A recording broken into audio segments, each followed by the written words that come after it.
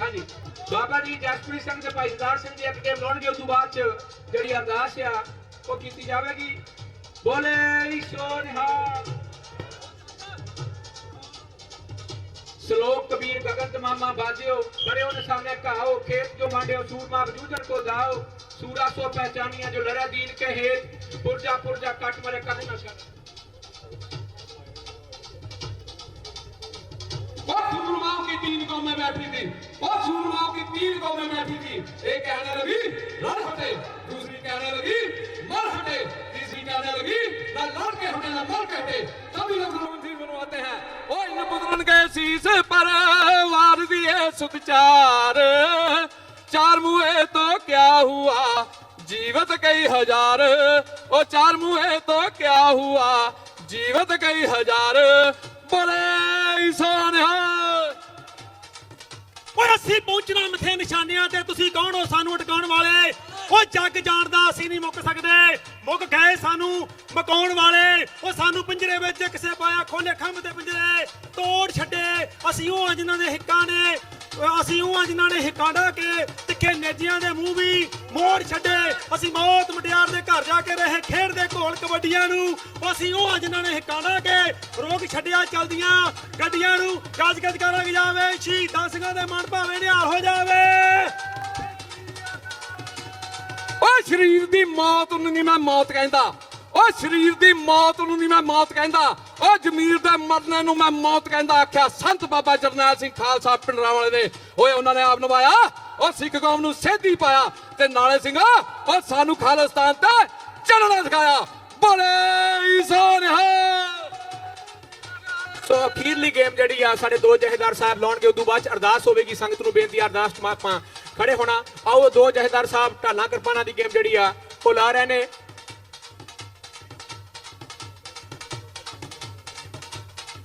ਮੜੇ ਵਾਹਿਗੁਰੂ ਵਾਹਿਗੁਰੂ ਲਓ ਜੀ ਅਗਲੇ ਜਥੇਦਾਰ ਸੋ ਗੇਮ ਲਾ ਰਹੇ ਨੇ ਉੱਥੇ ਖਾਲਸਾ ਜੀ ਰੈਫਰੈਂਡਮ 2020 ਵਾਲੇ ਵੀਰ ਹੋਰ ਸਾਡੀਆਂ ਜਿੰਨੀਆਂ ਵੀ 6 ਫੁੱਟ ਜਸਟਿਸ ਹੋਰ ਜਥੇਬੰਦੀਆਂ ਇਕੱਠੀਆਂ ਅੱਜ ਇਸ ਮਿਸ਼ਨ ਦੇ ਥੱਲੇ ਖੜੀਆਂ ਨੇ ਸੋ ਜਿਨ੍ਹਾਂ ਨੇ ਵਾਈਟ ਹਾਊਸ ਵਿਖੇ ਬਹੁਤ ਤਗੜਾ ਮਾਰਚ ਕੱਢਿਆ ਖਾਲਸਾ ਜੀ ਬੋਲੇ ਈਸੋ ਨਿਹਾਲ ਬੋਲੇ ਈਸੋ ਨਿਹਾਲ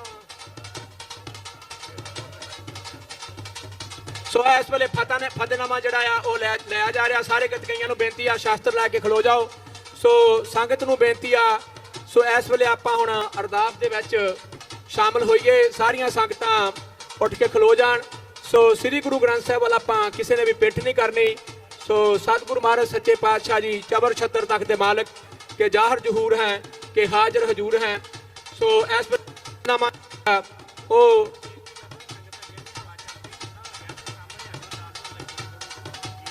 ਸੋ ਬੋਲੇ ਸੋ ਸਤਿ ਸ੍ਰੀ ਅਕਾਲ ਫਤਿਹ ਪਾਵੇ ਸਤਿ ਸ੍ਰੀ ਅਕਾਲ ਦੇਗ ਤੇਗ ਫਤਿਹ ਖਾਲਸੇ ਦੀ ਹਰ ਮੈਦਾਨ ਫਤਿਹ ਵਾਹਿਗੁਰੂ ਜੀ ਕਾ ਖਾਲਸਾ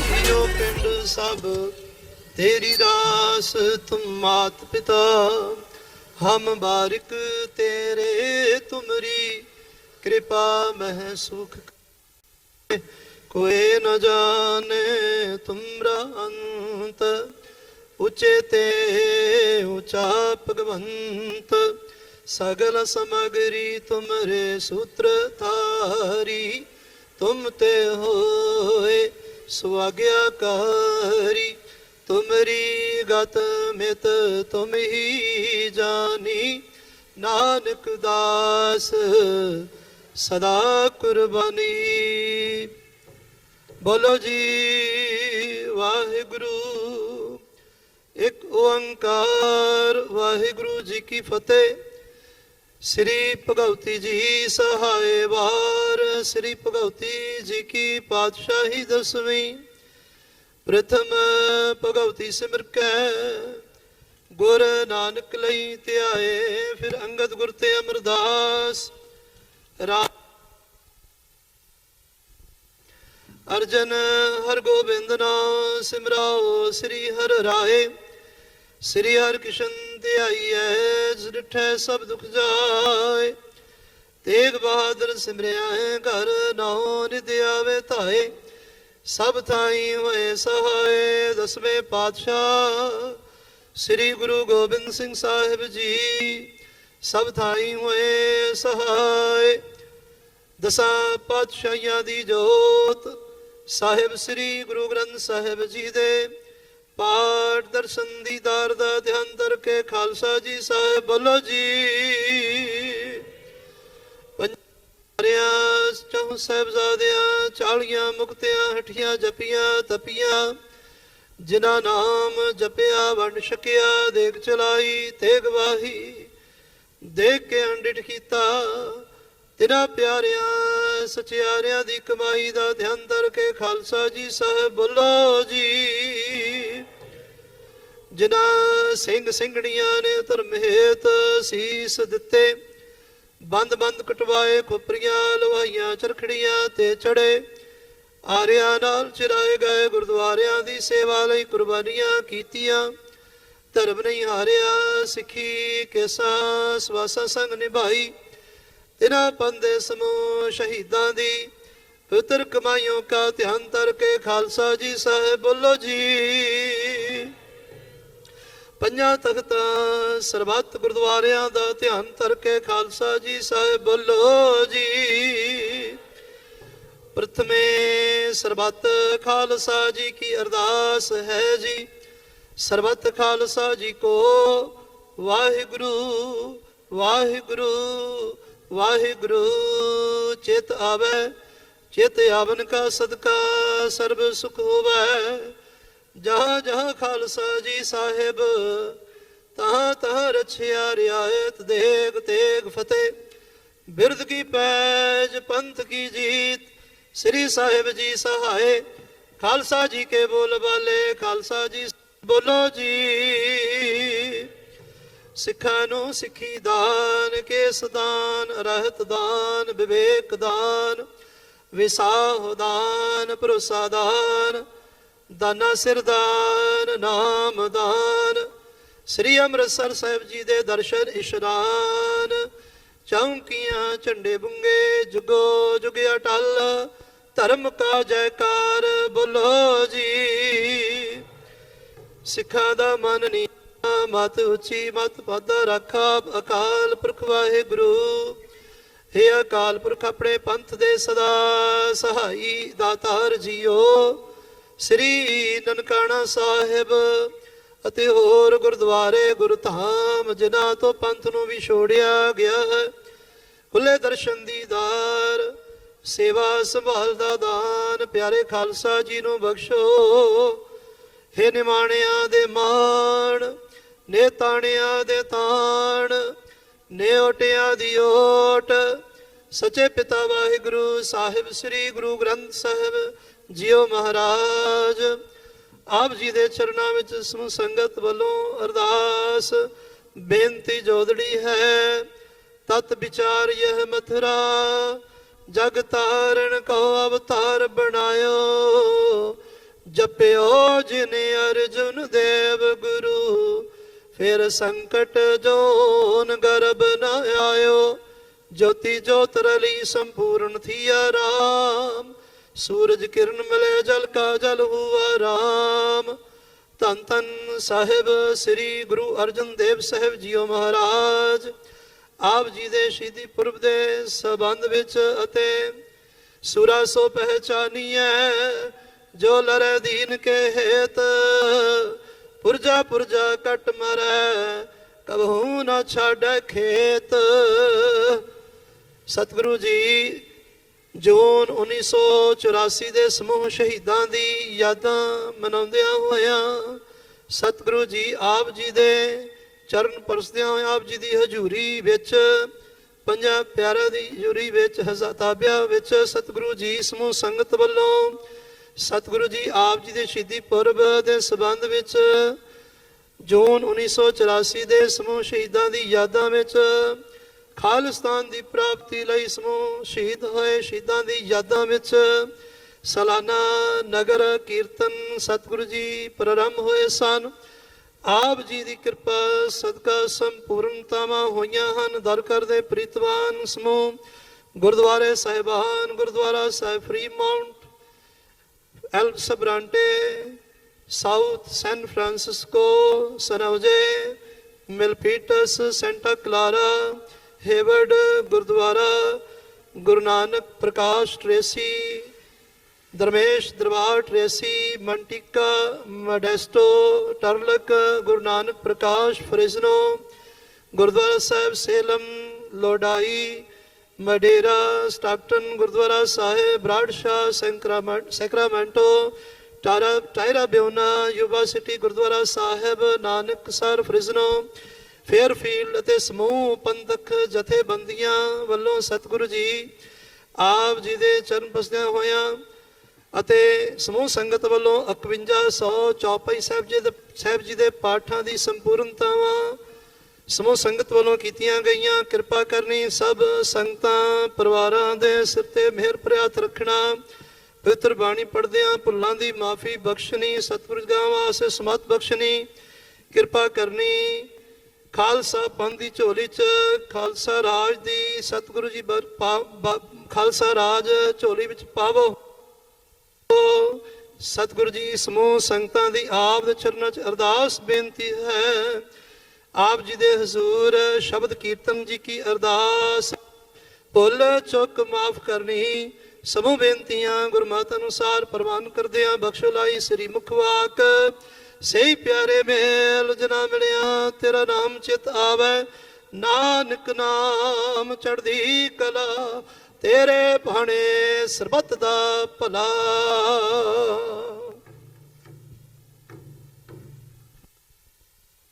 ਕਾ ਖਾਲਸਾ ਵਾਹਿਗੁਰੂ ਜੀ ਕੀ ਫਤਿਹ। ਬੋਲੇ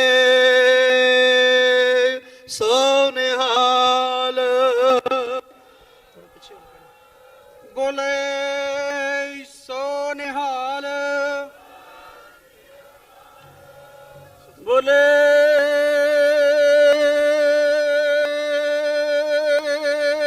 ਸੋ ਨਿਹਾਲ ਬੋਲੇ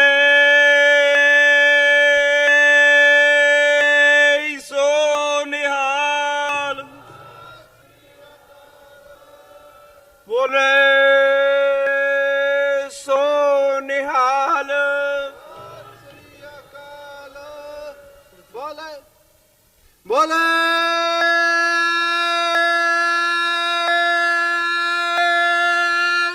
ਸੋ ਨਿਹਾਲ। ਸਤਿ ਸ੍ਰੀ ਅਕਾਲ। ਵਾਹਿਗੁਰੂ ਜੀ ਕਾ ਖਾਲਸਾ ਵਾਹਿਗੁਰੂ ਜੀ ਕੀ ਫਤਿਹ। ਅਕਾਲ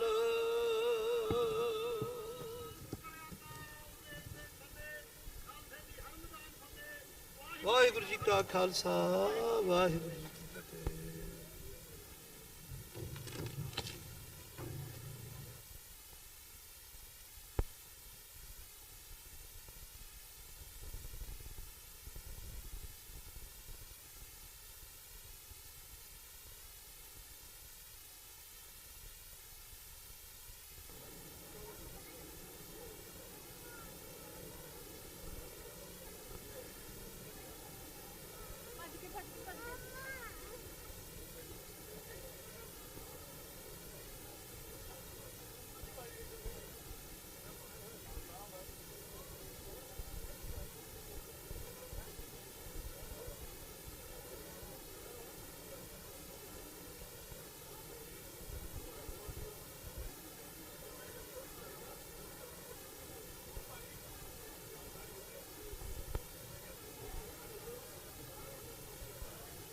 ਜੋ ਤੋ ਪ੍ਰੇਮ ਖੇਲਣ ਕਾ ਜਾਓ, ਸਿਰ ਧਰ ਤਲੀ ਗਲੀ ਮੇਰੀ ਆਓ। ਹਿਤ ਮਾਰਗ ਪੈਰ ਤੇਰੀ ਜੈ, ਸਿਰ ਦੀਜੈ ਕਾਣ ਨਾ ਕੀਜੈ। ਸੂਰਾ ਸੋ ਪਹਿਚਾਨੀਐ, ਜੋ ਲਰੇ ਦੀਨ ਕੇ ਹੇਤ। ਪੁਰਜਾ ਪੁਰਜਾ ਕਟ ਮਰੈ, ਕਬਹੂ ਨਾ ਛਾੜੈ ਖੇਤ। ਸਤਨਾਮ ਸ੍ਰੀ ਵਾਹਿਗੁਰੂ ਸਾਹਿਬ ਜੀ। ਧਨਾਸਰੀ ਮਹੱਲਾ ਪੰਜਵਾ। ਜਾ ਕੋ ਹਰ ਰੰਗ ਲਾਗੋ ਇਸ ਜੁਗ ਮਹਿ, ਸੋ ਕਹੀਅਤ ਹੈ ਸੂਰਾ। ਆਤਮ ਜਿਣੈ ਸਗਲ ਵਸ ਤਾਕੈ, ਜਾ ਕਾ ਸਤਿਗੁਰ ਪੂਰਾ। ਜਾ ਕਉ ਹਰ ਰੰਗ ਲਾਗੋ ਇਸ ਜੁਗ ਮਹਿ, ਸੋ ਕਹੀਅਤ ਹੈ ਸੂਰਾ। ਆਤਮ ਜਿਣੈ ਸਗਲ ਵਸ ਤਾਕੈ, ਜਾ ਕਾ ਸਤਿਗੁਰ ਪੂਰਾ। ਠਾਕੁਰ ਗਾਈਐ ਆਤਮ ਰੰਗ, ਸਰਣੀ ਪਾਵਨ ਨਾਮ ਧਿਆਵਨ। ਸਹਿਜ ਸਮਾਵਨ ਸੰਗ ਰਹਾਉ, ਜਨ ਕੇ ਚਰਨ ਵਸਹਿ ਮੇਰਾ ਹੀ ਅਰੈ। ਸੰਗ ਪੁਨੀਤਾ ਦੇਹੀ, ਜਨ ਕੀ ਧੂਰ ਦੇਹੋ ਕਿਰਪਾ ਨਿਧ। ਨਾਨਕ ਕੈ ਸੁਖ ਏਹੀ, ਜਨ ਕੇ ਚਰਨ ਵਸਹਿ ਮੇਰਾ ਹੀ ਅਰੈ। ਸੰਗ ਪੁਨੀਤਾ ਦੇਹੀ, ਜਨ ਕੀ ਧੂਰ ਦੇਹੋ ਕਿਰਪਾ ਨਿਧ। ਨਾਨਕ ਕੈ ਸੁਖ ਏਹੀ। ਵਾਹਿਗੁਰੂ ਜੀ ਕਾ ਖਾਲਸਾ, ਵਾਹਿਗੁਰੂ ਜੀ ਕੀ ਫਤਿਹ। ਧਨਾਸਰੀ ਮਹੱਲਾ ਪੰਜਵਾ। ਜਾ ਕਉ ਹਰ ਰੰਗ ਲਾਗੋ ਇਸ ਜੁਗ ਮਹਿ, ਸੋ ਕਹੀਅਤ ਹੈ ਸੂਰਾ। ਆਤਮ ਜਿਣੈ ਸਗਲ ਵਸ ਤਾਕੈ, ਜਾ ਕਾ ਸਤਿਗੁਰ ਪੂਰਾ। ਵਾਹਿਗੁਰੂ ਜੀ ਕਾ ਖਾਲਸਾ, ਵਾਹਿਗੁਰੂ ਜੀ ਕੀ ਫਤਿਹ। ਧੰਨ ਸਾਹਿਬ ਸ੍ਰੀ ਗੁਰੂ ਗ੍ਰੰਥ ਸਾਹਿਬ ਮਹਾਰਾਜ ਜੀ ਦੀ ਪਾਵਨ ਪਵਿੱਤਰ ਹਜ਼ੂਰੀ ਦੇ ਅੰਦਰ, ਪੰਜਾਂ ਪਿਆਰਿਆਂ ਦੀ ਅਗਵਾਈ ਦੇ ਅੰਦਰ ਅੱਜ ਦੇ ਇਸ ਮਹਾਨ ਨਗਰ ਕੀਰਤਨ ਦੀਆਂ ਹਾਜ਼ਰੀਆਂ ਭਰੇ ਗੁਰੂ ਰੂਪ ਸਾਧ ਸੰਗਤ ਜੀ ਫਤਿਹ ਪ੍ਰਵਾਨ ਹੋਵੇ। ਵਾਹਿਗੁਰੂ ਜੀ ਕਾ ਖਾਲਸਾ, ਵਾਹਿਗੁਰੂ ਜੀ ਕੀ ਫਤਿਹ। ਸਭ ਤੋਂ ਪਹਿਲਾਂ ਜਿੱਥੇ ਧੰਨ ਧੰਨ ਸਾਹਿਬ ਸ੍ਰੀ ਗੁਰੂ ਗ੍ਰੰਥ ਸਾਹਿਬ ਮਹਾਰਾਜ ਜੀ ਦਾ ਕੋਟਾਨ ਕੋਟ ਧੰਨਵਾਦ ਕਰਦੇ ਹਾਂ, ਜਿਨ੍ਹਾਂ ਦੀ ਅਪਾਰ ਬਖਸ਼ਿਸ਼ ਰਹਿਮਤ ਦਾ ਸਦਕਾ ਸ਼ਹੀਦਾਂ ਦੇ ਪਰਥਾਏ ਹੋਏ ਇਸ ਨਗਰ ਕੀਰਤਨ ਨੂੰ ਸਤਿਗੁਰਾਂ ਦੀ ਰਹਿਮਤ ਦੇ ਨਾਲ ਨਿਰਵਿਘਨਤਾ ਸਹਿਤ ਸੰਪੂਰਨ ਹੋ ਕੇ ਇਸ ਪੰਡਾਲ ਦੇ ਵਿੱਚ ਆਪ ਸੰਗਤਾਂ ਬਿਰਾਜਮਾਨ ਹੋਈਆਂ ਹੋ। ਮੈਂ ਆਪ ਜੀ ਦੇ ਚਰਨਾਂ ਵਿੱਚ ਇੱਕ ਜ਼ਰੂਰੀ ਬੇਨਤੀ ਪਹਿਲਾਂ ਹੀ ਕਰ ਜਾਵਾਂ ਕਿ ਪਤਾ ਹੈ ਕਿ ਅੱਜ ਗਰਮੀ ਬਹੁਤ ਹੈ, ਪਰ ਅੱਜ ਅਸੀਂ ਦਿਹਾੜਾ ਵੀ ਉਹ ਮਨਾ ਰਹੇ ਹਾਂ ਜਿੱਦਣ ਧੰਨ ਧੰਨ ਸਾਹਿਬ ਸ੍ਰੀ ਗੁਰੂ ਅਰਜਨ ਦੇਵ ਮਹਾਰਾਜ ਜੀ ਤੱਤੀਆਂ ਲੋਹਾਂ ਤੇ ਬੈਠੇ। ਜੂਨ 1984 ਦੇ ਉਹ ਪਹਿਲਾ ਹਫ਼ਤਾ ਅੱਤ ਦੀ ਗਰਮੀ ਦੇ ਵਿੱਚ, ਜਦੋਂ ਗੁਰੂ ਕੇ ਸਿੱਖ ਆਪਣੇ ਗੁਰਧਾਮਾਂ ਦੀ ਖਾਤਰ ਆਪਣੇ ਗੁਰਧਾਮ ਹਰਮੰਦਰ ਸਾਹਿਬ ਤੇ ਅਕਾਲ ਤਖਤ ਸਾਹਿਬ ਦੀ ਪਵਿੱਰਤਾ ਨੂੰ ਕਾਇਮ ਰੱਖਦਿਆਂ ਸ਼ਹਾਦਤਾਂ ਪ੍ਰਾਪਤ ਕੀਤੀਆਂ, ਉਹਨਾਂ ਦੀ ਯਾਦ ਵਿੱਚ ਜੁੜੇ ਹਾਂ। ਬਹੁਤਾ ਲੰਬਾ ਸਮਾਂ ਨਹੀਂ ਆਪ ਜੀ ਦਾ ਆਸਰਾ ਲਾਂਗੇ, ਥੋੜਾ ਕਾ ਸਮਾਂ ਜ਼ਰੂਰ ਬਖਸ਼ਿਓ, ਕਿਉਂਕਿ ਸਾਡੇ ਪਾਸ ਕੁਝ ਪੰਥਕ ਬੁਲਾਰੇ ਆਏ ਹਨ ਜਿਨ੍ਹਾਂ ਨੇ ਆਪ ਜੀ ਦੇ ਨਾਲ ਸ਼ਹੀਦਾਂ ਦੇ ਪਰਥਾਏ ਕੁਝ ਵਚਨ ਸਾਂਝੇ ਕਰਨੇ ਹਨ। ਸੋ ਗੁਰੂ ਸਵਾਰਿਓ, ਅੱਜ ਅਸੀਂ ਉਹਨਾਂ ਮਹਾਨ ਸ਼ਹਾਦਤਾਂ ਨੂੰ ਸਜਦਾ ਕਰਨ ਲਈ ਇਕੱਤਰ ਹੋਏ ਹਾਂ, ਜਿਨ੍ਹਾਂ ਨੇ ਰੱਬੀ ਪਿਆਰ ਦੇ ਵਿੱਚ ਰੰਗੀਆਂ ਹੋਈਆਂ ਉਹ ਮਹਾਨ ਰੂਹਾਂ ਜਿਨ੍ਹਾਂ ਨੇ ਗੁਰੂ ਪਾਤਸ਼ਾਹ ਦੇ ਭਾਣੇ ਦੇ ਵਿੱਚ ਆਪਣਾ ਜੀਵਨ ਨਿਰਵਾਹ ਕਰਦਿਆਂ ਹੋਇਆਂ ਮਨੁੱਖਤਾ ਦੀ ਭਲਾਈ ਦੇ ਲਈ ਪਰਉਪਕਾਰ ਹਿੱਤ ਜੂਝਦਿਆਂ ਹੋਇਆਂ ਸੱਚੇ ਸੁੱਚੇ ਸਿਧਾਂਤ ਦੀ ਖਾਤਰ ਸ਼ਹਾਦਤਾਂ ਪ੍ਰਾਪਤ ਕੀਤੀਆਂ ਤੇ ਆਉਣ ਵਾਲੀ ਪੀੜ੍ਹੀ ਲਈ ਇੱਕ ਮੀਲ ਪੱਥਰ ਸਾਬਤ ਹੋਏ। ਪੰਜਵੇਂ ਪਾਤਸ਼ਾਹ ਧੰਨ ਧੰਨ ਸਾਹਿਬ ਸ੍ਰੀ ਗੁਰੂ ਅਰਜਨ ਦੇਵ ਮਹਾਰਾਜ ਜੀ ਦੀ ਕੁਰਬਾਨੀ, ਜਿਨ੍ਹਾਂ ਨੇ ਇੰਨੇ ਅਸਹਿ ਤੇ ਅਸਹਿ ਕਸ਼ਟ ਸਹਾਰ ਕੇ ਕੁਰਬਾਨੀ ਦਿੱਤੀ, ਤੱਤੀਆਂ ਲੋਹਾਂ ਤੇ ਬੈਠੇ ਅਤੇ ਸ਼ਹੀਦਾਂ ਦੇ ਸਰਤਾਜ ਖਵਾਏ। ਉਸ ਕੁਰਬਾਨੀ ਦੇ ਵਿੱਚੋਂ ਅਕਾਲ ਤਖਤ ਸਾਹਿਬ ਦੀ ਸਿਰਜਣਾ ਹੋਈ। ਰਾਹੇ ਵਕਾਹੇ ਉਸ ਅਕਾਲ ਦੇ ਤਖਤ ਨੂੰ ਜਿੱਥੋਂ ਹੱਕ ਸੱਚ ਤੇ ਇਨਸਾਫ ਦੀ ਆਵਾਜ਼ ਆਉਂਦੀ ਸੀ, ਉਸ ਤਖਤ ਨੂੰ ਹਮੇਸ਼ਾ ਹੀ ਕਿਤੇ ਵਕਤ ਦੇ ਹਾਕਮ ਨੇ ਲਿਤਾੜਨ ਦਾ ਯਤਨ ਕੀਤਾ।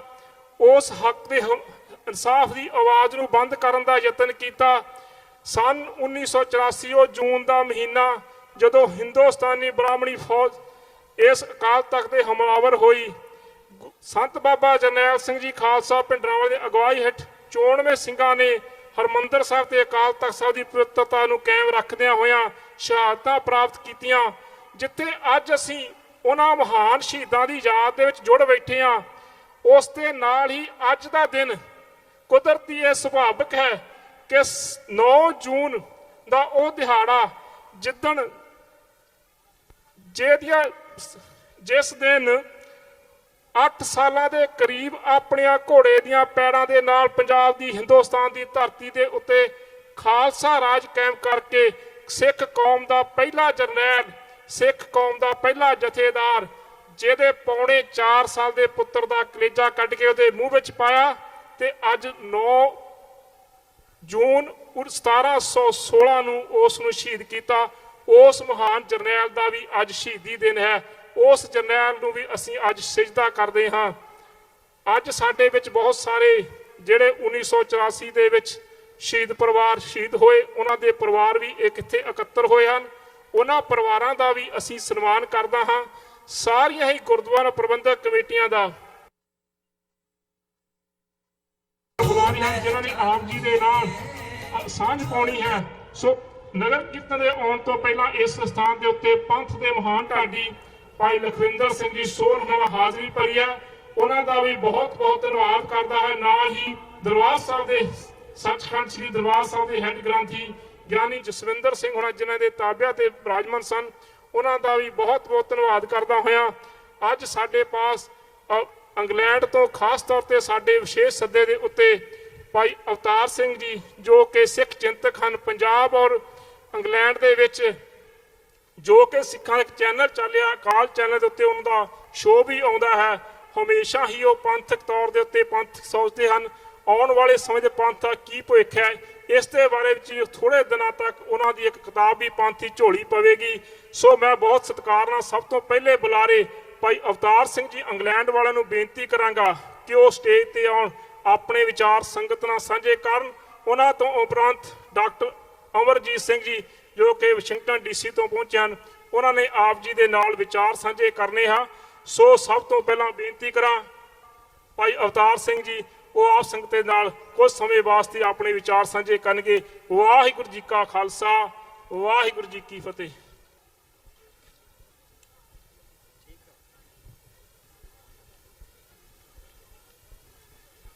ਸ਼ਹੀਦਾਂ ਦੇ ਸਰਤਾਜ ਸਾਹਿਬ ਸ੍ਰੀ ਗੁਰੂ ਅਰਜਨ ਦੇਵ ਜੀ ਮਹਾਰਾਜ ਦਾ ਸ਼ਹੀਦੀ ਦਿਨ ਮਨਾਉਣ ਲਈ ਸਾਹਿਬ ਸ੍ਰੀ ਗੁਰੂ ਗ੍ਰੰਥ ਸਾਹਿਬ ਜੀ ਦੀ ਹਜ਼ੂਰੀ ਵਿੱਚ ਇਕੱਠੇ ਹੋਏ ਸਮੂਹ ਸੰਗਤ ਜੀਓ, ਵਾਹਿਗੁਰੂ ਜੀ ਕਾ ਖਾਲਸਾ, ਵਾਹਿਗੁਰੂ ਜੀ ਕੀ ਫਤਿਹ। ਅੱਜ ਅਸੀਂ ਉਸ ਮਹਾਨ ਗੁਰੂ ਸਾਹਿਬ ਦੀ ਸ਼ਹਾਦਤ ਦਾ ਦਿਨ ਮਨਾ ਰਹੇ ਹਾਂ ਤੇ ਉਹਨਾਂ ਤੋਂ ਬਾਅਦ ਸਿੱਖ ਪੰਥ ਵਿੱਚ ਜੋ ਹੋਰ ਸ਼ਹਾਦਤਾਂ ਹੋਈਆਂ ਨੇ ਉਹਨਾਂ ਨੂੰ ਵੀ ਯਾਦ ਕਰ ਰਹੇ ਹਾਂ। ਗੁਰੂ ਸਾਹਿਬ ਦੀ ਸ਼ਹਾਦਤ ਸਿੱਖ ਲਹਿਰ ਦੀ, ਸਿੱਖ ਧਰਮ ਦੀ, ਸਿੱਖ ਫਲਸਫੇ ਦੀ ਜਾਂ ਸਿੱਖ ਅਕੀਦੇ ਵਾਲੀ ਜ਼ਿੰਦਗੀ ਦੀ ਪਹਿਲੀ ਸ਼ਹਾਦਤ ਸੀ ਤੇ ਉਸ ਸ਼ਹਾਦਤ ਨੇ ਜਿਸ ਕਿਸਮ ਦੀਆਂ ਇੱਕ ਸਿਧਾਂਤਕ ਜੜ੍ਹਾਂ ਸਿੱਖ ਪੰਥ ਦੀਆਂ, ਸਿੱਖ ਧਰਮ ਦੀਆਂ ਤੇ ਸਿੱਖ ਕੌਮ ਦੀਆਂ ਇਤਿਹਾਸ ਵਿੱਚ ਲਾਈਆਂ, ਉਹਦਾ ਇਤਿਹਾਸ ਵਿੱਚ ਇੱਕ ਵਿਲੱਖਣ ਯੋਗਦਾਨ ਹੈ। ਗੁਰੂ ਸਾਹਿਬ ਨੇ ਆਪਣੀ ਸ਼ਹਾਦਤ ਨਾਲ ਸਾਨੂੰ ਇਹ ਦਰਸਾਇਆ ਕਿ ਸਿੱਖ ਨੇ ਕਦੇ ਵੀ ਕਿਸੇ ਵੀ ਹਾਲਤ ਵਿੱਚ ਸਿਧਾਂਤ ਨਾਲ ਸਮਝੌਤਾ ਨਹੀਂ ਕਰਨਾ। ਕਿੰਨੀਆਂ ਵੀ ਵੱਡੀਆਂ ਔਕੜਾਂ ਤੇ ਕਿੰਨੇ ਵੀ ਵੱਡੇ ਲਾਲਚ ਸਿੱਖ ਦੇ ਰਾਹ ਵਿੱਚ ਆਉਣ ਜਾਂ ਸਿੱਖ ਲਈ ਕਿਸ ਕਿਸਮ ਦੀਆਂ ਵੀ ਔਕੜਾਂ ਹੋਣ ਤੇ ਸਿਧਾਂਤ ਨਾਲ ਸਮਝੌਤਾ ਕਰਨ ਤੋਂ ਗੁਰੂ ਸਾਹਿਬ ਨੇ ਸ਼ਹਾਦਤ ਨੂੰ ਤਰਜੀਹ ਦਿੱਤੀ। ਹਾਲਾਂਕਿ ਜਿਸ ਕਿਸਮ ਦੀਆਂ ਸ਼ਰਤਾਂ ਉਹਨਾਂ ਦੇ ਸਾਹਮਣੇ ਰੱਖੀਆਂ ਗਈਆਂ ਸਨ, ਕੁਝ ਪੈਸੇ ਦੇਣ ਦੀਆਂ ਜਾਂ ਕੋਈ ਹੋਰ, ਜੇ ਕੋਈ ਕਮਜ਼ੋਰ ਆਦਮੀ ਹੁੰਦਾ ਤਾਂ ਅਸੀਂ ਸਮਝ ਸਕਦੇ ਹਾਂ ਕਿ ਉਹ ਇਸ ਤਰ੍ਹਾਂ ਦੀਆਂ ਸ਼ਰਤਾਂ ਪੂਰਨ ਕਰਕੇ ਆਪਣੀ ਜ਼ਿੰਦਗੀ ਨੂੰ ਬਚਾ ਸਕਦਾ ਸੀ। ਪਰ ਗੁਰੂ ਸਾਹਿਬ ਸਮੁੱਚੀਆਂ ਗੁਰੂ ਜੋਤਾਂ ਨੇ ਜਿਸ ਕਿਸਮ ਦਾ ਰਾਹ ਸਿੱਖਾਂ ਲਈ ਚੁਣਿਆ ਸੀ, ਜਾਂ ਜਿਸ ਕਿਸਮ ਦੇ ਸਿੱਖ ਉਸਾਰਨ ਦਾ ਰਾਹ ਚੁਣਿਆ ਗਿਆ ਸੀ, ਉਹਦੇ ਵਿੱਚੋਂ ਸਿਧਾਂਤ ਨਾਲ ਸਮਝੌਤੇ ਦੀ ਕਿਤੇ ਵੀ ਕੋਈ ਥਾਂ ਨਹੀਂ ਸੀ। ਤੇ ਉਸ ਸ਼ਹਾਦਤ ਨੇ ਹੀ ਮੁੜ ਕੇ ਸਿੱਖ ਪੰਥ ਵਿੱਚ ਸ਼ਹਾਦਤਾਂ ਦੇ ਜੋ ਅੰਵਾਰ ਲਗਾਏ, ਉਹ ਲਗਾਤਾਰ ਇਸੇ ਤਰਜ਼ ਤੇ ਚੱਲਦੇ ਰਹੇ ਕਿ ਸ਼ਹੀਦਾਂ ਦੇ ਸਾਹਮਣੇ ਜਿੰਨੇ ਵੀ ਲਾਲਚ ਆਏ ਜਾਂ ਉਹਨਾਂ ਦੇ ਸਾਹਮਣੇ ਜਿਸ ਕਿਸਮ ਦੀਆਂ ਔਕੜ ਭਰੀਆਂ ਹਾਲਤਾਂ ਆਈਆਂ, ਉਹਨਾਂ ਨੇ ਸਿਰ ਦਾਅ ਤੇ ਲਾ ਕੇ, ਸਿਰ ਤਲੀ ਤੇ ਰੱਖ ਕੇ ਉਹਨਾਂ ਔਕੜ ਭਰੇ ਸਮਿਆਂ ਨੂੰ ਉਹਨਾਂ ਦਾ ਟਾਕਰਾ ਕੀਤਾ ਤੇ ਜੇ ਲੋੜ ਪਈ ਤਾਂ ਸ਼ਹਾਦਤਾਂ ਵੀ ਦਿੱਤੀਆਂ। 1984 ਦੇ ਸਿੱਖ ਸ਼ਹੀਦਾਂ ਨੂੰ ਵੀ ਆਪਾਂ ਇਸੇ ਸੰਦਰਭ ਵਿੱਚ ਹੀ ਦੇਖਦੇ ਹਾਂ ਕਿ ਅੱਤ ਦੀਆਂ ਮਾੜੀਆਂ ਹਾਲਤਾਂ ਵਿੱਚ ਵੱਡੀ ਗਰਮੀ ਦੇ ਬਾਵਜੂਦ ਇੱਕ ਬੇਜੋੜ ਤਾਕਤ ਨਾਲ ਜਿਸ ਕਿਸਮ ਦਾ ਟਾਕਰਾ 4 ਜੂਨ ਤੋਂ 6 ਜੂਨ ਦੀ ਸ਼ਾਮ ਤੱਕ ਅਤੇ ਉਸ ਤੋਂ ਬਾਅਦ 10 15 20 ਸਾਲ ਜਿਸ ਤਰ੍ਹਾਂ ਦਾ ਜੋ ਦੌਰ ਚੱਲਿਆ ਪੰਜਾਬ ਵਿੱਚ, ਉਹਦੇ ਵਿੱਚ ਇਸ ਕਿਸਮ ਦੀਆਂ ਸ਼ਹਾਦਤਾਂ ਦੇ ਬਹੁਤ ਸਾਰੇ ਸੁਨਹਿਰੇ ਪੰਨੇ ਹਨ ਜਿਨ੍ਹਾਂ ਨੂੰ ਅੱਜ ਅਸੀਂ ਯਾਦ ਕਰਦੇ ਹਾਂ। ਤੇ 1984 ਦੇ ਚਾਹੇ ਜੂਨ ਦਾ ਸੀ ਜਾਂ ਚਾਹੇ ਨਵੰਬਰ ਦਾ, ਤੇ ਉਸ ਤੋਂ ਬਾਅਦ ਵੀ ਜੋ 10-15 ਸਾਲ ਜਿਸ ਕਿਸਮ ਦਾ ਪੰਜਾਬ ਵਿੱਚ ਮਾਹੌਲ ਰਿਹਾ, ਉਹਨੂੰ ਆਮ ਤੌਰ ਤੇ ਸਿੱਖ ਜੈਨੋਸਾਈਡ ਦੇ ਨਾਂ ਨਾਲ ਯਾਦ ਕਰਦੇ ਨੇ ਵੀ ਸਿੱਖਾਂ ਦੀ ਨਸਲਕੁਸ਼ੀ ਦਾ ਇੱਕ ਤਰੰਗ ਸੀ ਜਿਹੜੀ ਉਹ ਪੈਦਾ ਹੋਈ, ਜਿਹੜੀ ਬਹੁ ਗਿਣਤੀ ਵਿੱਚ ਇੱਕ ਤਰੰਗ ਪੈਦਾ ਹੋਈ ਸਿੱਖਾਂ ਦੀ ਨਸਲਕੁਸ਼ੀ ਦੀ। ਤੇ ਫਿਰ ਉਹ ਬਹੁ ਗਿਣਤੀ ਨੇ ਆਪਣੀ ਉਸ ਨਸਲਕੁਸ਼ੀ ਦੀ ਜਿਹੜੀ ਅਪਰੋਚ ਸੀ ਉਹਨੂੰ ਪ੍ਰੈਕਟੀਕਲੀ ਕਰ ਵਿਖਾਇਆ ਤੇ ਬਹੁਤ ਵੱਡੀ ਪੱਧਰ ਤੇ ਜਿਹੜਾ ਸਿੱਖ ਕਤਲੇਆਮ ਸੀ ਉਹਨੂੰ ਅੰਜਾਮ ਦਿੱਤਾ। ਜਿਹੜੇ ਜੈਨੋਸਾਈਡਸ ਨੇ, ਮੈਂ ਕੋਈ ਪੋਲੀਟੀਸ਼ੀਅਨ ਨਹੀਂ ਹੈਗਾ, ਮੈਂ ਜਿਹੜੀਆਂ ਕੌਮਾਂ ਜੈਨੋਸਾਈਡਸ ਦਾ ਸ਼ਿਕਾਰ ਹੋਈਆਂ ਨੇ ਤੇ ਉਹਨਾਂ ਤੇ ਜੈਨੋਸਾਈਡਸ ਦੇ ਕਿਸ ਤਰ੍ਹਾਂ ਦੇ ਹਮਲੇ ਹੁੰਦੇ ਨੇ, ਤੇ ਫਿਰ ਉਹ ਕੌਮਾਂ ਜਿਹੜੇ ਉਹਨਾਂ ਦੇ ਬਜ਼ੁਰਗ ਆ ਬੰਦੇ ਆ ਜੋ ਵੀ ਕੌਮ ਦੇ ਵੀਰ ਬਚ ਰਹਿੰਦੇ ਨੇ, ਉਹ ਫਿਰ ਇਹੋ ਜਿਹੇ ਮਾੜੇ ਹਾਲਤਾਂ ਵਿੱਚ ਕਿਸ ਕਿਸਮ ਦੇ ਕਾਰਜ ਕਰਦੇ ਨੇ ਤਾਂ ਕਿ ਕੌਮ ਦਾ ਹੋਰ ਨੁਕਸਾਨ ਨਾ ਹੋਵੇ। ਸੋ ਇਸ ਰਿਸਰਚ ਪ੍ਰੋਜੈਕਟ ਤੇ ਮੈਂ ਕੰਮ ਕਰ ਰਿਹਾ। ਸੋ ਕੌਮਾਂ ਦੀ ਹੋਂਦ ਤੇ ਜਿਹੜੀ ਜੈਨੋਸਾਈਡਲ ਅਪਰੋਚ ਆ ਉਹਦੇ ਬਾਰੇ ਜਿਸ ਤਰ੍ਹਾਂ ਮੇਰੀ ਖੋਜ ਕਾਰਜ ਹੈ, ਹਲੇ ਟਾਈਮ ਲੱਗੇਗਾ, ਉਹਦੇ ਲਈ ਕਾਫੀ ਸਾਰਾ ਜਿੱਦਾਂ ਸਮਾਂ ਦੇਣਾ ਪੈਂਦਾ ਹੈ। ਤੇ ਜਿਹੜੇ ਜੈਨੋਸਾਈਡਸ ਨੇ ਅਸਲ 'ਚ ਉਹ ਇਹ ਹੈਗਾ ਵੀ ਹਰ ਜਗ੍ਹਾ ਹੀ ਹੋ ਰਹੇ ਨੇ। ਇਹ ਆਪਾਂ ਇਹ ਨਹੀਂ ਕਹਿ ਸਕਦੇ ਵੀ ਸਾਡੇ ਨਾਲ ਹੀ ਹੋਇਆ, ਬਹੁਤ ਸਾਰੀਆਂ ਥਾਵਾਂ ਤੇ ਹੁੰਦੇ। ਆਮ ਤੌਰ ਤੇ ਆਪਾਂ ਯਹੂਦੀਆਂ ਦੇ ਜੈਨੋਸਾਈਡ ਨੂੰ ਇਤਿਹਾਸ ਵਿੱਚ ਇੱਕ ਵੱਡੀ ਥਾਂ ਦਿੱਤੀ ਗਈ ਹੈ। ਯਹੂਦੀਆਂ ਦਾ ਜੈਨੋਸਾਈਡ ਵੀ ਫਿਜ਼ੀਕਲ ਜੈਨੋਸਾਈਡ ਜ਼ਿਆਦਾ ਸੀ, ਜਿਸ ਤਰ੍ਹਾਂ ਸਾਡਾ ਸਿੱਖਾਂ ਦਾ ਜਿਸ ਤਰ੍ਹਾਂ ਇੱਕ ਫਿਜ਼ੀਕਲ ਜੈਨੋਸਾਈਡ ਹੈ, ਆਪਾਂ ਉਹਨੂੰ ਜੈਨੋਸਾਈਡ ਦੇ ਤੌਰ ਤੇ ਵੇਖਦੇ ਹਾਂ। ਪਰ ਪੂਰੇ ਵਰਲਡ ਵਿੱਚ ਜਿਹੜਾ ਜੈਨੋਸਾਈਡਲ ਇੰਪਲਸ ਹੈਗੀ ਆ ਉਹ ਲਗਾਤਾਰ ਕਿਤੇ ਨਾ ਕਿਤੇ ਹੇਠਲੇ ਰੂਪ ਵਿੱਚ ਕੰਮ ਕਰਦੀ ਆ। ਕਿਸੇ ਵੇਲੇ ਉਹ ਇੰਨਾ ਜਿਸ ਤਰ੍ਹਾਂ ਹੁਲਾਰਾ ਮਾਰ ਜਾਂਦੀ ਹੈ ਵੀ ਉਹ ਉਬਾਲੇ ਖਾਣ ਲੱਗ ਜਾਂਦੀ ਹੈ, ਫਿਰ ਉਹ ਕਤਲੋਗਾਰਤ ਵਿੱਚ ਆ ਜਾਂਦੀ ਹੈ। ਤੁਸੀਂ ਹੈਰਾਨ ਹੋਵੋਗੇ ਕਿ ਤੁਸੀਂ ਜਿਸ ਧਰਤੀ ਤੇ ਬੈਠੇ ਹੋ 70 ਸਾਲਾਂ ਵਿੱਚ ਇੱਥੋਂ ਦੀਆਂ 100 ਬੋਲੀਆਂ ਨੇ ਜਿਹੜੀਆਂ ਭਾਸ਼ਾਵਾਂ ਮੂਲ ਭਾਸ਼ਾਵਾਂ ਸੀ ਉਹ ਜੈਨੋਸਾਈਡ ਦਾ ਸ਼ਿਕਾਰ ਹੋ ਚੁੱਕੀਆਂ ਨੇ। ਪਿਛਲੇ 70 ਸਾਲਾਂ ਵਿੱਚ ਕੈਲੀਫੋਰਨੀਆ ਸਟੇਟ ਦੀਆਂ ਹੀ 100 ਭਾਸ਼ਾਵਾਂ ਇਸ ਧਰਤੀ ਤੋਂ ਮਿਟ ਗਈਆਂ ਨੇ। ਹੁਣ ਉਹਨਾਂ ਮੂਲ ਬੋਲੀਆਂ ਨੂੰ ਬੋਲਣ ਵਾਲਾ ਕੋਈ ਇੱਕ ਵੀ ਵਸਿੰਦਾ ਜਿੰਦਾ ਨਹੀਂ ਰਿਹਾ। ਇਹ ਇੱਕ ਕਿਸਮ ਦਾ ਜੈਨੋਸਾਈਡ ਹੈ ਜੋ ਚੱਲ ਰਿਹਾ ਹੈ। ਭਾਸ਼ਾ, ਧਰਮ, ਨਿਆਰੀ ਹਸਤੀ ਤੇ ਕੌਮ ਦੀ ਵਿਲੱਖਣਤਾ, ਕੌਮ ਦਾ ਇਤਿਹਾਸ, ਇਹ ਬਹੁਤ ਸਾਰੇ ਐਲੀਮੈਂਟਸ ਨੇ ਜਿਨ੍ਹਾਂ ਤੇ ਜਿਹੜੀਆਂ ਭਾਰੂ ਬਹੁ ਗਿਣਤੀ ਵਾਲੀਆਂ ਸਟੇਟਸ ਆ ਜਾਂ ਜਿਹੜੀਆਂ ਮੈਜੋਰੀਟੇਰੀਅਨ ਡੈਮੋਕ੍ਰੇਸੀਜ਼ ਆ ਉਹ ਹਮਲਾ ਕਰਦੀਆਂ। ਲੈਨਿਨ ਦੀ ਇੱਕ ਟੂਕ ਸੀਗੀ, ਉਹ ਕਹਿੰਦਾ ਵੀ democracy of majority is worse than dictatorship. So ਜਿਹੜੀ ਮੈਜੋਰਿਟੀ ਦੀ ਡੈਮੋਕ੍ਰੇਸੀ ਹੈ ਉਹ ਤਾਨਾਸ਼ਾਹੀ ਨਾਲੋਂ ਵੀ ਉਹ ਕਹਿੰਦਾ ਜਿਸ ਤਰ੍ਹਾਂ ਉਹ ਬਹੁਤ ਖਤਰਨਾਕ ਕਿਸਮ ਦੀ ਹੈਗੀ ਆ। ਤੇ ਜਿਹੜਾ ਪ੍ਰੋਫੈਸਰ ਅਰਜਨ ਅੱਪਾਦੁਰਾਈ ਨੇ ਤੁਹਾਡੇ ਇੱਥੇ ਅਮਰੀਕਾ 'ਚ ਨੇ ਕਿਸੇ ਯੂਨੀਵਰਸਿਟੀ 'ਚ ਕੰਮ ਕਰਦੇ ਨੇ, ਉਹਨਾਂ ਦੀ ਇੱਕ ਕਿਤਾਬ ਆਈ ਸੀ ਫੀਅਰ ਆਫ ਸਮਾਲ ਨੰਬਰਸ, ਵੀ ਛੋਟੀਆਂ ਘੱਟ ਗਿਣਤੀਆਂ ਤੋਂ ਜਿਹੜੀ ਬਹੁ ਗਿਣਤੀ ਆ ਉਹਨੂੰ ਡਰ ਕਾਹਤੋਂ ਲੱਗਦਾ ਵੀ ਉਹ ਲਗਾਤਾਰ, ਹਾਲਾਂਕਿ ਉਹ ਸਟੇਟ ਵੀ ਬਣਾ ਲੈਂਦੀ ਆ, ਆਪਣਾ ਰਾਜ ਵੀ ਕਾਇਮ ਕਰ ਲੈਂਦੀ ਆ, ਹਥਿਆਰਾਂ ਦੇ ਅੰਬਾਰ ਵੀ ਲਾ ਲੈਂਦੀ ਆ, ਈਵਨ ਉਹਨਾਂ ਕੋਲ ਪਰਮਾਣੂ ਹਥਿਆਰ ਵੀ ਹੋ ਜਾਂਦੇ ਨੇ, ਪਰ ਇਹਦੇ ਬਾਵਜੂਦ ਵੀ ਉਹਦੇ ਵਿੱਚੋਂ ਇੱਕ ਡਰ ਦੀ ਭਾਵਨਾ ਰਹਿੰਦੀ ਆ। ਉਹ ਲਗਾਤਾਰ ਜੈਨੋਸਾਈਡਲ ਅਪਰੋਚ ਨੂੰ ਲੈ ਕੇ ਚੱਲਦੀ ਆ। ਪ੍ਰੋਫੈਸਰ ਅਰਜਨ ਉਪਾਧਿਆਇ ਕਹਿੰਦੇ ਆ ਵੀ ਉਹ ਕੌਮਾਂ ਜਿਨ੍ਹਾਂ ਦੀ ਘਾੜਤ ਅਤੇ ਸਮਾਜੀ ਪਹਿਚਾਣ ਹੀ ਬਾਕੀ ਕੌਮਾਂ ਦੀ ਤਬਾਹੀ ਦੇ ਕਾਰਜ ਨਾਲ ਜੁੜੀ ਹੁੰਦੀ ਹੈ, ਕਿਉਂਕਿ ਉਸ ਕੌਮ ਨੂੰ ਲੱਗਦਾ ਹੈ ਕਿ ਹੋਰ ਕੌਮਾਂ ਸਾਡਾ ਖਾਤਮਾ ਕਰ ਦੇਣਗੀਆਂ। ਸੋ ਇਸ ਕਿਸਮ ਦੀ, ਇਹਨੂੰ ਉਹ ਪ੍ਰੈਡੇਟਰੀ ਆਇਡੈਂਟੀਟੀ ਕਹਿੰਦੇ ਆ। ਜਿਹੜੀ ਵੱਡੀ ਕੌਮ, ਪ੍ਰੈਡੇਟਰਸ ਹੁੰਦੇ ਨੇ ਜਿਹੜੇ ਵੱਡੇ ਮਗਰਮੱਛ, ਛੋਟੀਆਂ ਮੱਛੀਆਂ ਨੂੰ ਖਾਂਦੇ ਨੇ। ਸੋ ਉਹਨਾਂ ਨੇ ਇੱਕ ਟਰਮ ਕੁਆਇਨ ਕੀਤੀ ਆ, ਪ੍ਰੈਡੇਟਰੀ ਆਇਡੈਂਟੀਟੀ, ਵੀ ਜਿਹੜੀ ਵੱਡੀ ਕੌਮ ਆ ਛੋਟੀਆਂ ਕੌਮਾਂ ਨੂੰ ਖਾਂਦੀ ਆ, ਉਹ ਪ੍ਰੈਡੇਟਰੀ ਆਇਡੈਂਟੀਟੀਸ ਬਣ ਜਾਂਦੀ ਹੈ। ਉਹ ਕਹਿੰਦੇ ਬਹੁ ਗਿਣਤੀ ਜਦੋਂ ਆਪਣੀ ਹੋਂਦ ਨੂੰ ਖਤਰੇ ਦਾ ਮਾਹੌਲ ਖੜਾ ਕਰ ਲੈਂਦੀ ਹੈ ਤਾਂ ਇੱਕ ਸਹਿਜ ਵਿੱਚ ਰਹਿ ਰਹੇ ਲੋਕਾਂ ਲੋਕਾਂ ਨੂੰ ਖਤਰਨਾਕ ਤੇ ਮਾਰਖੋਰੇ ਬਣਾ ਦਿੰਦੀ ਹੈ।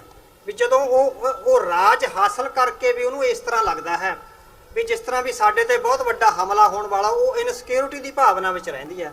ਫਿਰ ਉਹ ਆਮ ਲੋਕਾਂ ਨੂੰ ਵੀ ਮਾਰਖੋਰੇ, ਜਿਸ ਤਰ੍ਹਾਂ ਅੱਜ ਕੱਲ੍ਹ ਆਪਾਂ ਮਾਹੌਲ ਦੇਖ ਰਹੇ ਹਾਂ ਵੀ ਜੋ ਭਾਰਤ ਵਿੱਚ ਜਿਸ ਤਰ੍ਹਾਂ ਚੱਲ ਰਿਹਾ ਨਾ, ਵੀ ਇੱਕ ਹਿੰਦੂ ਸੁਸਾਇਟੀ ਦਾ ਵੱਡਾ ਹਿੱਸਾ ਜਿਹੜਾ ਉਹ ਮਾਰਖੋਰੀਆਂ ਰੁਚੀਆਂ ਜਿਹੜੀਆਂ ਉਹਦੇ ਵਿੱਚ ਪੈਦਾ ਹੋ ਰਹੀਆਂ ਨੇ ਦੁਬਾਰੇ 1984 ਤੋਂ ਬਾਅਦ। ਸੋ ਜਿਹੜੀ ਇਹ ਇੰਪਲਸ ਹੈ ਉਹ ਕਿਸੇ ਵੇਲੇ ਤਾਂ ਸਬਲਾਈਮ ਸਿਚੁਏਸ਼ਨ ਵਿੱਚ ਰਹਿੰਦੀ ਹੈ, ਵੀ ਹੇਠਲੇ ਪੱਧਰ ਤੇ ਰਹਿੰਦੀ ਹੈ, ਪਰ ਕਿਸੇ ਵੇਲੇ ਉਹਦਾ ਫਿਰ ਉਬਾਲਾ ਬਚਦਾ ਤੇ ਫਿਰ ਉਹ ਜਿਹੜੀ ਕਤਲੋ ਗਾਰਤ ਹੈ ਉਹਨੂੰ ਕਰਨ ਦਾ ਉਹ ਕਾਰਜ ਕਰਦੀ ਹੈ।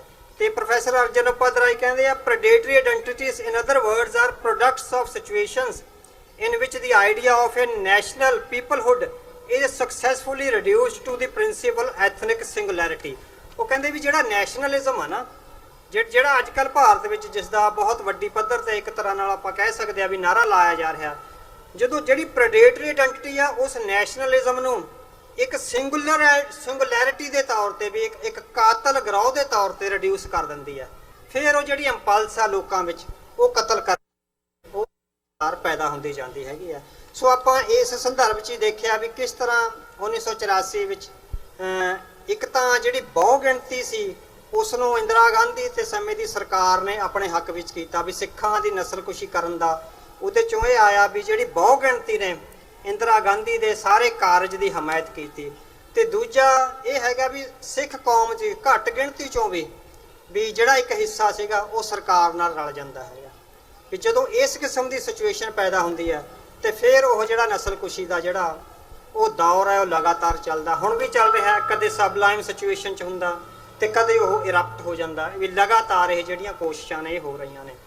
ਤੇ ਹੁਣ ਜਦੋਂ 35 ਸਾਲਾਂ ਬਾਅਦ ਅੱਜ ਅਸੀਂ ਉਸ ਸ਼ਹਾਦਤ ਦੇ ਸੰਦਰਭ ਵਿੱਚ, ਉਹਨਾਂ ਸ਼ਹਾਦਤਾਂ ਜਾਂ ਉਸ ਜੈਨੋਸਾਈਡ ਦੇ ਸੰਦਰਭ ਵਿੱਚ ਅੱਜ ਇਕੱਠੇ ਹੋਏ ਹਾਂ, ਤਾਂ ਉਹਦੇ 'ਚੋਂ ਇੱਕ ਗੱਲ ਲਗਾਤਾਰ ਸੋਚੀ ਜਾਂਦੀ ਹੈ ਵੀ ਕੀ ਖੱਟਿਆ ਤੇ ਕੀ ਗਵਾਇਆ। ਵੀ ਆਪਾਂ ਜਦੋਂ ਹੁਣ ਦੇ ਸੰਦਰਭ ਵਿੱਚ 35 ਸਾਲਾਂ ਤੋਂ ਬਾਅਦ ਜਦੋਂ ਇੱਕ ਵਕਫਾ ਆ ਗਿਆ ਵੀ ਉਹਦੇ 'ਚੋਂ ਕੀ ਖੱਟਿਆ ਕੀ ਗਵਾਇਆ, ਉਹਦੇ 'ਚੋਂ ਆਪਾਂ ਇਹ ਕਹਿ ਸਕਦੇ ਹੈਗੇ ਆ ਵੀ ਲਗਾਤਾਰ ਜਿਸ ਤਰ੍ਹਾਂ ਉਸ ਲਹਿਰ ਦੇ ਤੰਤ ਨੂੰ ਜਿੰਦਾ ਰੱਖਿਆ ਗਿਆ, ਇਹ ਸਿੱਖ ਕੌਮ ਦੀ ਇੱਕ ਪ੍ਰਾਪਤੀ ਆ। ਵੀ ਲਗਾਤਾਰ ਕਿਤੇ ਨਾ ਕਿਤੇ ਜਿਸ ਤਰ੍ਹਾਂ ਵੀ ਸਿੱਖਾਂ ਨੇ ਚੰਗਾ ਸਮਝਿਆ ਉਸ ਜਿਹੜਾ ਜੈਨੋਸਾਈਡ ਸੀ ਉਹਦੇ ਵਿੱਚ ਆਵਾਜ਼ ਉਠਾਈ ਆ। ਤੇ ਹੁਣ ਤੱਕ 35 ਸਾਲਾਂ 'ਚ ਇਹ ਹੋਇਆ ਵੀ ਇੱਕ ਵੀ ਹਮਲਾ ਜਿਹੜਾ ਸਿੱਖਾਂ ਤੇ ਹੋਣ ਵਾਲਾ, ਇੱਕ ਵੀ ਹਮਲਾ ਅਨਚੈਲੰਜਡ ਨਹੀਂ ਗਿਆ।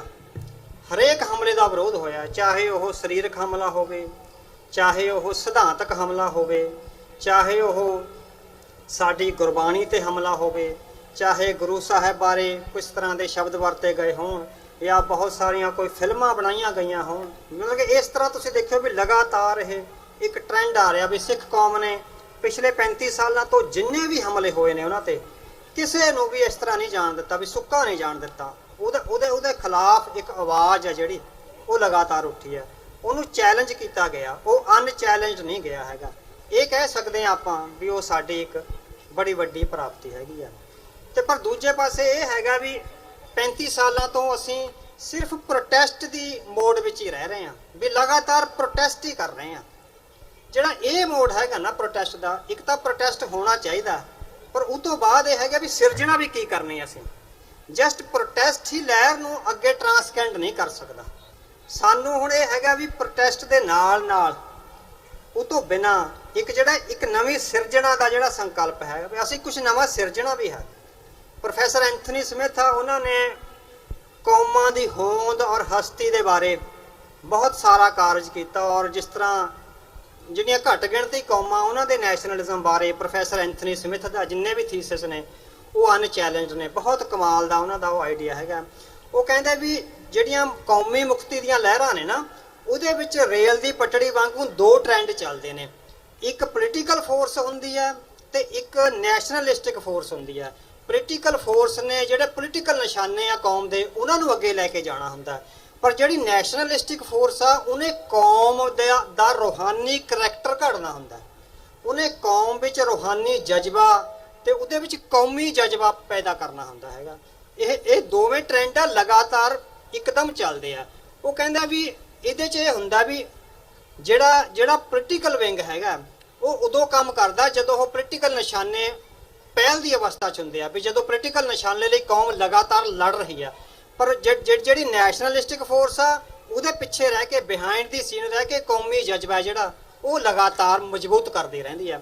ਉਹ ਕਹਿੰਦਾ ਵੀ ਜਦੋਂ ਇਤਿਹਾਸ ਦੇ ਕਿਸੇ ਮੌਕੇ ਤੇ ਆ ਕੇ ਜੇ ਪੋਲੀਟੀਕਲ ਫੋਰਸ ਹਾਰ ਜਾਵੇ, ਉਹਨੂੰ ਨਿਸ਼ਾਨਾ ਹਾਸਲ ਨਾ ਹੋਵੇ, ਉਹ ਤੋਂ ਬਾਅਦ ਜਿਹੜਾ ਰੋਲ ਹੈਗਾ ਉਹ ਨੈਸ਼ਨਲਿਸਟਿਕ ਫੋਰਸ ਆਪਣੇ ਆਪ ਲੈ ਲੈਂਦੀ ਆ।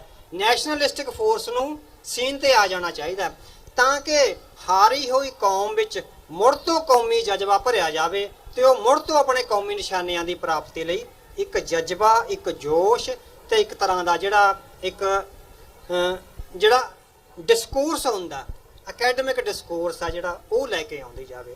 ਹੁਣ ਜਦੋਂ ਆਪਾਂ 35 ਸਾਲ ਬਾਅਦ ਉਸ ਸਿਚੁਏਸ਼ਨ ਤੇ ਵਿਚਾਰ ਕਰਦੇ ਆਂ, ਇੱਕ ਤਾਂ ਇੱਥੇ ਨੈਗੇਟਿਵ ਪੁਆਇੰਟ ਆਪਣਾ ਇਹ ਆ ਰਿਹਾ ਵੀ ਅਸੀਂ 35 ਸਾਲ ਬਾਅਦ ਸਾਡੀ ਜਿਹੜੀ ਰਿਐਕਸ਼ਨਰੀ ਤੇ ਪ੍ਰੋਟੈਸਟ ਵਾਲੀ ਫੋਰਸ ਸੀ ਉਹਦੀ ਥਾਂ ਲੈਣ ਲਈ ਨੈਸ਼ਨਲਿਸਟਿਕ ਫੋਰਸ ਨਾ ਉੱਭਰੀ ਆ ਤੇ ਨਾ ਉਹਨੂੰ ਥਾਂ ਹੀ ਦਿੱਤਾ ਗਿਆ, ਜੇ ਥੋੜੀ ਬਹੁਤੀ ਹੈਗੀ ਵੀ ਸੀ। ਇੱਥੇ ਸਾਡਾ ਜਿਹੜਾ ਕਲੈਸ਼ ਆ ਉਹ ਆ ਰਿਹਾ ਹੈਗਾ ਵੀ ਤਾਂ ਹੀ ਹੁਣ ਅਗਾਂਹ ਜਿਹੜਾ ਵੀ ਗਾਂਹ ਲਹਿਰ ਨੇ ਟਰਾਂਸਕੈਂਡ ਕਰਨਾ ਹੁੰਦਾ ਐਕੈਡਮਿਕ ਲੈਵਲ ਤੇ ਜਾਂ ਪੋਲੀਟੀਕਲ ਲੈਵਲ ਤੇ, ਉਹ ਤਾਂ ਹੀ ਉਹ ਨਹੀਂ ਹੋ ਰਿਹਾ ਵੀ ਜਿਹੜਾ ਮੰਚ ਹੈਗਾ, ਜਿਹੜੀ ਥਾਂ ਹੈਗੀ ਆ, ਪੋਲੀਟੀਕਲ ਫੋਰਸ ਪਿੱਛੇ ਨਹੀਂ ਹੋ ਰਹੀ ਤੇ ਨੈਸ਼ਨਲਿਸਟਿਕ ਫੋਰਸ ਨੂੰ ਉਹ ਥਾਂ ਨਹੀਂ ਦੇ ਰਹੀ। ਤੁਸੀਂ ਜੇ ਇੱਥੇ ਦੇਖੋ ਵੀ ਜਿਹੜਾ ਕਾਊਂਟਰ ਨਰੇਟਿਵ ਆ, ਜੇ ਕਾਊਂਟਰ ਨਰੇਟਿਵ ਸਾਡੇ ਕੋਲੋਂ ਨਹੀਂ ਆਉਂਦਾ, ਅਸੀਂ ਮਾਰ ਕਿੱਥੇ ਖਾ ਰਹੇ ਹੈਗੇ ਆ ਵੀ ਅਸੀਂ ਲਗਾਤਾਰ ਪ੍ਰੋਟੈਸਟ ਦੇ ਮੋੜ 'ਚੋਂ ਕਾਊਂਟਰ ਨੈਰੇਟਿਵ ਨਹੀਂ ਲੈ ਕੇ ਆ ਰਹੇ ਵੀ ਸਿੱਖਾਂ ਦਾ ਉਸਾਰੂ ਹੈ ਕਿ ਵੀ ਉਹਦੇ ਮੁਕਾਬਲੇ ਤੇ ਸਾਡੇ ਆਪਣੇ ਕੀ ਜਜ਼ਬਾਤ ਨੇ। ਸੋ ਵਰਲਡ ਐਕੈਡੈਮਿਕਸ ਲੈਵਲ ਤੇ ਸਾਨੂੰ ਬਹੁਤ ਕੁਝ ਲਿਖਣਾ ਤੇ ਬਹੁਤ ਕੁਝ ਪੜ੍ਹਨਾ ਚਾਹੀਦਾ ਸੀ। ਬਹੁਤ ਕੁਝ ਇਸ ਵੇਲੇ ਤੱਕ ਸਾਡਾ ਡਿਸਕੋਰਸ ਆ, ਜਿਹੜਾ ਸਾਡਾ ਕਾਊਂਟਰ ਨਰੇਟਿਵ ਆ, ਉਹ ਸਾਹਮਣੇ ਆਉਣਾ ਚਾਹੀਦਾ ਸੀ। ਦੁਨੀਆ ਦੀਆਂ ਵੱਖ-ਵੱਖ ਯੂਨੀਵਰਸਿਟੀਆਂ ਵਿੱਚ ਸਾਡੇ ਵਿਦਵਾਨ ਪੈਦਾ ਹੋਣੇ ਚਾਹੀਦੇ ਸੀ। ਉਹਦੇ ਕਰਕੇ ਵੀ ਉਹ ਕਾਊਂਟਰ ਨਰੇਟਿਵ ਨਹੀਂ ਆਇਆ, ਤਾਂ ਹੀ ਉਹ ਲੀਡਰਸ਼ਿਪ ਦਾ ਸੰਕਲਪ ਸਾਹਮਣੇ ਨਹੀਂ ਆ ਰਿਹਾ। ਅਸੀਂ ਲਗਾਤਾਰ ਲੀਡਰ ਲੱਭ ਰਹੇ ਹਾਂ ਵੀ ਸਾਨੂੰ ਕੋਈ ਲੀਡਰ ਮਿਲ ਜਾਵੇ, ਪਰ ਅਸੀਂ ਇੰਸਟੀਟਿਊਸ਼ਨਸ ਨਹੀਂ ਉਸਾਰ ਰਹੇ। ਜਿਹੜਾ ਲੀਡਰ ਆ ਉਹ ਇੰਸਟੀਟਿਊਸ਼ਨਸ ਨੇ ਉਸਾਰਨਾ, ਲੀਡਰ ਆਪਣੇ ਆਪ ਨਹੀਂ ਆਉਣਾ। ਹੁਣ ਜਦੋਂ ਆਪਾਂ ਗੁਰੂ ਗ੍ਰੰਥ ਸਾਹਿਬ ਦਾ ਜਿਹੜੀ ਸਿਰਜਣਾ ਹੈਗੀ ਆ ਤੇ ਉਹਦੇ ਮੁਕਾਬਲੇ ਤੇ ਸਿੱਖ ਸੰਸਥਾਵਾਂ ਜਿਹੜੀਆਂ ਉਸਰੀਆਂ ਨੇ, ਸੰਗਤ ਦੀ ਪ੍ਰਥਾ, ਦਸਵੰਧ ਦੀ ਪ੍ਰਥਾ, ਲੰਗਰ ਦੀ ਪ੍ਰਥਾ, ਜਾਂ ਸਾਡਾ ਆਪਣਾ ਇੱਕ ਗੁਰੂ ਸਾਹਿਬ ਨੇ ਫਿਰ ਜਿਸ ਤਰ੍ਹਾਂ ਜਨਮ ਮਰਨ ਦੇ ਮੌਕੇ ਤੇ ਜਿਹੜੇ ਆਪਾਂ ਨੇ ਕਾਰਜ ਕਰਨੇ ਆ ਉਹਨਾਂ ਦੀ ਪ੍ਰਥਾ। ਸੋ ਇੱਕ ਤਾਂ ਕਾਊਂਟਰ ਨਰੇਟਿਵ ਆਇਆ, ਹਿੰਦੂ ਤੇ ਜਿਹੜੀ ਮੁਸਲਿਮ ਸਭਿਅਤਾ ਸੀ ਉਹਦੇ ਮੁਕਾਬਲੇ ਤੇ ਸ੍ਰੀ ਗੁਰੂ ਗ੍ਰੰਥ ਸਾਹਿਬ ਇੱਕ ਕਾਊਂਟਰ ਨਰੇਟਿਵ ਦੇ ਤੌਰ ਤੇ ਸਿੱਖਾਂ ਵੱਲੋਂ ਆਇਆ, ਤੇ ਦੂਜਾ ਉਸ ਕਾਊਂਟਰ ਨਰੇਟਿਵ ਦੇ ਆਧਾਰ ਤੇ ਸੰਸਥਾਵਾਂ ਉਸਾਰੀਆਂ ਗਈਆਂ। ਉਹਨਾਂ ਸੰਸਥਾਵਾਂ ਨੇ ਫਿਰ ਲੀਡਰਸ਼ਿਪ ਦਿੱਤੀ। ਜਦੋਂ ਉਹ ਸੰਸਥਾਵਾਂ ਉਸਰਦਿਆਂ ਨੇ, ਲੀਡਰ ਕਮਜ਼ੋਰ ਵੀ ਹੁੰਦੇ ਨੇ, ਵਕਤ ਪੈਣ ਤੇ ਕਰਪਟ ਹੋ ਜਾਂਦੇ ਨੇ, ਪਰ ਜੇ ਸੰਸਥਾਵਾਂ ਮਜ਼ਬੂਤ ਨੇ ਫਿਰ ਉਹ ਦੁਬਾਰੇ ਹੋਰ ਲੀਡਰ ਦੇ ਸਕਦੀ ਆ। ਜੇ ਤੁਸੀਂ ਇਸ ਵੇਲੇ ਹੁਣ ਭਾਰਤ ਵਿੱਚ ਨਰਿੰਦਰ ਮੋਦੀ ਦੇ ਉਭਾਰ ਨੂੰ ਦੇਖਦੇ ਹੋ, ਉਹਦੇ ਪਿੱਛੇ ਇੱਕ ਸੰਸਥਾ ਖੜੀ ਆ ਜਿਹਨੂੰ ਆਪਾਂ ਸਾਰੇ ਜਾਣਦੇ ਹੈਗੇ ਆ ਵੀ ਉਸ ਸੰਸਥਾ ਨੇ ਤਾਂ ਉਹਨਾਂ ਦੀ ਕੌਮ ਨੂੰ ਇੱਕ ਲੀਡਰ ਦਿੱਤਾ ਹੈਗਾ। ਕੱਲ ਨੂੰ ਨਰਿੰਦਰ ਮੋਦੀ ਕਰਪਟ ਵੀ ਹੋ ਜੇ, ਆਪਣੇ ਨਿਸ਼ਾਨਿਆਂ ਤੋਂ ਕਮਜ਼ੋਰ ਪੈ ਜੇ, ਪਰ ਜਿਹੜੀ ਪਿੱਛੇ ਸੰਸਥਾ ਖੜੀ ਹੈ ਉਸ ਨੇ ਨਵਾਂ ਲੀਡਰ ਦੇ ਦੇਣਾ ਹੈਗਾ, ਉਹਨੂੰ ਪਾਸੇ ਕਰ ਦਊਗੀ ਸੰਸਥਾ। ਉਹ ਇਹ ਨਹੀਂ ਹੋਊਗਾ ਵੀ ਉਹ ਲੀਡਰ ਸਾਡੇ ਤੇ ਜੱਫਾ ਮਾਰ ਕੇ ਬੈਠੂਗਾ, ਜਿਵੇਂ ਸਿੱਖਾਂ ਵਿੱਚ ਜਿਹੜੇ ਪੰਜਾਬ ਦੀ ਪੋਲਿਟਿਕਸ ਵਿੱਚ ਲੋਕ ਨੇ ਵੀ ਉਹ ਜੱਫਾ ਮਾਰ ਕੇ ਬੈਠੇ ਨੇ, ਕਿਉਂਕਿ ਸਾਡੇ ਕੋਲ ਇਸ ਕਿਸਮ ਦੇ ਮਜ਼ਬੂਤ ਜਿਹੜੇ ਇੰਸਟੀਟਿਊਸ਼ਨਸ ਆ ਉਹ ਨਹੀਂ ਹੈਗੇ। ਇੱਕ ਤਾਂ ਕਾਊਂਟਰ ਨਰੇਟਿਵ ਨਹੀਂ ਆ ਰਿਹਾ ਤੇ ਦੂਜਾ ਹੈਗਾ ਵੀ ਜਿਹੜਾ ਵੀ ਇੰਸਟੀਟਿਊਸ਼ਨਸ ਨਹੀਂ ਉਸਰ ਰਹੇ। ਇਹ ਸਾਡੇ 'ਚੋਂ ਜਿਹੜਾ ਗੈਪ ਹੈ ਉਹ ਲਗਾਤਾਰ ਸਾਡੇ ਲਈ ਜਿਸ ਤਰ੍ਹਾਂ ਵੀ ਇੱਕ ਮੁਕਤੀ ਦਾ ਸਾਧਨ ਨਹੀਂ ਬਣ ਰਿਹਾ, ਜਾਂ ਸਾਡੇ 'ਚੋਂ ਜਿਹੜੀ ਕ੍ਰੀਏਟਿਵਨੈਸ ਹੈ, ਅਸੀਂ ਸਿਰਫ ਨੈਗੇਟਿਵ ਇੱਕ ਤਰ੍ਹਾਂ ਦੀ ਜਿਹੜੀ ਹੈਗੀ ਵੀ ਪ੍ਰੋਟੈਸਟ ਦੇ ਮੋਡ 'ਚ ਰਹਿ ਰਹੇ ਹਾਂ। ਸੋ ਪ੍ਰੋਟੈਸਟ ਦਾ ਮੋਡ ਇੱਕ ਹੱਦ ਤੱਕ ਠੀਕ ਹੁੰਦਾ ਹੈਗਾ, ਪਰ ਉਸ ਤੋਂ ਬਾਅਦ ਸਾਨੂੰ ਨਵਾਂ ਕੁਝ ਕ੍ਰੀਏਟ ਕਰਨਾ ਹੁੰਦਾ ਹੈ। ਜਿਹੜੀ ਕ੍ਰੀਏਸ਼ਨ ਹੈ ਸਾਡੇ 'ਚ ਉਹ ਨਹੀਂ ਹੋ ਰਹੀ।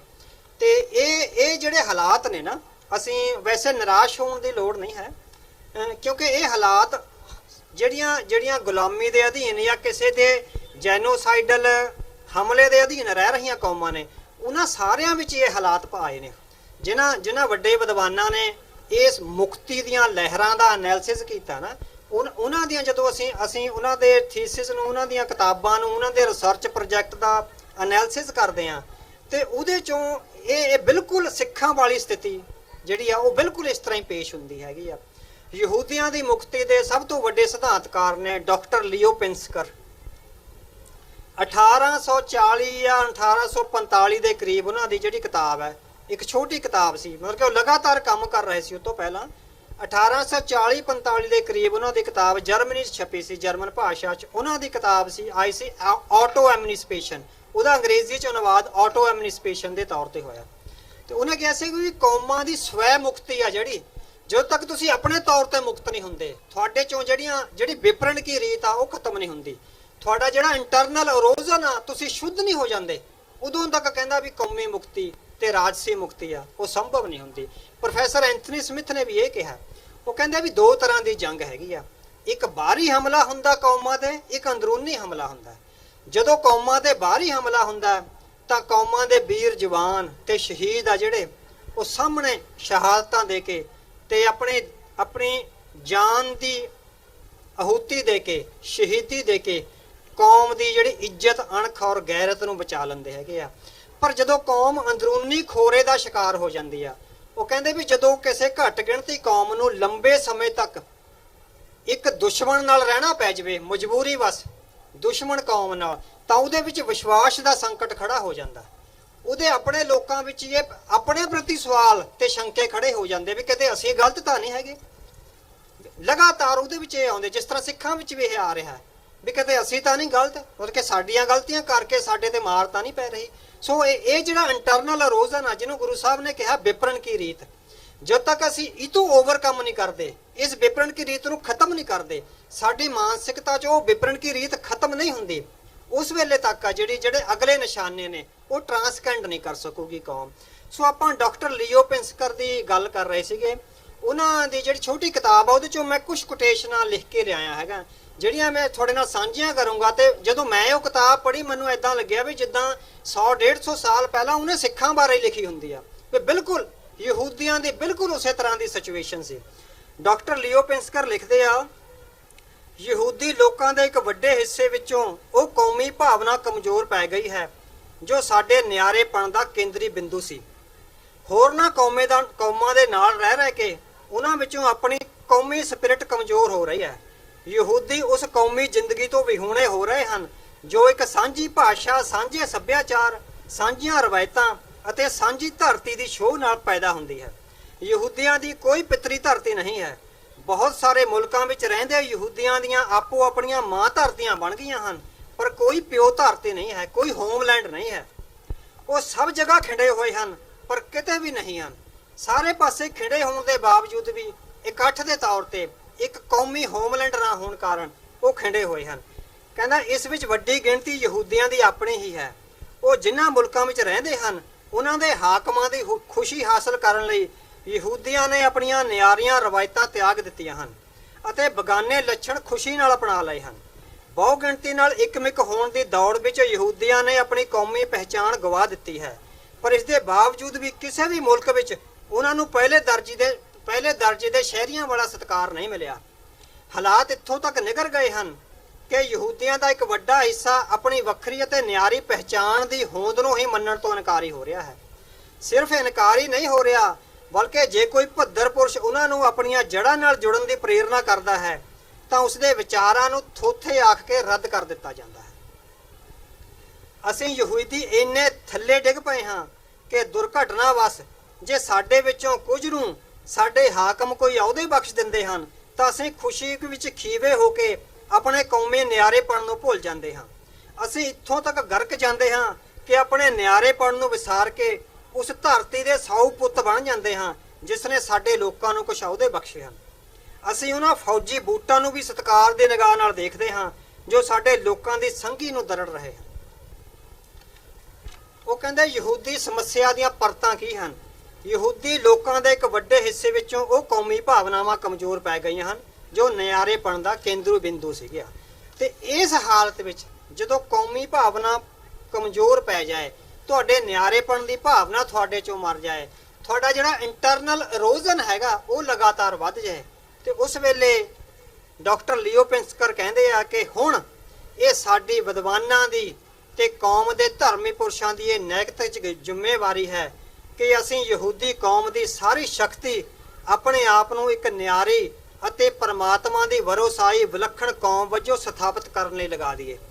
ਉਹ ਕਹਿੰਦਾ ਵੀ ਇਸ ਕੰਮ ਲਈ ਸੁਪਰ ਹਿਊਮਨ ਐਫਰਟਸ ਦੀ ਲੋੜ ਪਊਗੀ। ਛੋਟੇ-ਮੋਟੇ ਕਾਰਜ, ਛੋਟੇ-ਮੋਟੇ ਕੰਮ ਆ ਕਹਿੰਦਾ ਵੀ ਯਹੂਦੀ ਕੌਮ ਦੀ ਇਸ ਦਰਦਨਾਕ ਹਾਲਤ ਨੂੰ ਬਦਲ ਨਹੀਂ ਸਕਦੇ। ਇਹਦੇ ਲਈ ਸੁਪਰ ਹਿਊਮਨ ਐਫਰਟਸ ਆ ਜਿਹੜੇ ਉਹ ਕਰਨ ਦੀ ਲੋੜ ਹੈਗੀ ਹੈ। ਸੋ ਇਸ ਸੰਦਰਭ ਵਿੱਚ ਹੁਣ ਜਦੋਂ ਆਪਾਂ ਸਿੱਖ ਕੌਮ ਦੀ ਜਿਹੜੀ ਇੰਟਰਨਲ ਇਰੋਜ਼ਨ ਦਾ ਲਗਾਤਾਰ ਪੈ ਰਿਹਾ ਵੀ ਵਿਪਰਨ ਕੀ ਰੀਤ ਨੇ ਸਾਡੇ ਤੇ ਗਲਬਾ ਪਾ ਲਿਆ, ਸਾਡਾ ਜਿਹੜਾ ਕੌਮੀ ਨਿਆਰਾਪਣ ਹੈ ਉਹ ਸਾਡੇ ਤੋਂ ਖਤਮ ਹੋ ਰਿਹਾ ਵੀ ਉਹਦੇ ਮੁਕਾਬਲੇ ਤੇ ਹੁਣ ਜਿਹੜੀ ਨੈਸ਼ਨਲਿਸਟਿਕ ਫੋਰਸ ਹੈ ਉਹਨੇ ਕੀ ਕਰਨਾ ਹੈ? ਉਹਦੇ ਚੋਂ ਪ੍ਰੋਫੈਸਰ ਫਰੈਡਰਿਕ ਬਾਰਥ ਨੇ, ਉਹਨਾਂ ਨੇ ਵੀ ਕੌਮਾਂ ਦੀ ਹੋਣੀ ਤੇ ਹੋਂਦ ਬਾਰੇ ਬਹੁਤ ਖੋਜ ਕਾਰਜ ਕੀਤੇ ਨੇ।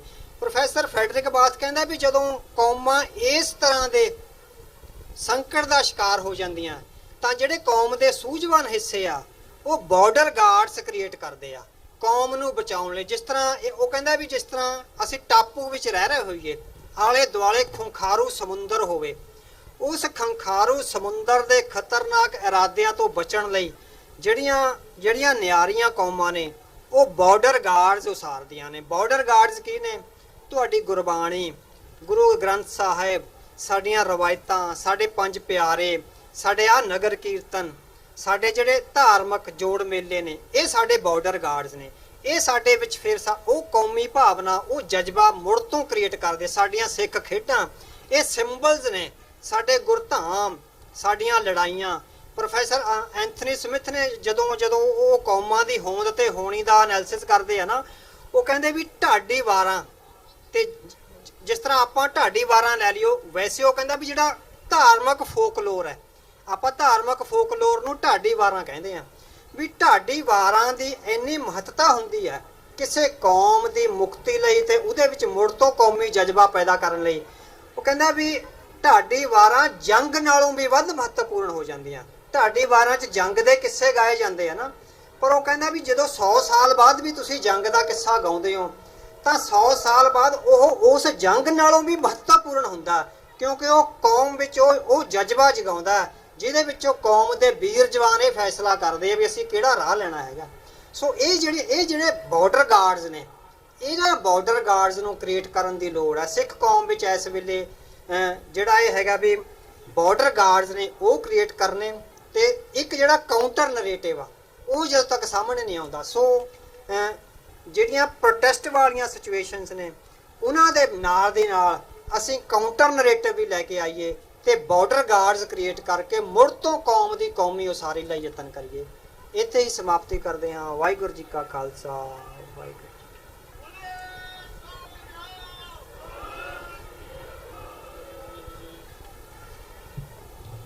ਵਾਹਿਗੁਰੂ ਜੀ ਕਾ ਖਾਲਸਾ, ਵਾਹਿਗੁਰੂ ਜੀ ਕੀ ਫਤਿਹ।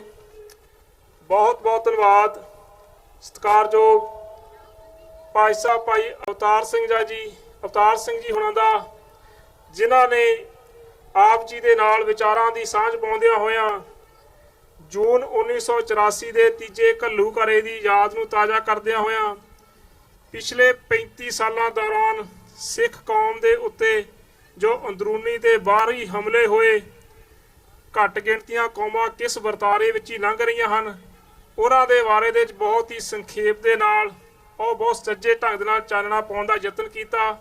ਸੋ ਭਾਈ ਸਾਹਿਬ ਦਾ ਬਹੁਤ ਬਹੁਤ ਧੰਨਵਾਦ। ਹੁਣ ਮੈਂ ਬੇਨਤੀ ਕਰਾਂਗਾ doctor Amarjit Singh ji, Khalsa affair centre Washington DC ਤੋਂ, ਉਹ ਆਪ ਜੀ ਦੇ ਨਾਲ ਵਿਚਾਰ ਸਾਂਝੇ ਕਰਨਗੇ।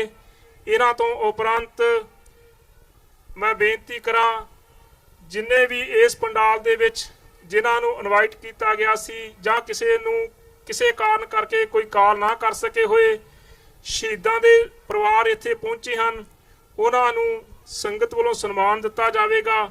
ਅਤੇ ਨਾਲ ਹੀ ਜੋ ਗੁਰਦੁਆਰਾ ਪ੍ਰਬੰਧਕ ਕਮੇਟੀਆਂ ਜਿਨ੍ਹਾਂ ਨੇ ਇਸ ਨਗਰ ਕੀਰਤਨ ਨੂੰ ਸਫਲ ਬਣਾਉਣ ਵਿੱਚ ਯੋਗਦਾਨ ਪਾਇਆ, ਉਹਨਾਂ ਦਾ ਵੀ ਵਿਸ਼ੇਸ਼ ਤੌਰ ਤੇ ਸਨਮਾਨ ਕੀਤਾ ਜਾਵੇਗਾ। ਸੋ ਮੈਂ ਸਾਰੇ ਹੀ ਸ਼ਹੀਦ ਪਰਿਵਾਰਾਂ ਦੇ ਜੋ ਵੀ ਉਹਨਾਂ ਦਾ ਪਰਿਵਾਰ ਦਾ ਮੈਂਬਰ ਇੱਥੇ ਪਹੁੰਚਿਆ, ਉਹਨਾਂ ਨੂੰ ਬੇਨਤੀ ਕਰਾਂਗਾ ਕਿ ਉਹ ਸਟੇਜ ਦੇ ਲਾਗੇ ਆਉਣ ਦਾ ਯਤਨ ਕਰਨ। ਇਸ ਦੇ ਨਾਲ ਹੀ ਕਿਸੇ ਦਾ ਇੱਕ ਬਟੂਆ ਗਵਾਚਾ ਹੈ, ਉਹ ਕਿਰਪਾ ਕਰਕੇ ਇੱਥੇ ਪਿੱਛੋਂ ਲਿਆਏ।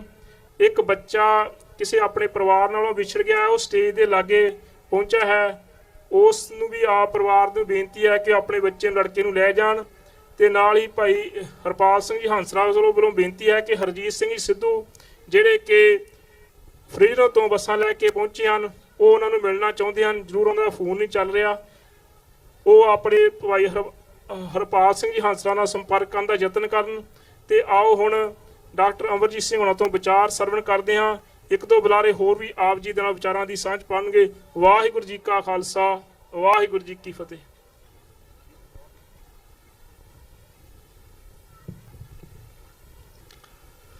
बल छुटक्यो बंधन परै, कछु न होत उपाय। कहो नानक अब ओट हर, गज ज्यों हो सहाय। बल होआ बंधन छुटै, सब किछ होत उपाय। नानक सब किछ तुमरे हाथ में, तुम ही होत सहाय। ਵਾਹਿਗੁਰੂ ਜੀ ਕਾ ਖਾਲਸਾ, ਵਾਹਿਗੁਰੂ ਜੀ ਕੀ ਫਤਿਹ। ਪਿਆਰੇ ਖਾਲਸਾ ਜੀ, 6 ਵਰ੍ਹੇ ਪਹਿਲਾਂ ਕੈਲੀਫੋਰਨੀਆ ਦੀਆਂ ਗੁਰਦੁਆਰਾ ਕਮੇਟੀਆਂ ਦੇ ਸੁਚੱਜੇ ਪ੍ਰਬੰਧਕਾਂ ਨੇ ਇਹ ਫੈਸਲਾ ਲਿਆ ਕਿ ਸੈਨ ਫਰਾਂਸਿਸਕੋ ਸ਼ਹਿਰ ਜਿਹੜਾ ਕਿ ਕੈਲੀਫੋਰਨੀਆ ਦੀ ਬਿਜ਼ਨਸ ਹੱਬ ਵੀ ਹੈ ਤੇ ਇੰਟਰਨੈਸ਼ਨਲ ਲੈਵਲ ਤੇ ਇਸ ਸ਼ਹਿਰ ਦੀ ਪਛਾਣ ਹੋਰ ਵੀ ਜ਼ਿਆਦਾ ਬਣੀ ਜਦੋਂ 10 ਦਸੰਬਰ 1948 ਨੂੰ 50 ਦੇਸ਼ਾਂ ਦੇ ਨੁਮਾਇੰਦਿਆਂ ਨੇ ਯੂਨਾਈਟਿਡ ਨੇਸ਼ਨਸ ਦੇ ਝੰਡੇ ਥੱਲੇ ਇਸ ਸ਼ਹਿਰ ਦੇ ਵਿੱਚ ਚਾਰਟਰ ਆਫ ਹਿਊਮਨ ਰਾਈਟਸ ਐਲਾਨਿਆ। ਜ਼ਾਹਰ ਹੈ ਸਿੱਖ ਕੌਮ ਦੇ ਲਈ ਜੂਨ ਦਾ ਮਹੀਨਾ ਬੜੀ ਅਹਿਮੀਅਤ ਰੱਖਦਾ। ਪਿਛਲੇ ਦਿਨਾਂ 'ਚ 3 ਦਿਨ ਪਹਿਲਾਂ ਜਦੋਂ ਕਿ ਅਸੀਂ ਲਿੰਕਨ ਮੈਮੋਰੀਅਲ ਦੇ ਬਾਹਰ ਹਜ਼ਾਰਾਂ ਦੀ ਗਿਣਤੀ ਵਿੱਚ ਜੁੜੇ ਸਾਂ, ਘੱਲੂਘਾਰੇ ਦੇ ਸ਼ਹੀਦਾਂ ਨੂੰ, ਗੁਰੂ ਅਰਜਨ ਸਾਹਿਬ ਦੀ ਸ਼ਹਾਦਤ ਨੂੰ ਯਾਦ ਕਰਦੇ ਹਾਂ ਤੇ ਇੱਕ ਵੀਰ ਨੇ ਆ ਕੇ ਕਿਹਾ ਵੀ ਗਰਮੀ ਬੜੀ ਹੈ, ਅੱਜ ਟੈਂਪਰੇਚਰ 85 ਹੈ। ਮੈਂ ਕਿਹਾ ਕਿ ਜਿਸ ਦਿਨ 6 ਜੂਨ 1984 ਨੂੰ 35 ਵਰ੍ਹੇ ਪਹਿਲਾਂ ਉਹ ਬੈਟਲ ਜਿਸ ਨੂੰ ਦੁਸ਼ਮਣ ਨੇ ਵੀ ਬੈਟਲ ਆਫ ਅੰਮ੍ਰਿਤਸਰ ਮੰਨਿਆ, ਸਿੰਘਾਂ ਨੇ ਜੂਝ ਕੇ ਸ਼ਹੀਦੀਆਂ ਪਾਈਆਂ, ਟੈਂਪਰੇਚਰ 46 ਡਿਗਰੀ ਸੈਂਟੀਗ੍ਰੇਡ ਸੀ, ਜਿਹੜਾ ਕਿ ਫਾਰਨਹਾਈਟ ਦੇ ਵਿੱਚ 115 ਡਿਗਰੀ ਫਾਰਨਹਾਈਟ ਬਣਦਾ। ਸ਼ਾਇਦ ਜਦੋਂ ਅਸੀਂ ਕੌਮਾਂ ਦੀ ਹੋਣੀ ਦੀ ਗੱਲ ਕਰਦੇ ਤੇ ਗੱਲ ਜਿਸ ਤਰ੍ਹਾਂ ਪਹਿਲਾਂ ਜੈਨੋਸਾਈਡਸ ਦੀ ਹੋਈ ਹੈ, ਘੱਲੂਘਾਰਿਆਂ ਦੀ ਹੋਈ ਹੈ, ਅੰਗਰੇਜ਼ੀ ਵਿੱਚ ਜਦੋਂ ਅਸੀਂ ਵੈਲੀ ਆਫ ਡੈਥ ਕਹਿੰਦੇ ਕਿ ਮੌਤ ਦੀ ਘਾਟੀ ਚੋਂ ਗੁਜ਼ਰਨਾ, ਸ਼ਾਇਦ ਇਸ ਚੋਂ ਹੀ ਕੌਮਾਂ ਦੀ ਜ਼ਿੰਦਗੀ ਨਿਕਲਦੀ ਹੈ ਔਰ ਇਸ ਨੂੰ ਸਿੱਖ ਕੌਮ ਤੋਂ ਬਿਹਤਰ ਹੋਰ ਕੋਈ ਨਹੀਂ ਜਾਣਦਾ। ਜਦੋਂ 1606 ਦੇ ਵਿੱਚ ਵੇਲੇ ਦੇ ਹਾਕਮ ਜਹਾਂਗੀਰ ਨੇ, ਜਿਸ ਨੇ ਆਪਣੀ ਆਟੋਬਾਇਓਗ੍ਰਾਫੀ ਤੌਜ਼ ਕੇ ਜਹਾਂਗੀਰੀ ਵਿੱਚ ਗੁਰੂ ਨਾਨਕ ਸਾਹਿਬ ਦੇ ਇਸ ਸੱਚ ਦੇ ਘਰ ਨੂੰ ਦੁਕਾਨੇ ਬਾਤਲ ਕਿਹਾ, ਝੂਠ ਦੀ ਦੁਕਾਨ ਕਿਹਾ, ਤੇ ਚੰਦੂ ਜਿਹੜਾ ਕਿ ਉਸ ਸੋਚ ਦਾ ਧਾਰਨੀ ਹੈ, ਜਦੋਂ 9 ਜੂਨ 1984 ਨੂੰ ਐਸਨ ਅਫਸਲ ਰੰਧਾਵਾ ਰਾਵੀ ਦੇ ਪਰਲੇ ਕੰਢੇ ਬੈਠ ਕੇ ਨਜ਼ਮ ਲਿਖਦੇ ਨੇ, ਨਵਾਂ ਘੱਲੂਘਾਰਾ, ਤੇ ਉਸ ਦੀ ਇੱਕ ਲਾਈਨ ਬੜੀ ਸਿਗਨੀਫੀਕੈਂਟ ਹੈ, ਵੈਰੀਆਂ ਕੱਢ ਵਿਖਾਲਿਆ 5 ਸਦੀਆਂ ਦਾ ਵੈਰ। ਹੁਣ ਇਹ ਜਿਹੜਾ 5 ਸਦੀਆਂ ਦੇ ਵੈਰ ਦੀ ਗੱਲ ਹੈ, ਇਹ ਗੁਰੂ ਅਰਜਨ ਸਾਹਿਬ ਦੀ ਸ਼ਹਾਦਤ ਦੇ ਲਈ ਚੰਦੂ ਦਾ ਰੂਪ ਧਾਰ ਲੈਂਦੇ, ਫਿਰ ਕਦੇ ਇਹ ਗੰਗੂ ਬਣ ਜਾਂਦੇ, ਕਦੇ ਇਹ ਲਖਪਤ ਰਾਏ, ਜਸਪਤ ਰਾਏ, ਲੱਖੂ ਤੇ ਜੱਸੂ ਬਣ ਜਾਂਦੇ, ਤੇ ਕਦੇ ਉਹ ਇੰਦਰਾ ਗਾਂਧੀ ਤੇ ਅੱਜ ਦੇ ਰੂਪ ਦੇ ਵਿੱਚ ਨਰਿੰਦਰ ਮੋਦੀ ਬਣ ਜਾਂਦੇ। ਸਿਰਫ ਨਾਂ ਬਦਲੇ ਨੇ, ਸੋਚ ਉਹੀ ਹੈ ਬ੍ਰਾਹਮਣਵਾਦ ਦੇ। ਉਸ ਸੋਚ ਜਿਹੜੀ ਕਿ ਗੁਰੂ ਨਾਨਕ ਦੇ ਘਰ ਨੂੰ ਪਹਿਲੇ ਦਿਨ ਤੋਂ, ਜਿਸ ਦਿਨ ਪੰਡਤ ਦਾ ਹੱਥ ਗੁਰੂ ਨਾਨਕ ਸਾਹਿਬ ਨੇ ਫੜ ਕੇ ਕਿਹਾ ਸੀ ਕਿ ਇਹ ਜਨਾਊ ਜਬਰੀ ਨਹੀਂ ਪਾਉਣ ਦੇਣਾ, ਉਸ ਦਿਨ ਇਹ ਵਿਚਾਰਾਂ ਦੀ ਲੜਾਈ, ਜਦੋਂ ਕਲੈਸ਼ ਆਫ ਸਿਵਲਾਈਜੇਸ਼ਨਸ ਦੀ ਗੱਲ ਹੰਟਿੰਗਟਨ ਕਰਦਾ ਆਪਣੀ ਲੇਖਣੀ ਦੇ ਵਿੱਚ, ਜ਼ਾਹਰ ਹੈ ਲੜਾਈ ਵਿਚਾਰਾਂ ਦੀ ਹੁੰਦੀ ਹੈ। ਤੇ ਜਦੋਂ ਸੁਪੀਰੀਅਰ ਵਿਚਾਰ ਨੂੰ, ਚੰਗੇ ਵਿਚਾਰ ਨੂੰ, ਠੀਕ ਵਿਚਾਰ ਨੂੰ ਵੇਲੇ ਦੀ ਹਕੂਮਤ ਆਪਣੇ ਲਈ ਖਤਰਾ ਸਮਝਦੀ ਹੈ।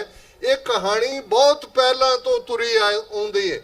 ਜਦੋਂ ਸੁਕਰਾਤ ਲਗਭਗ 2500 ਸਾਲ ਪਹਿਲਾਂ ਉਸ ਜ਼ਹਿਰ ਦੇ ਪਿਆਲੇ ਨਾਲ ਮਾਰਿਆ ਜਾਂਦੇ ਤੇ ਉਸ ਦੇ ਖਿਲਾਫ ਇਲਜ਼ਾਮ ਹੀ ਇਹ ਸੀ ਕਿ ਇਹ ਐਥਨਸ ਸ਼ਹਿਰ ਦੇ ਲੋਕਾਂ ਨੂੰ ਨਵੇਂ ਆਈਡੀਆਜ਼ ਦਿੰਦੇ ਔਰ ਇਹਨਾਂ ਆਈਡੀਆਜ਼ ਦੇ ਨਾਲ ਇਹ ਨੌਜਵਾਨੀ ਦੇ ਵਿੱਚ ਵਿਗਾੜ ਪੈਦਾ ਕਰ ਰਿਹਾ ਹੈ। ਇਹੀ ਗੱਲ ਜਦੋਂ ਜਹਾਂਗੀਰ ਦੁਕਾਨੇ ਬਾਤਲ ਕਹਿੰਦੇ ਤੇ ਵੇਲੇ ਦੇ ਹਾਕਮ ਡਰਦੇ ਨੇ ਸੱਚ ਦੀ ਗੱਲ ਤੋਂ, ਵੇਲੇ ਦੀ ਹਕੂਮਤ ਡਰਦੀ ਹੈ, ਕਿਉਂਕਿ ਇਹ ਗੱਲ ਜ਼ਾਹਰ ਹੈ ਕਿ spiritually awakened people can't be politically subjugated, ਕਿ ਜਿਹੜੇ ਲੋਕ ਰੂਹਾਨੀ ਤੌਰ ਤੇ ਜਾਗਰੂਕ ਹੋ ਜਾਂਦੇ ਨੇ ਉਹਨਾਂ ਨੂੰ ਤੁਸੀਂ ਸਿਆਸੀ ਤੌਰ ਦੇ ਉੱਤੇ ਫਿਰ ਗੁਲਾਮ ਨਹੀਂ ਬਣਾ ਸਕਦੇ। ਜੇ 20ਵੀਂ ਸਦੀ ਦੇ ਮਹਾਨ ਸਿੱਖ ਸੰਤ ਜਰਨੈਲ ਸਿੰਘ ਜੀ ਖਾਲਸਾ ਪਿੰਡਰਾਂ ਵਾਲੇ, ਜਿਹੜੇ 1977 ਦੇ ਵਿੱਚ ਦਮਦਮੀ ਟਕਸਾਲ ਦੀ ਸੇਵਾ ਸੰਭਾਲਦੇ ਨੇ ਤੇ ਲਗਭਗ 7 ਵਰਿਆਂ ਦੇ ਵਿੱਚ ਜਿਸ ਕਿਸਮ ਦੀ ਜਾਗਰੂਕਤਾ ਉਹਨਾਂ ਨੇ ਪੈਦਾ ਕੀਤੀ, ਉਹਨਾਂ ਦੇ ਆਪਣੇ ਲਫ਼ਜ਼ਾਂ ਵਿੱਚ ਹੀ, ਕਿ ਉਹਨਾਂ ਨੇ ਕੌਮ ਨੂੰ ਆਪਣੀਆਂ ਜੜ੍ਹਾਂ ਵੱਲ ਮੋੜਿਆ, ਕੌਮ ਨੂੰ ਇਹ ਅਹਿਸਾਸ ਕਰਵਾਇਆ ਕਿ ਤੁਸੀਂ ਗੁਰੂ ਕਲਗੀਧਰ ਮਾਤਾ ਸਾਹਿਬ ਕੌਰ ਦੇ ਸੁਪੁੱਤਰ ਸੁਪੁੱਤਰੀਆਂ ਹੋ। ਤੁਸੀਂ ਗੁਲਾਮੀ ਦੇਖੋ, 4 ਚਫੇਰੇ ਗੁਲਾਮੀ ਹੈ, ਇੱਕ ਗੁਲਾਮੀ ਹੁੰਦੀ ਹੈ, ਇੱਕ ਗੁਲਾਮੀ ਦਾ ਅਹਿਸਾਸ ਹੁੰਦਾ। ਬਹੁਤ ਵਾਰ ਵੱਡੀ ਗਿਣਤੀ ਦੇ ਵਿੱਚ ਲੋਕ ਸੈਂਕੜਿਆਂ ਸਾਲ ਵੀ ਗੁਲਾਮੀ ਦੇ ਵਿੱਚ ਜਿਉਂਦੇ ਨੇ, ਪਰ ਇਹ ਅਹਿਸਾਸ ਹੀ ਨਹੀਂ ਉਹਨਾਂ ਨੂੰ ਹੁੰਦਾ ਕਿ ਉਹ ਗੁਲਾਮ ਨੇ। ਬ੍ਰਾਹਮਣਵਾਦੀਆਂ ਦਾ ਆਪਣਾ ਇਤਿਹਾਸ ਇਸ ਗੱਲ ਦੀ ਗਵਾਹੀ ਦਿੰਦੇ ਕਿ ਜਿਹੜਾ ਮਰਜ਼ੀ ਕੁਝ 100 ਆਜੜੀ ਇਕੱਠੇ ਕਰਕੇ ਦਰਾ ਖੈਬਰ ਕ੍ਰਾਸ ਕਰਕੇ ਆ ਜਾਂਦਾ ਸੀ, ਜੋ ਹੀ ਇੰਡਸ ਕ੍ਰਾਸ ਕੀਤਾ, ਚਨਾਬ ਕੀਤਾ, ਜੇਹਲਮ ਕੀਤਾ, ਰਾਵੀ ਕੀਤਾ, ਦਿੱਲੀ ਤੱਕ ਜਿਹੜਾ ਉਹ ਪਹੁੰਚ ਜਾਂਦੇ ਸਨ ਤੇ ਇਹ ਸਿਰ ਝੁਕਾ ਕੇ ਕਹਿੰਦੇ ਸਨ ਦਿੱਲੀਸ਼ਵਰੋ ਈਸ਼ਵਰੋ, ਕਿ ਦਿੱਲੀ ਦਾ ਬਾਦਸ਼ਾਹੀ ਰੱਬ ਹੈ। ਇੱਕ ਪਾਸੇ ਇਹ ਗੁਲਾਮ ਜ਼ਹਿਨੀਅਤ ਦੇ ਲੋਕ ਸਨ, ਦੂਸਰੇ ਪਾਸੇ ਗੁਰੂ ਨਾਨਕ ਸਾਹਿਬ ਜਿਹੜੇ ਉਸ ਧਰਤੀ ਤੇ ਲਗਭਗ 550 ਵਰੇ ਪਹਿਲਾਂ ਪ੍ਰਕਾਸ਼ਮਾਨ ਹੋਏ। ਇਹ 2019 ਦਾ ਸਾਲ ਬੜੀ ਅਹਿਮੀਅਤ ਵਾਲਾ ਸਾਲ ਹੈ, ਕਿਉਂਕਿ ਇਹ ਗੁਰੂ ਨਾਨਕ ਸਾਹਿਬ ਦੇ 550ਵੇਂ ਪ੍ਰਕਾਸ਼ ਪੁਰਬ ਦਾ ਸਾਲ ਵੀ ਹੈ। ਔਰ ਉਹ ਬੁਲੰਦ ਆਵਾਜ਼ ਉਸ ਧਰਤੀ ਦੇ ਉੱਤੇ ਪਹਿਲੀ ਵਾਰ ਸੁਣੀ ਕਿਸੇ ਨੇ, ਜਿਸ ਗੁਰੂ ਨਾਨਕ ਸਾਹਿਬ ਨੇ ਇਹ ਫਰਮਾਇਆ, ਸੱਚ ਕੀ ਬਾਣੀ ਨਾਨਕ ਆਖੇ ਸੱਚ ਸੁਣਾਏ ਸੀ ਸੱਚ ਕੀ ਬੇਲ, ਕਿ ਹੁਣ ਇਸ ਧਰਤੀ ਦੇ ਉੱਤੇ ਸੱਚ ਦੀ ਗੱਲ, ਔਰ ਉਦੋਂ ਜਦੋਂ ਸੱਚ ਕਹਿਣ ਦਾ ਵੇਲੇ ਤੇ ਇਤਿਹਾਸ ਇਸ ਗੱਲ ਦੀ ਗਵਾਹੀ ਦਿੰਦਾ ਹੈ ਕਿ ਉਸ ਧਰਤੀ ਦੇ ਉੱਤੇ ਉਹ ਬਲਕਾਰ ਯੋਧਿਆਂ ਦੀ ਫਸਲ ਪੈਦਾ ਹੋਈ, ਜਿਸ ਨੂੰ ਪ੍ਰੋਫੈਸਰ ਪੂਰਨ ਸਿੰਘ ਨੇ ਕਿਹਾ ਧੁਰਥੀ ਆਜ਼ਾਦ ਇਹ ਸਤਿਗੁਰ ਦੇ ਬੰਦੇ। ਸਾਨੂੰ ਗੁਲਾਮ ਕੀ ਬਣਾਣਾ, ਅਸੀਂ ਸਤਿਗੁਰੂ ਦੇ ਬੰਦੇ, ਧੁਰਥੀ ਆਜ਼ਾਦ। ਗੁਰੂ ਨਾਨਕ ਸਾਹਿਬ ਸਾਨੂੰ ਉਸ ਆਜ਼ਾਦੀ ਦੇ ਨਾਲ ਜੋੜ ਦਿੰਦੇ ਨੇ। ਅੱਜ ਦਾ ਦਿਨ ਸਾਡੇ ਮਹਾਨ ਜਰਨੈਲ ਬਾਬਾ ਬੰਦਾ ਸਿੰਘ ਬਹਾਦਰ ਦੀ ਸ਼ਹਾਦਤ ਦਾ ਦਿਨ ਵੀ ਹੈ, ਔਰ ਇਸ ਗੱਲ ਦਾ ਧਿਆਨ ਰਹੇ ਕਿ 9 ਜੂਨ 1716 ਨੂੰ ਦਿੱਲੀ ਦੇ ਅੰਦਰ ਬਾਬਾ ਬੰਦਾ ਸਿੰਘ ਬਹਾਦਰ, ਉਹਨਾਂ ਦੇ 3.5 ਸਾਲ ਦੇ ਸੁਪੁੱਤਰ ਅਜੈ ਸਿੰਘ, ਉਹਨਾਂ ਦੀ ਸਿੰਘਣੀ ਸੁਸ਼ੀਲ ਕੌਰ ਔਰ 700 ਤੋਂ ਜ਼ਿਆਦਾ ਸਿੰਘ ਜਿਹੜੇ ਕਿ ਗੁਰਦਾਸ ਨੰਗਲ ਦੀ ਗੜੀ ਚੋਂ ਗ੍ਰਿਫਤਾਰ ਕਰਕੇ ਲਿਆਂਦੇ ਗਏ ਸਨ, ਰਾਹ 'ਚ ਹੋਰਨਾਂ ਨੂੰ ਵੀ ਸ਼ਾਮਲ ਕਰਦੇ ਗਏ। ਇਹ ਪੂਰੇ ਹੀ ਦਿਨ ਉਹ ਦਿਨ ਨੇ ਜਦੋਂ 100 ਸਿੱਖ ਕੱਢ ਕੇ ਬਾਹਰ ਲਿਆਂਦੇ ਜਾਂਦੇ ਸਨ, ਉਹਨਾਂ ਦਾ ਜਿਹੜਾ ਈਮਾਨ ਪਰਖਿਆ ਜਾਂਦਾ ਸੀ। ਈਸਟ ਇੰਡੀਆ ਕੰਪਨੀ ਦੇ ਹਿਸਟੋਰੀਅਨ ਵੀ ਉੱਥੇ ਮੌਜੂਦ ਸਨ, ਜਿਹੜੇ ਟੈਸਟੀਮਨੀ ਦਿੰਦੇ ਨੇ ਕਿ ਇੱਕ ਵੀ ਸਿੱਖ ਨੇ ਆਪਣਾ ਧਰਮ ਨਹੀਂ ਛੱਡਿਆ। ਉਹ ਜਲਾਦ ਨੂੰ ਆਵਾਜ਼ ਮਾਰ ਕੇ ਕਹਿੰਦੇ ਸਨ, ਮੁਕਤੀ ਦਾਤਾ, ਇਹ ਮੁਕਤੀ ਦਾਤਾ, ਪਹਿਲਾਂ ਤੂੰ ਮੈਨੂੰ ਸ਼ਹੀਦ ਕਰ, ਮੈਂ ਆਪਣੇ ਸ਼ਹੀਦ ਹੋਏ ਵੀਰਾਂ ਦੇ ਕੋਲ ਪਹੁੰਚਾਂ। ਇਸ ਉਹ ਧਰਤੀ ਦੇ ਉੱਤੇ ਉਹ ਤਬਦੀਲੀ ਦਾ ਸੂਚਕ ਹੀ ਨਹੀਂ ਸੀ। ਔਰ ਇਸ ਗੱਲ ਦਾ ਧਿਆਨ ਰਹੇ, ਇਹ ਉਹੀ ਬਾਬਾ ਬੰਦਾ ਸਿੰਘ ਬਹਾਦਰ ਜਿਹੜੇ 1710 ਵਿੱਚ 14 ਮਈ ਨੂੰ ਫਤਿਹਗੜ੍ਹ ਸਾਹਿਬ ਖਾਲਸੇ ਦਾ ਪਰਚਮ ਲਹਿਰਾ ਕੇ ਪਹਿਲਾ ਖਾਲਸਾ ਰਾਜ ਸਥਾਪਿਤ ਕਰਦੇ ਨੇ। ਔਰ ਉਸ ਖਾਲਸਾ ਰਾਜ ਦੇ ਸਿੱਕਿਆਂ ਦੇ ਉੱਤੇ ਉਕਰਿਆ ਜਾਂਦਾ ਹੈ, ਦੇਗੋ ਤੇਗੋ ਫਤਿਹ ਹੋ, ਨੁਸਰਤ ਬੇਦਰੰਗ ਯਾਫਤ ਅਜ਼ ਨਾਨਕ ਗੁਰੂ ਗੋਬਿੰਦ ਸਿੰਘ। ਇਹ ਰਾਇਲ ਸਟੈਂਪ ਹੈ, ਇਸ ਸਟੈਂਪ ਦੇ ਉੱਤੇ ਉਕਰੇ ਹੋਏ ਸ਼ਬਦ ਨੇ।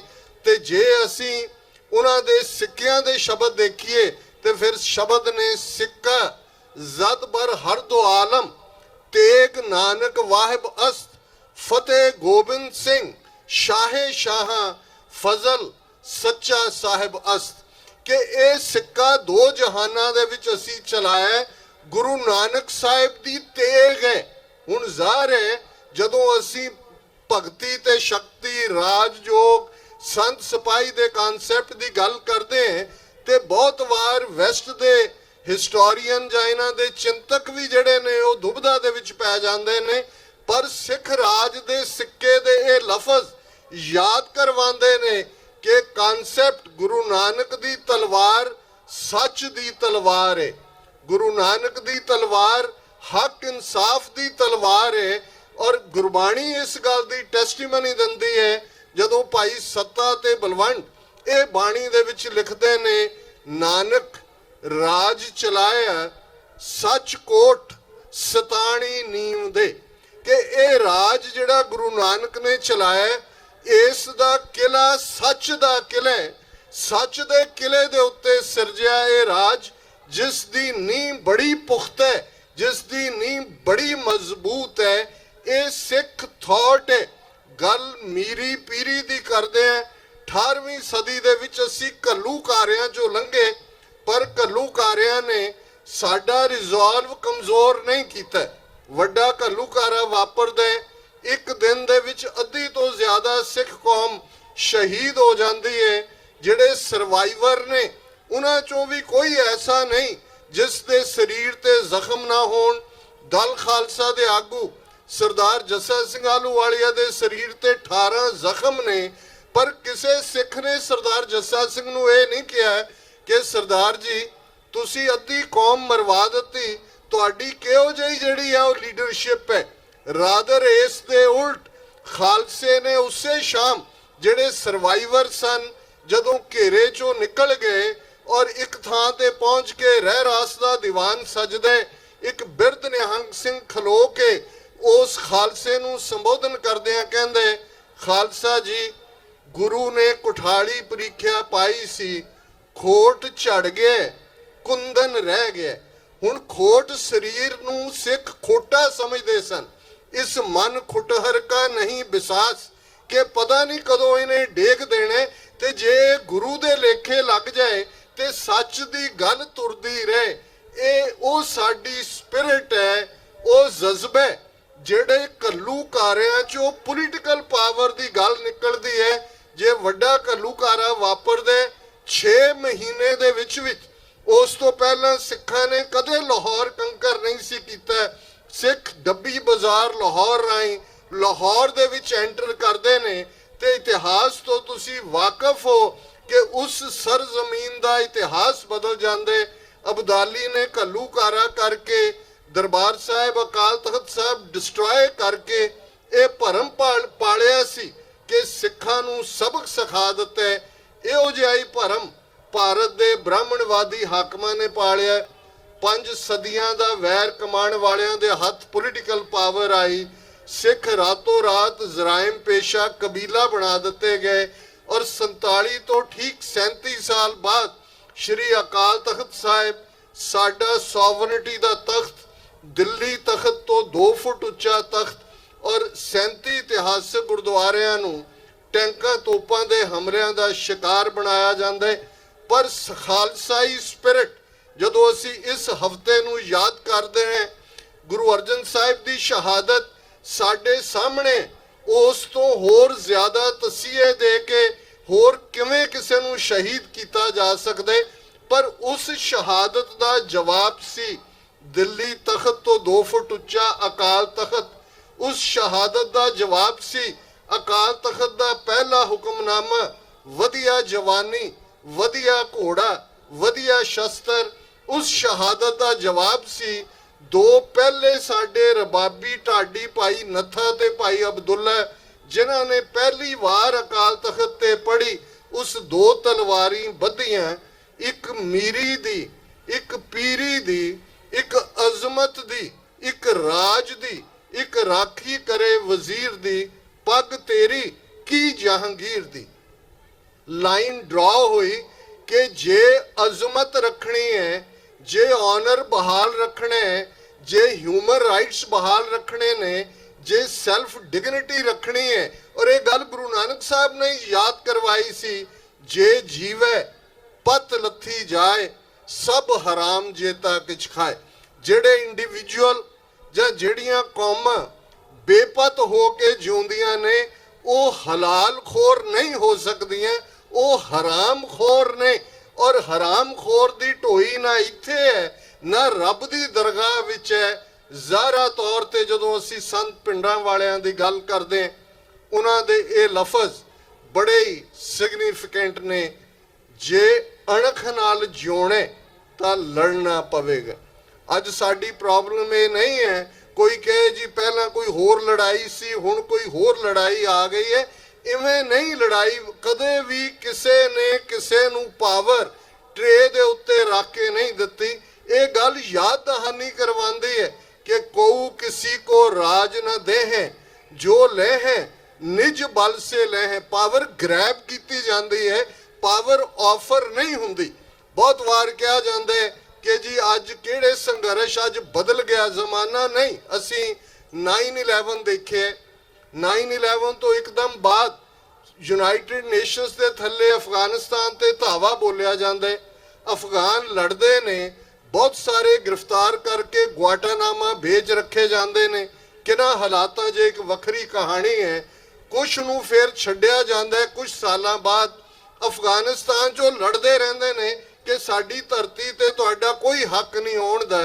ਅੱਜ ਜ਼ਰਾ ਧਿਆਨ ਮਾਰੋ, ਕਤਰ, ਦੋਹਾ ਦੇ ਵਿੱਚ ਜਿੱਥੇ ਗੱਲਬਾਤ ਅਮਰੀਕਨ ਕਰ ਰਹੇ ਨੇ, ਇਹਨਾਂ ਦੇ ਬੜੇ ਬੜੇ ਐਕਸਪਰਟ ਬੈਠੇ ਹੋਏ ਨੇ ਕਿ ਜੀ ਅਫਗਾਨਿਸਤਾਨ 'ਚੋਂ ਨਿਕਲਣਾ ਤੇ ਕਿਉਂ ਜਿਹਾ ਪ੍ਰਬੰਧ ਕਰੀਏ। ਉਹਨਾਂ ਨਾਲ ਗੱਲਬਾਤ ਕੌਣ ਕਰ ਰਹੇ ਨੇ?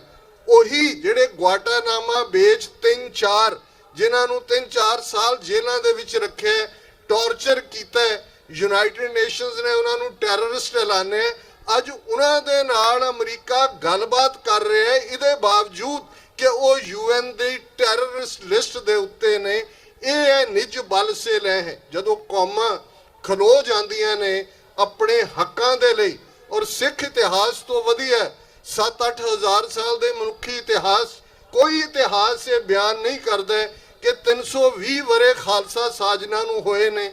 ਅਸੀਂ ਪਾਵਰਫੁਲ ਪਾਤਸ਼ਾਹੀਆਂ, ਮੁਗਲ ਸਾਮਰਾਜ, ਜਿਨ੍ਹਾਂ ਦੀ ਉਸ ਵੇਲੇ ਦੁਨੀਆ ਦੀ ਇਕਨੋਮੀ ਦਾ 22% ਉਸ ਵੇਲੇ ਦੇ ਹਿੰਦੁਸਤਾਨ ਦੀ ਇਕਨੋਮੀ ਸੀ, ਜਿਨ੍ਹਾਂ ਦੇ ਸਾਹਮਣੇ ਜਿਹੜੇ ਅੱਜ ਕੋਈ ਸ਼ਿਵਾਜੀ ਤੇ ਕੋਈ ਮਹਾਰਾਣਾ ਪ੍ਰਤਾਪ ਦੇ ਪੈਰੋਕਾਰ ਦਿੱਲੀ ਦੇ ਉੱਤੇ ਆਪਣੇ ਆਪ ਨੂੰ ਸਮਝਦੇ ਨੇ, ਸਾਰਾ ਇਤਿਹਾਸ ਨੂੰ ਪੁੱਠਾ ਗੇੜਾ ਦੇ ਰਹੇ ਨੇ।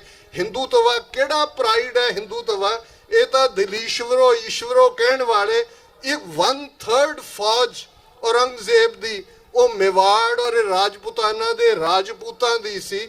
ਇਹ ਅੱਜ ਕਿਹੜਾ ਇਹਨਾਂ ਦਾ ਪ੍ਰਾਈਡ ਹੈ? ਪਰ ਖਾਲਸੇ ਨੇ ਇਸ ਗੱਲ ਨੂੰ ਯਕੀਨੀ ਬਣਾਇਆ। ਜੇ ਗੁਰੂ ਨੇ ਗੁਰੂ ਮਾਰੀ ਸਰਹੰਦ, ਸਿੱਖਾਂ ਨੇ ਸਾਹਿਬਜ਼ਾਦਿਆਂ ਦੀ ਸ਼ਹਾਦਤ, ਮਾਤਾ ਗੁਜਰੀ ਜੀ ਦੀ ਸ਼ਹਾਦਤ, ਤੇ ਇਹ ਖਾਲਸੇ ਦਾ ਰਿਜ਼ੋਲਵ ਸੀ ਕਿ ਅਸੀਂ ਸਰਹੰਦ ਦੀ ਇੱਟ ਨਾਲ ਇੱਟ ਖੜਕਾਣੀ ਹੈ। ਖਾਲਸੇ ਨੇ ਕਿਸੇ ਵੱਲ ਨਹੀਂ ਦੇਖਿਆ ਕੌਣ ਸਾਡੀ ਮਦਦ ਕਰੇਗਾ ਕੌਣ ਨਹੀਂ ਕਰੇਗਾ। ਖਾਲਸੇ ਦਾ ਰਿਜ਼ੋਲਵ ਸੀ ਕਿ ਹਮ ਪਾਤਸ਼ਾਹੀ ਸਤਗੁਰ ਦੇਈ, ਹੰਨੇ ਹੰਨੇ ਲਾਏ, ਜੈ ਜੈ ਬਹਿ ਜ਼ਮੀਨ ਮਲ ਤਹਿ ਤਹਿ ਤਖਤ ਬਣਾਏ।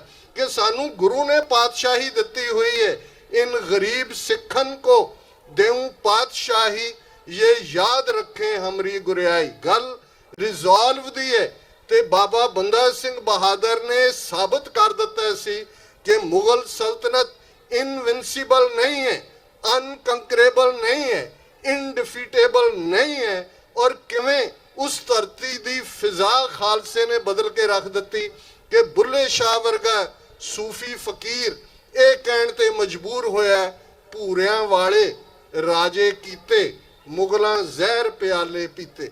उन्हां नूं कौड़ा घुट भरन ते मजबूर कर दिता है, भूरियां दी बुक्कड़ मारन वाले धरती दे बादशाह बने। यही हाल अज जदों दरा खैबर पार दी गल हुंदी है, ये पाकिस्तान दे सूबे खैबर पख्तूनख्वा दीयां हद्दां अफगानिस्तान दे नाल खालसे ने बनाईयां होईयां ने। ब्रिटिश कलोनीअल हिस्टरी मौलाना अबुल कलाम आज़ाद की किताब पढ़ लो, काले पानी दे विच जिहड़े जिन्हां ने सारियां उमरां गालियां उन्हां दे नाम पढ़ लो, जिहड़े फांसी दे रस्सियां ते झूले उन्हां दी गल कर लो। रफली असी 80% तो ज़्यादा कुर्बानियां कीतियां ने। पर खालसा जी अज खालसे दे काफले दे विच दिलगीरी क्यों है? 35 साल बाद असी जिथे आके खलोते हैं, जे तुसी 6 जून अकाल तखत ते इकट्ठ देखिया होए, दूसरे पासे मीडिया प्रोपेगेंडा जिहदे के हिंदूत्वी मास्टर ने उन्होंने एक सिंगल इंसीडेंट नूं आधार बना के कि जी एक दे धक्का वजया, दस्तार लथ गई, कि जी टर्बन्स टॉस्ड एट अकाल तखत सिख फाइट, और इहदे उल्ट हकीकत ये है कि हज़ारां दी गिणती सिख नौजवान सिख बीबियां उत्थे पहुंचदियां ने। उस तो एक दिन पहला जिहड़ा अमृतसर दे विच मार्च है, उस दे विच हज़ारां दी गिणती च इस वार जिन्हां च वड्डी गिणती च नौजवान ने वो उत्थे पहुंचदे ने। अकाल तख्त साहब तो लैके लिंकन मैमोरीअल तक, हाइड पार्क लंडन तो लैके ओटवा तक, जिथे जिथे सिख वसदे ने उत्थे उत्थे इस गल दा रिजॉल्व होर भी मजबूत हो रहा है कि असी दिल्ली साम्राज नूं इस दियां जड़ां पुट्टणियां ने। पर जिहड़े नैगेटिविटी करन वाले ने उन्हां दे लई गिलास हमेशा अद्धा खाली रह गए। तुसी जो मर्जी कर लो, ये जदों गुरु साहबान जां उस तो इमीडिएट बाद सिख राज दी गल भी सी, ये तबका नैगेटिविटी करदा है। तुसी वधाई दे हकदार हो। तुसी सैन फ्रांसिस्को इस गर्मी दे दिन दे बावजूद, और जिवें समुचियां गुरुद्वारा कमेटियां ने सांझे तौर दे उत्ते इस एफर्ट नूं कीते, इतिहास नूं दोहराना, अपने आप नूं याद दहानी करवाना हुंदा है, अपना रिजॉल्व, अपना प्रण, अपने ढैंदे मन नूं जिहड़ा है वो खड़ा करना हुंदा है कि नहीं। और इन्हां 35 सालां 'च देख लो कि कोई सूरज साउथ एशिया दे होराइजन ते ऐसा चढ़िया होए जिन्हें तुहानूं यकीन करवाया होए कि भारत विच सिखां लई हालात बदल गए ने। हुण तां उन्हां दे हत्थ 'च हुकूमत आई है दोबारा, ਜਿਹੜੇ ਸਿੱਧੇ ਸਿੱਧੇ ਕਹਿੰਦੇ ਨੇ ਹਿੰਦੂ ਹਿੰਦੀ ਹਿੰਦੁਸਤਾਨ, ਜਿਹੜੇ ਸਿੱਧੇ ਸਿੱਧੇ ਕਹਿੰਦੇ ਨੇ ਕਿ ਸਿੱਖ ਤਾਂ ਹਿੰਦੂਆਂ ਦਾ ਹਿੱਸਾ ਨੇ, ਜਿਨ੍ਹਾਂ ਦੀਆਂ ਨੀਤੀਆਂ ਜਿਸ ਕਿਸਮ ਦੀਆਂ ਨੇ।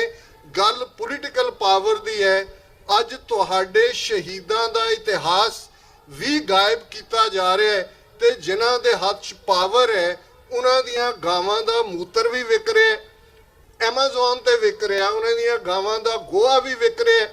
ਤੇ ਦੁਨੀਆ ਦੀ ਸਭ ਤੋਂ ਗੰਦੀ ਰਿਵਰ ਦਰਿਆ Ganga, most dirtiest most polluted river in the world, ਉਹਦਾ ਵੀ ਪਾਣੀ ਜਿਹੜਾ ਉਹ ਭਾਰਤ ਦੇ ਪੋਸਟ ਆਫਿਸ ਤੇ ਰੇਲਵੇ ਸਟੇਸ਼ਨ ਵਿਕਦੇ ਨੇ। ਇਹ ਪੋਲੀਟੀਕਲ ਪਾਵਰ ਦਾ ਕ੍ਰਿਸ਼ਮਾ ਹੁੰਦਾ ਹੈ।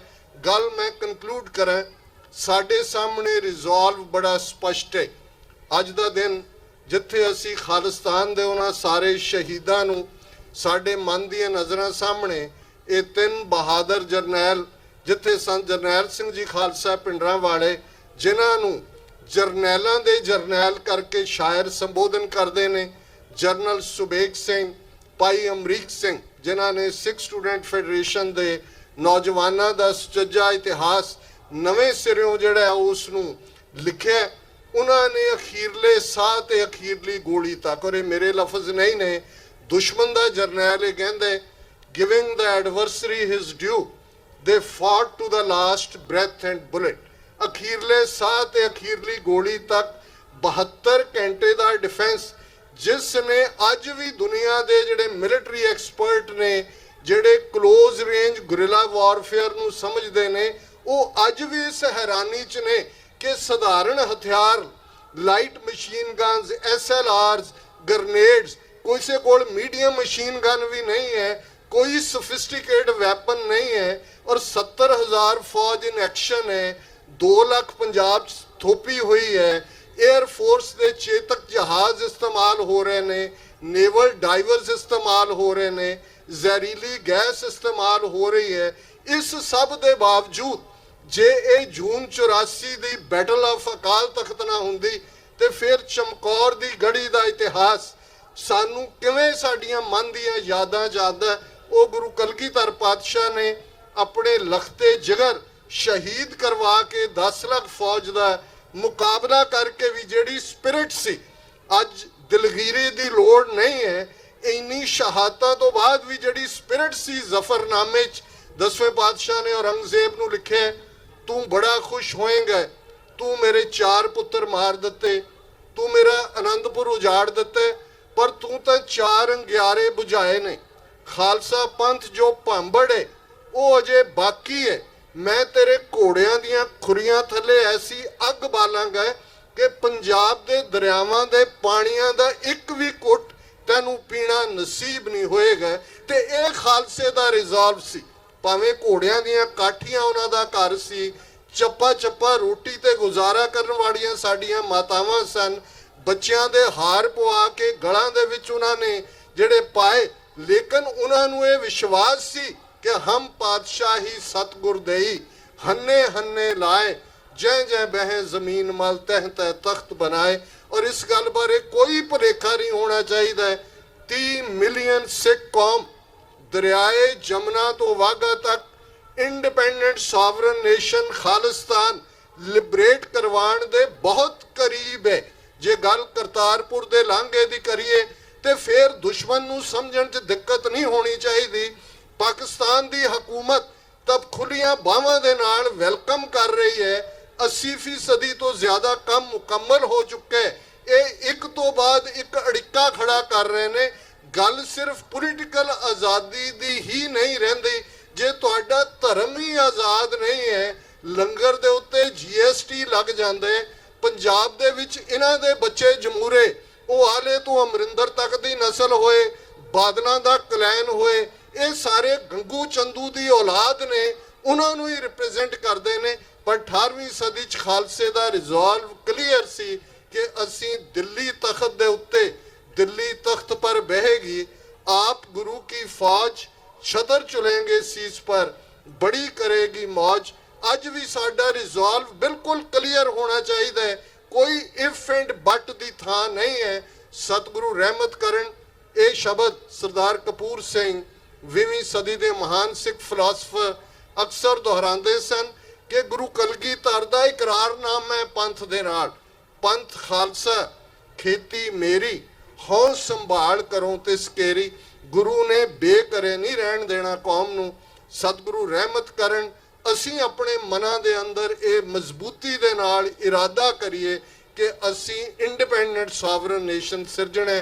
ਅਖੀਰ ਦੇ ਵਿੱਚ ਬੇਸ਼ੱਕ ਅੱਜ ਵੀ ਕੁਝ ਵੀਰ ਭੈਣਾਂ ਨੇ ਜਿਹੜੇ ਕਹਿਣਗੇ ਕਿ ਜੀ ਨਾਰਿਆਂ ਨਾਲ ਤਾਂ ਖਾਲਿਸਤਾਨ ਨਹੀਂ ਬਣਨਾ, ਤੇ ਜੇ ਭਾਰਤ ਦੀ ਹਕੂਮਤ ਆਫੀਸ਼ੀਅਲ ਪ੍ਰੋਟੈਸਟ ਕਰਦੀ ਹੈ ਕੈਨੇਡਾ ਗਵਰਨਮੈਂਟ ਨੂੰ ਕਿ ਨਾਰੇ ਬੰਦ ਕਰਵਾਓ, ਇਹ ਸ਼ਹੀਦਾਂ ਦੀਆਂ ਤਸਵੀਰਾਂ ਦੇ ਨਾਲ ਜਿਹੜੇ ਤੁਹਾਡੀ ਨਗਰ ਕੀਰਤਨ ਨਿਕਲਦੇ ਨੇ, ਇਹ ਤਸਵੀਰਾਂ ਲਵਾਓ, ਤੇ ਕੁਛ ਤਾਂ ਹੋਏਗਾ। ਜੇ ਸਾਨੂੰ ਖੁਦ ਦੀ ਅਹਿਮੀਅਤ ਦਾ ਅਹਿਸਾਸ ਨਹੀਂ ਹੈ, ਦੁਸ਼ਮਣ ਦੀਆਂ ਅੱਖਾਂ ਦੇ ਵਿੱਚ ਹੀ ਦੇਖ ਲਈਏ 5 ਬੁਲੰਦ ਨਾਰੇ। ਔਰ ਜਿੰਨੇ ਵੀ ਵੀਰ ਭੈਣਾਂ ਬੈਠੇ ਨੇ ਇਸ ਗੱਲ ਨੂੰ ਸਮਝਣ ਕਿ ਇਹ ਸਿੰਬੋਲਿਜ਼ਮ ਬਹੁਤ ਇੰਪੋਰਟੈਂਟ ਹੈ। ਕੇਸਰੀ ਰੰਗ ਦਾ ਸਿੰਬੋਲਿਜ਼ਮ ਬਹੁਤ ਇੰਪੋਰਟੈਂਟ ਹੈ। ਸੰਤਾਂ ਦੀ ਤਸਵੀਰ ਦਾ ਸਿੰਬੋਲਿਜ਼ਮ ਬੜਾ ਇੰਪੋਰਟੈਂਟ ਹੈ, ਕਿਉਂਕਿ ਇਹੀ ਗੱਲ ਦੱਸਦੀ ਹੈ ਕਿ ਅਸੀਂ ਨਾ ਇਤਿਹਾਸ ਨੂੰ ਭੁੱਲੇ ਹੈ, ਨਾ ਅਸੀਂ ਦੁਸ਼ਮਣ ਨੂੰ ਭੁੱਲੇ ਹੈ, ਨਾ ਸਾਨੂੰ ਆਪਣੀ ਮੁਸਤਕਬਲ, ਆਪਣੇ ਫਿਊਚਰ ਤੋਂ ਕੋਈ ਜਿਹੜਾ ਅਸੀਂ ਉਹਨੂੰ ਭੁੱਲੇ ਹੈ। ਔਰ ਅਕਾਲ ਤਖਤ ਸਾਡਾ ਮਰਕਜ਼ ਹੈ ਜਿਸ ਅਕਾਲ ਤਖਤ ਤੋਂ ਸਾਡੇ ਯੋਧਿਆਂ ਨੇ ਅਖੀਰਲੇ ਸਾਹ ਤੇ ਅਖੀਰਲੀ ਗੋਲੀ ਤੱਕ ਜੂਝੇ, ਉਸ ਅਕਾਲ ਤਖਤ, ਅੱਜ ਕੌਣ ਉੱਥੇ ਤਨਖਾਹਦਾਰ ਬੈਠੇ ਹੈ, ਕੱਲ ਕੌਣ ਸੀ, ਇਹ ਮੈਟਰ ਨਹੀਂ ਕਰਦਾ। ਸਾਡੇ ਲਈ ਅਕਾਲ ਤਖਤ ਉਹੀ ਹੈ ਗੁਰੂ ਹਰਗੋਬਿੰਦ ਸਾਹਿਬ ਦਾ ਪ੍ਰਗਟ ਕੀਤਾ ਹੋਇਆ 5 ਬੁਲੰਦ ਨਾਰੇ। ਅਕਾਲ ਤਖਤ ਤੋਂ ਆਈ ਆਵਾਜ਼, ਅਕਾਲ ਤਖਤ ਤੋਂ ਆਈ ਆਵਾਜ਼, ਅਕਾਲ ਤਖਤ ਤੋਂ ਆਈ ਆਵਾਜ਼, ਅਕਾਲ ਤਖਤ ਤੋਂ ਆਈ ਆਵਾਜ਼, ਅਕਾਲ ਤਖਤ ਤੋਂ ਆਈ ਆਵਾਜ਼। ਕਿਸੇ ਵੀ ਭੁੱਲ ਚੁੱਕ ਲਈ ਮਾਫੀ। ਵਾਹਿਗੁਰੂ ਜੀ ਕਾ ਖਾਲਸਾ, ਵਾਹਿਗੁਰੂ ਜੀ ਕੀ ਫਤਿਹ।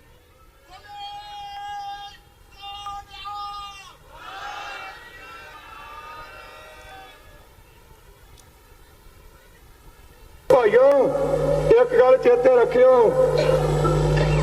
ਸਬਰ ਬਹੁਤ ਕਰ ਚੁੱਕੇ ਆ, ਮੁਸ਼ਕਲ ਹੁਣ ਜਰਨਾ ਜਰਾਂਗੇ। ਵੈਸੇ ਸੰਤਾਂ ਨੇ ਕਿਹਾ ਵੀ ਜਰ ਕੇ ਚੱਲਣਾ, ਸ਼ਾਂਤੀ ਰੱਖਣੀ ਹੈ, ਚੱਲਾਂਗੇ ਥੋੜਾ ਥੋੜਾ। ਪਰ ਇੱਕ ਬੇਨਤੀ ਤੁਹਾਨੂੰ ਜ਼ਰੂਰ ਕਰਦਾ, ਸ਼ਾਂਤੀ ਰੱਖਿਓ ਤੇ ਤਿਆਰੀ ਵੀ ਰੱਖੋ। ਜਿਸ ਦਿਨ ਪਤਾ ਲੱਗ ਜਾਵੇ ਕਿ ਦਰਬਾਰ ਸਾਹਿਬ ਦੀ ਹਦੂਦ ਅੰਦਰ ਪੁਲਿਸ ਨੇ ਇਸ ਸਥਾਨ ਦੀ ਬੇਅਦਬੀ ਕਰਨ ਵਾਸਤੇ ਤੇ ਸਾਰਿਆਂ ਨੂੰ ਖਤਮ ਕਰਨ ਵਾਸਤੇ ਹਮਲਾ ਕਰ ਦਿੱਤਾ ਹੈ, ਮੈਂ ਦ੍ਰਿੜਤਾ ਸਹਿਤ ਆਪਣੀ ਜ਼ਿੰਮੇਵਾਰੀ ਨਾਲ ਗੱਲ ਕਹਿਣੀ ਚਾਹੁੰਦਾ, ਕਿਸੇ ਦੇ ਜ਼ਿੰਮੇ ਲਾ ਕੇ ਨਹੀਂ, ਕਿ ਜਿਤਨੇ ਨੌਜਵਾਨ ਤੇ ਬਜ਼ੁਰਗ ਜੋ ਕੁਝ ਕਰ ਸਕਦੇ ਹੋ, ਜਿਹੜੇ ਸਿੱਖ ਵੱਖਰੀ ਕੌਮ ਦੀ ਵਿਰੋਧਤਾ ਵਿੱਚ ਲੱਗੇ ਹੋਏ ਹਨ, ਸਿੱਖੀ ਸਰੂਪ ਨੂੰ ਭੈੜੀ ਨਿਗਾਹ ਨਾਲ ਤੱਕ ਕੇ ਤੇ ਫਿਰਕਾ ਪ੍ਰਸਤੀ ਫੈਲਾਉਣ ਵਿੱਚ ਲੱਗੇ ਹੋਏ ਹਨ, ਜਿਹੜੇ ਸਿੱਖਾਂ ਦਾ ਖੂਨ ਪੀਣ ਤੇ ਤੁਲੇ ਹੋਏ ਹਨ, ਜਿਸ ਦਿਨ ਇੱਥੇ ਹੱਲਾ ਇਹ ਕਰਦੇ ਹਨ, ਤੁਹਾਨੂੰ ਪੂਰੀ ਤਸੱਲੀ ਹੋ ਜਾਵੇ ਕਿ ਇਹਨਾਂ ਨੇ ਹਮਲਾ ਕੀਤਾ, ਉਸ ਦਿਨ ਮੈਂ ਸਮਝਾਂਗਾ ਤੁਹਾਡਾ ਸਤਿਗੁਰੂ ਗ੍ਰੰਥ ਸਾਹਿਬ ਜੀ ਤੇ ਨਿਸ਼ਚਾ ਤੇ ਦਾਸ ਨਾਲ ਪਿਆਰ ਤਾਂ ਹੋਵੇਗਾ ਜੇ ਸ਼ਹਿਰਾਂ ਤੇ ਪਿੰਡਾਂ ਵਿੱਚੋਂ ਇੱਕ ਇੱਕ ਗੁਰੂ ਗ੍ਰੰਥ ਸਾਹਿਬ ਦਾ ਨਿੰਦ ਚੁਣ ਚੁਣ ਕੇ ਮਾਰੋਗੇ ਤਾਂ ਸਵਾਲ ਆਉਣਾ।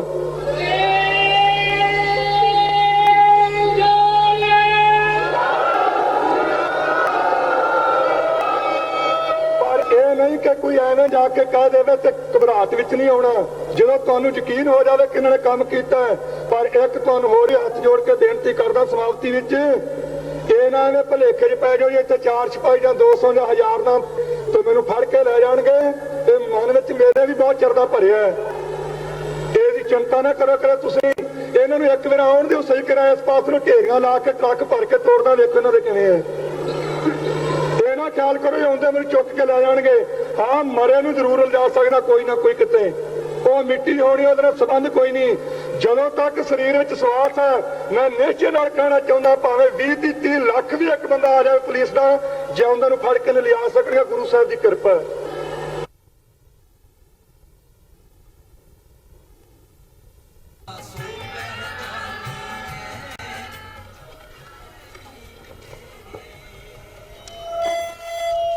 ਵਾਹਿਗੁਰੂ ਜੀ ਕਾ ਖਾਲਸਾ, ਵਾਹਿਗੁਰੂ ਜੀ ਕੀ ਫਤਿਹ।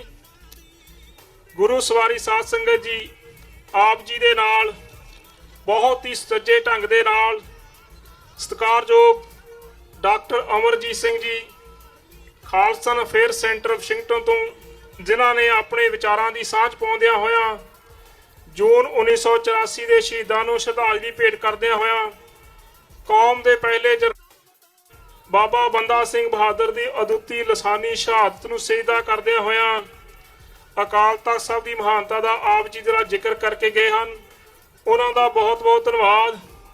ਇਸ ਤੋਂ ਪਹਿਲਾਂ ਕਿ ਅਗਲੇ ਵਿਚਾਰ ਬੁਲਾਰੇ ਆਪ ਜੀ ਦੇ ਸਨਮੁਖ ਆਪਣੇ ਵਿਚਾਰ ਪੇਸ਼ ਕਰਨ, ਇਨਸਾਫ ਤੋਂ ਭਾਈ ਬਚਿੱਤਰ ਸਿੰਘ ਜੀ ਆਪ ਜੀ ਦੇ ਸਨਮੁਖ ਹੋਣਗੇ। ਉਹਨਾਂ ਤੋਂ ਪਹਿਲਾਂ ਜਿਵੇਂ ਕਿ ਮੈਂ ਆਪ ਜੀ ਨਾਲ ਪਹਿਲਾਂ ਵੀ ਸਾਂਝ ਪਾਈ ਸੀ ਕਿ ਜੋ ਸ਼ਹੀਦ ਪਰਿਵਾਰਾਂ ਦਾ ਸਨਮਾਨ ਹੈ ਉਹ ਹੁਣ ਕੀਤਾ ਜਾਵੇਗਾ। ਇਸ ਦੇ ਨਾਲ ਹੀ ਸਰਦਾਰ ਸਰਬਜੀਤ ਸਿੰਘ ਘੁਮਾਣ ਵੱਲੋਂ ਪਿਛਲੇ ਦਿਨਾਂ ਦੇ ਵਿੱਚ ਪੰਜਾਬ ਦੇ ਵਿੱਚ KPS ਗਿੱਲ ਵੱਲੋਂ ਕੀਤੇ ਹੋਏ ਜ਼ਾਲਮਾਨਾ ਕਾਰਨਾਮਿਆਂ ਨੂੰ ਇੱਕ ਕਿਤਾਬ ਦਾ ਰੂਪ ਦੇ ਕੇ, ਜਿਸ ਕਿਤਾਬ ਦਾ ਨਾਮ ਸੀ ਪੰਜਾਬ ਦਾ ਬੁੱਚੜ KPS ਗਿੱਲ, ਉਹ ਕਿਤਾਬ ਹੁਣ ਇੱਥੇ ਰਿਲੀਜ਼ ਕੀਤੀ ਜਾਵੇਗੀ। ਉਸ ਦੇ ਨਾਲ ਹੀ ਮੈਂ ਬੇਨਤੀ ਕਰਾਂਗਾ ਕਿ ਉਹ ਕਿਤਾਬ ਸਮੁੱਚੇ ਸੰਗਤ ਵੱਲੋਂ ਡਾਕਟਰ ਅਮਰਜੀਤ ਸਿੰਘ ਨੂੰ ਭੇਟ ਕੀਤੀ ਜਾਵੇ, ਤੇ ਨਾਲ ਹੀ ਮੈਂ ਸ਼ਹੀਦ ਪਰਿਵਾਰਾਂ ਦੇ ਨਾਂ ਅਨਾਉਂਸ ਕਰਾਂਗਾ। ਤੇ ਸਤਿਕਾਰਯੋਗ ਬੋਲੇ ਸੋ ਨਿਹਾਲ। ਬਹੁਤ ਬਹੁਤ ਧੰਨਵਾਦ। ਇਸ ਦੇ ਨਾਲ ਹੀ ਮੈਂ ਭਾਈ ਸਾਹਿਬ ਭਾਈ ਗੁਰਪ੍ਰੀਤ ਸਿੰਘ ਜੀ ਅਤੇ ਸਤਿਕਾਰਯੋਗ ਬਾਬਾ ਸਰਬਣ ਸਿੰਘ ਜੀ ਐਲਸ ਪ੍ਰਾਂਟੇ ਵਾਲਿਆਂ ਨੂੰ ਬੇਨਤੀ ਕਰਾਂਗਾ ਕਿ ਉਹ ਸ਼ਹੀਦ ਪਰਿਵਾਰਾਂ ਦਾ ਸਨਮਾਨ ਕਰਨ, ਤੇ ਮੈਂ ਸਾਰੇ ਹੀ ਸ਼ਹੀਦ ਪਰਿਵਾਰਾਂ ਦੇ ਨਾਂ ਆਪ ਜੀ ਦੇ ਸਾਹਮਣੇ ਪੇਸ਼ ਕਰਨ ਜਾ ਰਿਹਾ। ਜਿਹੜੇ ਵੀ ਪਰਿਵਾਰ ਇੱਥੇ ਪਹੁੰਚੇ ਹਨ ਉਹ ਕਿਰਪਾ ਕਰਕੇ ਆਉਣ ਦਾ ਯਤਨ ਕਰਿਓ। ਸ਼ਹੀਦ ਭਾਈ ਦਿਲਾਵਰ ਸਿੰਘ ਜੀ, ਮਾਤਾ ਸਰਜੀਤ ਕੌਰ ਜੀ, ਭਾਈ ਗੁਰਨਾਮ ਸਿੰਘ ਜੀ ਹੁਣਾਂ, ਸ਼ਹੀਦ ਭਾਈ ਗੁਰਨਾਮ ਸਿੰਘ ਜੀ ਉਹਨਾਂ ਦੇ ਪਿਤਾ ਸਰਦਾਰ ਸਰਵਣ ਸਿੰਘ ਜੀ, ਸ਼ਹੀਦ ਭਾਈ ਮਨਜਿੰਦਰ ਸਿੰਘ ਜੀ, ਉਹਨਾਂ ਦੇ ਪੁੱਤਰ ਭਾਈ ਗੁਰਦਿਆਲ ਸਿੰਘ ਜੀ, ਸਤਿਕਾਰਯੋਗ ਸ਼ਹੀਦ ਭਾਈ ਧਰਮਵੀਰ ਸਿੰਘ ਜੀ ਜਿਹੜੇ ਕਿ 1978 ਦੇ ਸ਼ਹੀਦ ਹਨ, ਉਹਨਾਂ ਦੀ ਭੈਣ ਬੀਬੀ ਜਸਵੀਰ ਕੌਰ ਜੀ, ਸ਼ਹੀਦ ਭਾਈ ਸਤਨਾਮ ਸਿੰਘ ਜੀ ਧਰਮੀ ਫੌਜੀ, ਉਹਨਾਂ ਦੇ ਭਰਾਤਾ ਭਾਈ ਸੀਤਲ ਸਿੰਘ ਜੀ ਹੁਣ ਇੱਥੇ ਪਹੁੰਚੇ ਹਨ। ਇਸ ਦੇ ਨਾਲ ਬੇਨਤੀ ਕਰਾਂ ਭਾਈ ਹਰਜੀਤ ਸਿੰਘ ਜੀ ਬੱਬਰ ਸ਼ਹੀਦ, ਉਹਨਾਂ ਦੇ ਪਿਤਾ ਸਰਦਾਰ ਬਲਦੇਵ ਸਿੰਘ ਜੀ, ਅਮਰਜੀਤ ਸਿੰਘ ਜੀ ਦੇ ਚਾਚਾ ਜੀ ਸਰਦਾਰ ਨਵਜੋਤ ਸਿੰਘ ਜੀ, ਅਤੇ ਸ਼ਹੀਦ ਭਾਈ ਗੁਰਦੇਵ ਸਿੰਘ ਜੀ ਕੌਂਕੇ ਸਿੰਘ ਸਾਹਿਬ ਜਥੇਦਾਰ ਅਕਾਲ ਤਖ਼ਤ ਸਾਹਿਬ ਧਰਮ ਪਤਨੀ ਬੀਬੀ ਕੁਲਵੰਤ ਕੌਰ ਜੀ, ਉਹਨਾਂ ਨੂੰ ਵੀ ਬੇਨਤੀ ਹੈ ਕਿ ਸਟੇਜ ਤੇ ਆਉਣ ਦਾ ਯਤਨ ਕਰਨ। ਭਾਈ ਬਲਜੀਤ ਸਿੰਘ ਜੀ, ਸ਼ਹੀਦ ਭਾਈ ਬਲਜੀਤ ਸਿੰਘ ਉਹਨਾਂ ਦੇ ਭੈਣ ਜੀ ਬੀਬੀ ਜਸਵਿੰਦਰ ਕੌਰ ਜੀ, ਅਤੇ ਭਾਈ ਜਸਵਿੰਦਰ ਸਿੰਘ ਜੀ ਜਿਨ੍ਹਾਂ ਦੇ ਭਰਾ ਭਾਈ ਬਲਵਿੰਦਰਪਾਲ ਸਿੰਘ ਜੀ, ਸ਼ਹੀਦ ਭਾਈ ਜਸਵੰਤ ਸਿੰਘ ਖਾਲੜਾ ਦੀ ਸਪੁੱਤਰੀ ਬੀਬੀ ਨਵਕਿਰਨ ਕੌਰ ਖਾਲੜਾ, ਭਾਈ ਇਕਬਾਲ ਸਿੰਘ ਜੀ ਉਹਨਾਂ ਦੇ ਭਰਾ ਕਿਰਪਾਲ ਸਿੰਘ ਜੀ ਜੱਜ, ਭਾਈ ਭੁਪਿੰਦਰ ਸਿੰਘ ਜੀ ਲੌਂਗੀਆ, ਸ਼ਹੀਦ ਭਾਈ ਭੁਪਿੰਦਰ ਸਿੰਘ ਲੌਂਗੀਆ ਦੇ ਭਰਾ ਇੱਥੇ ਸਰਦਾਰ ਕਮਲਜੀਤ ਸਿੰਘ ਜੀ ਲੌਂਗੀਆ, ਸ਼ਹੀਦ ਭਾਈ ਸੁਖਵਿੰਦਰ ਸਿੰਘ ਜੀ ਸੋਢੀ ਰੁੜਕਾ ਕਲਾਂ ਜਿਨ੍ਹਾਂ ਦੇ ਭਾਈ ਦੀ ਮਾਤਾ ਤਰਸੀਮ ਕੌਰ ਜੀ, ਭਾਈ ਸੁਰਿੰਦਰ ਸਿੰਘ ਜੀ ਬਾਬਾ ਉਹਨਾਂ ਦੇ ਭਰਾ ਅਮਰਜੀਤ ਸਿੰਘ ਜੀ, ਸ਼ਹੀਦ ਭਾਈ ਹਰਪਾਲ ਸਿੰਘ ਜੀ ਜਿਨ੍ਹਾਂ ਦੇ ਸੁਪੁੱਤਰ ਭਾਈ ਬੂਟਾ ਸਿੰਘ ਜੀ ਇੱਥੇ ਪਹੁੰਚੇ ਹਨ, ਸ਼ਹੀਦ ਭਾਈ ਭੁਪਿੰਦਰ ਸਿੰਘ ਉਹਨਾਂ ਦੇ ਭਰਾ ਜੋਗਿੰਦਰ ਸਿੰਘ ਜੀ। ਇਸ ਦੇ ਨਾਲ ਹੀ ਨਕੋਦਰ ਗੋਲੀकांड ਦੇ ਸ਼ਹੀਦ ਭਾਈ ਰਵਿੰਦਰ ਸਿੰਘ ਜੀ ਦੇ ਭਰਾ ਸਰਦਾਰ ਡਾਕਟਰ ਹਰਿੰਦਰ ਸਿੰਘ ਜੀ, ਭਾਈ ਰਾਮ ਸਿੰਘ ਉਹਨਾਂ ਦੀ ਭੈਣ ਜੀ ਬੀਬੀ ਭਗਵੰਤ ਕੌਰ, ਭਾਈ ਰਾਜਵਿੰਦਰ ਸਿੰਘ ਜੀ ਬਾਬਾ ਸੁਪੁੱਤਰ ਭਾਈ ਜੋਗਾ ਸਿੰਘ, ਭਾਈ ਕੁਲਵੰਤ ਸਿੰਘ ਜੀ ਖੁਖਰਾਣਾ, ਭਾਈ ਬਲਵੰਤ ਸਿੰਘ ਜੀ, ਭਾਈ ਗੁਰਦੀਪ ਸਿੰਘ ਜੀ ਮੋਗਾ, ਸ਼ਹੀਦ ਇਹਨਾਂ ਦੀ ਭੈਣ ਸਤਿਕਾਰਯੋਗ ਬੀਬੀ ਸੁਰਿੰਦਰ ਕੌਰ ਜੀ, ਉਹਨਾਂ ਨੂੰ ਬੇਨਤੀ ਹੈ ਕਿ ਜੇ ਇੱਥੇ ਹੋਣ ਤਾਂ ਪਹੁੰਚ ਯਤਨ ਕਰਨ। ਸ਼ਹੀਦ ਕੁਲਜੀਤ ਸਿੰਘ ਜੀ ਢੱਟ, ਉਹਨਾਂ ਦੇ ਸਤਿਕਾਰਯੋਗ ਭੈਣ ਜੀ ਹਰਿੰਦਰ ਕੌਰ ਜੀ ਢਿੱਲੋਂ, ਸ਼ਹੀਦ ਭਾਈ ਕੁਲਵੀਰ ਸਿੰਘ ਜੀ ਭੈਣ ਅੰਮ੍ਰਿਤਪਾਲ ਕੌਰ,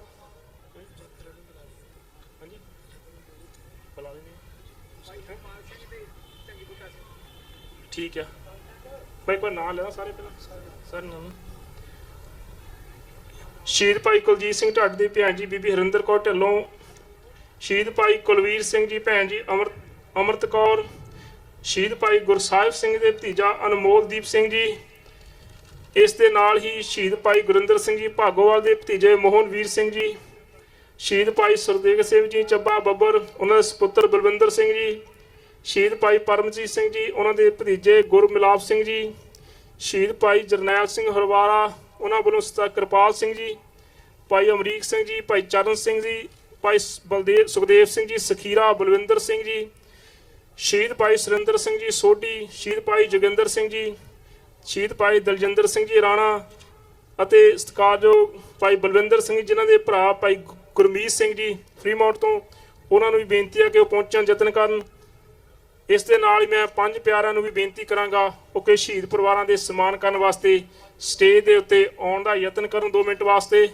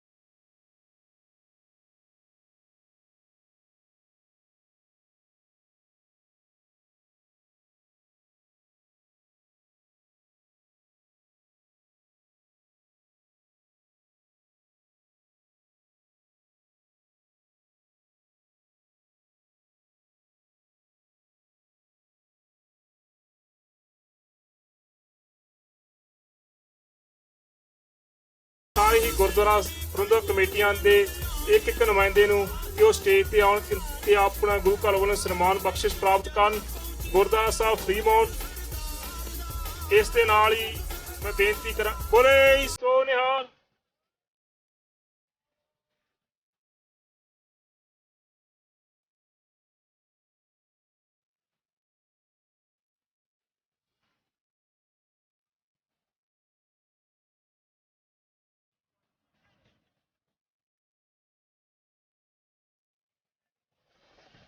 ਜੇ ਹੋਰ ਵੀ ਕੋਈ ਸ਼ਹੀਦ ਪਰਿਵਾਰ ਸੰਗਤ ਦੇ ਵਿੱਚ ਬੈਠਾ ਹੋਵੇ, ਕਿਰਪਾ ਕਰਕੇ ਉਹ ਜ਼ਰੂਰ ਸਟੇਜ ਤੇ ਆਉਣ ਦਾ ਯਤਨ ਕਰੋ। ਹੋ ਸਕਦਾ ਕਿਸੇ ਦਾ ਨਾਂ ਲਿਆ ਗਿਆ ਹੋਵੇ, ਉਹਦੇ ਕੋਲ ਖਿਮਾ ਵੀ ਚਾਹਾਂਗੇ। ਹੁਣ ਮੈਂ ਬੇਨਤੀ ਕਰਾਂਗਾ ਕਿ ਜੋ ਗੁਰਦੁਆਰਾ ਪ੍ਰਬੰਧਕ ਕਮੇਟੀਆਂ ਹਨ,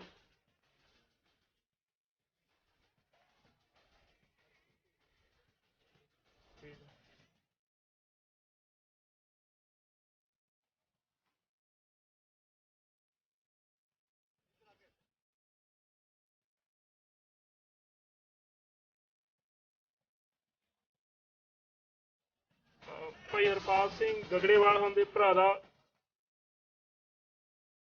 ਗਗੜੇਵਾਲ ਦੇ ਭਰਾ, ਉਹ ਇੱਥੇ ਸੰਗਤ ਦੇ ਵਿੱਚ ਬਿਰਾਜਮਾਨ, ਉਹਨਾਂ ਨੂੰ ਬੇਨਤੀ ਹੈ ਉਹ ਵੀ ਸਟੇਜ ਤੇ ਆਉਣ ਦਾ ਯਤਨ ਕਰਨ।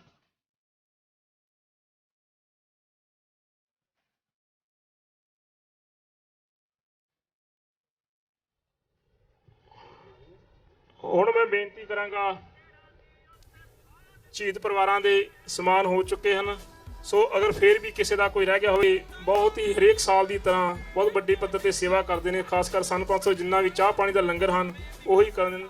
ਬੋਲੇ ਸੋ ਨਿਹਾਲ। ਕਿ ਇਨਸਾਫ ਆਰਗੇਨਾਈਜੇਸ਼ਨ ਵੱਲੋਂ ਭਾਈ ਬਚਿੱਤਰ ਸਿੰਘ ਜੀ ਉਹ ਆਪ ਜੀ ਦੇ ਨਾਲ ਕੁਝ ਸਮਾਂ ਆਪਣੇ ਵਿਚਾਰ ਸਾਂਝੇ ਕਰਨਗੇ, ਕੁਝ ਡਾਕੂਮੈਂਟਸ ਨੇ ਉਹ ਆਪ ਜੀ ਨਾਲ ਸਾਂਝੇ ਕਰਨਗੇ। ਉਹਨਾਂ ਨੇ ਬੜੇ ਲੰਮੇ ਸਮੇਂ ਤੋਂ ਉਪਰਾਲਾ ਕਰ ਰਹੇ ਹਨ, ਜੋ ਵੀ ਵਾਇਲੇਸ਼ਨ, ਜੋ ਵੀ ਮਨੁੱਖੀ ਅਧਿਕਾਰਾਂ ਦਾ ਘਾਣ ਪੰਜਾਬ ਦੀ ਧਰਤੀ ਤੇ ਹੋਇਆ, ਉਸ ਨੂੰ ਕਲੈਕਟ ਕਰਨ ਦਾ ਯਤਨ ਕਰ ਰਹੇ ਹਨ।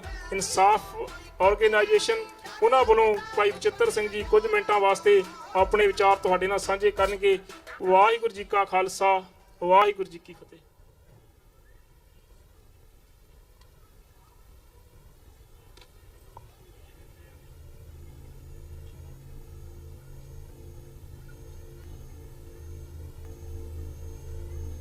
ਜਦੋਂ ਵੇਖੋ ਫੌਜ ਅੰਦਰ ਹੋ ਗਈ ਨਾ, ਫਿਰ ਉਹਨਾਂ ਨੇ ਕੋਈ ਨਹੀਂ ਵੇਖਿਆ ਵੀ ਭਾਵੇਂ ਕੋਈ ਬੱਚਾ ਤੇ ਜਾਂ ਕੋਈ ਸਿਆਣਾ, ਉਹਨਾਂ ਤੇ ਵੀ ਆਪਾਂ ਖਤਮ ਕਰਨਾ ਸਾਰਾ।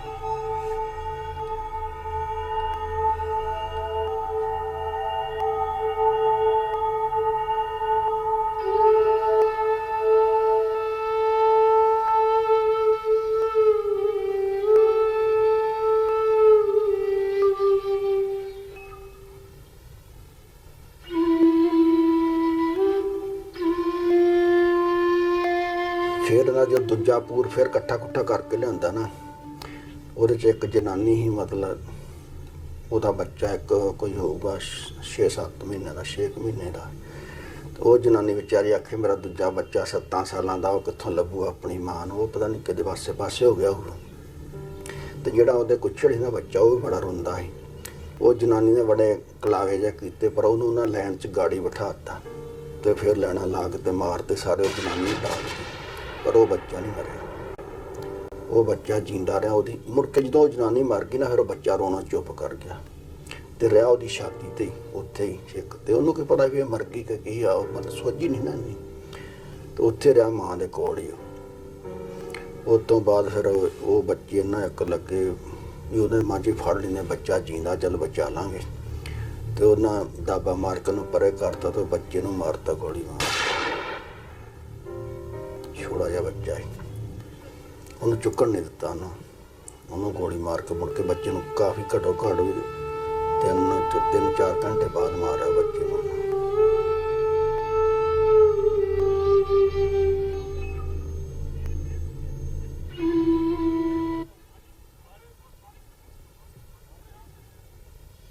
ਹਾਂਜੀ, ਗੁਰੂ ਪਿਆਰੀ ਸਾਧ ਸੰਗਤ ਜੀ, ਵਾਹਿਗੁਰੂ ਜੀ ਕਾ ਖਾਲਸਾ, ਵਾਹਿਗੁਰੂ ਜੀ ਕੀ ਫਤਿਹ।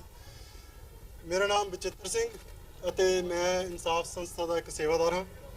ਤੇ ਇਨਸਾਫ ਸੰਸਥਾ ਅਸੀਂ ਇਹ ਕੰਮ 2004 ਵਿੱਚ ਸ਼ੁਰੂ ਕੀਤਾ ਸੀ ਤੇ ਸਾਡਾ ਮਕਸਦ ਇਹ ਸੀ ਕਿ ਜੋ 1984 ਤੋਂ ਬਾਅਦ ਪੰਜਾਬ ਵਿੱਚ ਹੋਇਆ, ਜਿਸ ਵਿੱਚ ਹਿੰਦੁਸਤਾਨੀ ਸੁਰੱਖਿਅਤ ਫੋਰਸਿਸ ਨੇ, ਭਾਵੇਂ ਤੁਸੀਂ ਪੰਜਾਬ ਪੁਲਿਸ ਕਹਿ ਲਓ, ਭਾਵੇਂ ਇੰਡੀਅਨ ਆਰਮੀ, CRPF, ਜਿਹੜੇ ਉਹਨਾਂ ਨੇ ਹਜ਼ਾਰਾਂ ਨੌਜਵਾਨਾਂ ਨੂੰ ਲਾਪਤਾ ਜਾਂ ਫਿਰ ਝੂਠੇ ਮੁਕਾਬਲਿਆਂ ਵਿੱਚ ਸ਼ਹੀਦ ਕੀਤਾ ਸੀ, ਉਹ ਅਸਲੀਅਤ, ਹਿੰਦੁਸਤਾਨ ਦੀ ਅਸਲੀਅਤ ਦੁਨਿਆਵੀ ਪੱਧਰ ਤੇ ਪੇਸ਼ ਕੀਤੀ ਜਾਵੇ।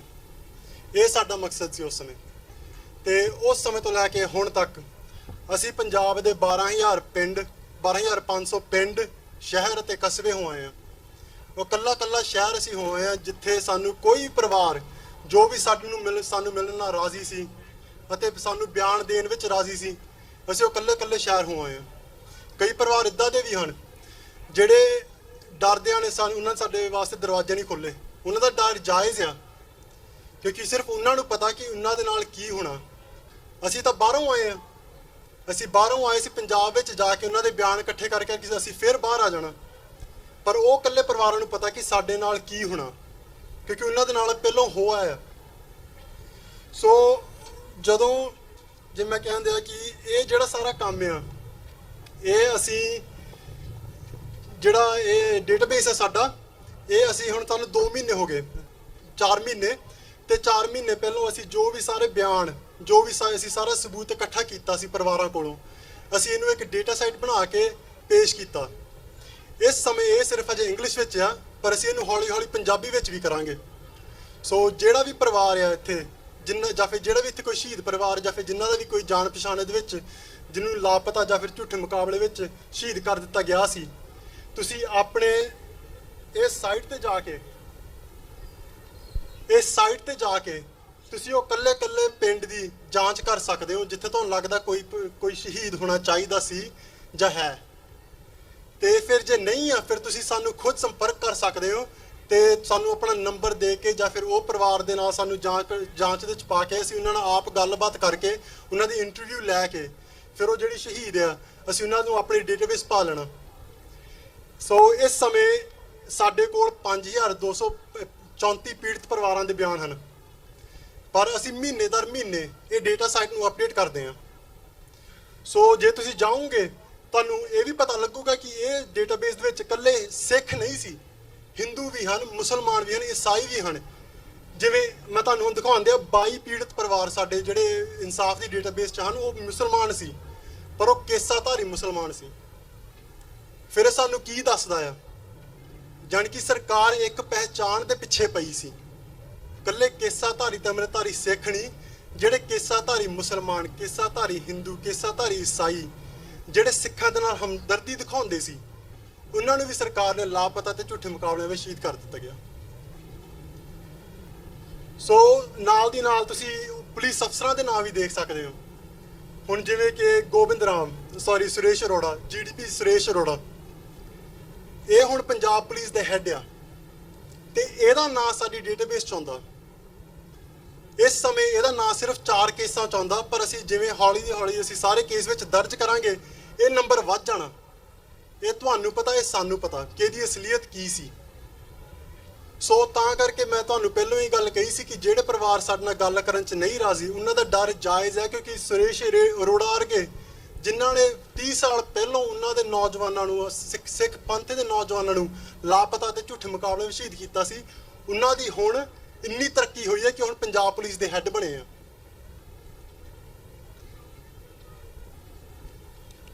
ਸੋ ਤੁਸੀਂ ਡੇਟਾਬੇਸ 'ਚ ਜਾ ਕੇ ਤੁਸੀਂ ਜ਼ਿਲ੍ਹਿਆਂ ਦੇ ਨਾਲ ਇਕੱਲੇ ਪਿੰਡਾਂ ਵਿੱਚ ਵੀ ਜਾ ਸਕਦੇ ਹੋ। ਜਾਣੀ ਕਿ ਜੇ ਤੁਸੀਂ ਉੱਪਰ ਜਾ ਕੇ ਪਿੰਡ ਦਾ, ਜ਼ਿਲ੍ਹੇ ਦਾ ਨਾਂ ਤੁਸੀਂ ਚੁਣੋਗੇ, ਫਿਰ ਬਾਅਦ ਵਿੱਚ ਤੁਹਾਨੂੰ ਇੱਕ ਲਿਸਟ ਦਿਖੀ ਜਾਊਗੀ ਜਿਹਦੇ ਵਿੱਚ ਇਕੱਲੇ ਇੱਕ ਪਿੰਡ ਦਾ ਨਾਂ ਆਊਗਾ। ਤੇ ਜਿਹੜੇ ਪਿੰਡ ਦਾ ਨਾਂ ਨੀਲਾ ਆ, ਜਾਣੀ ਕਿ ਉਹ ਪਿੰਡ ਦੇ ਵਿੱਚ ਘੱਟ ਤੋਂ ਘੱਟ ਇੱਕ ਪੀੜਤ ਪਰਿਵਾਰ ਸੀ ਜਿਨ੍ਹਾਂ ਨੇ ਸਾਨੂੰ ਮਿਲ ਕੇ ਆਪਣੇ ਬਿਆਨ ਦਿੱਤੇ।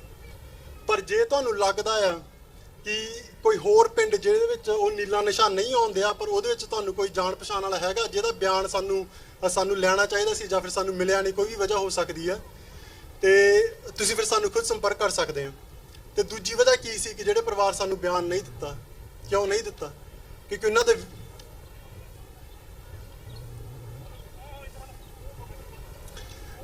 ਦੇ ਵਿਹੜੇ ਉੱਜੜ ਗਏ ਹਨ,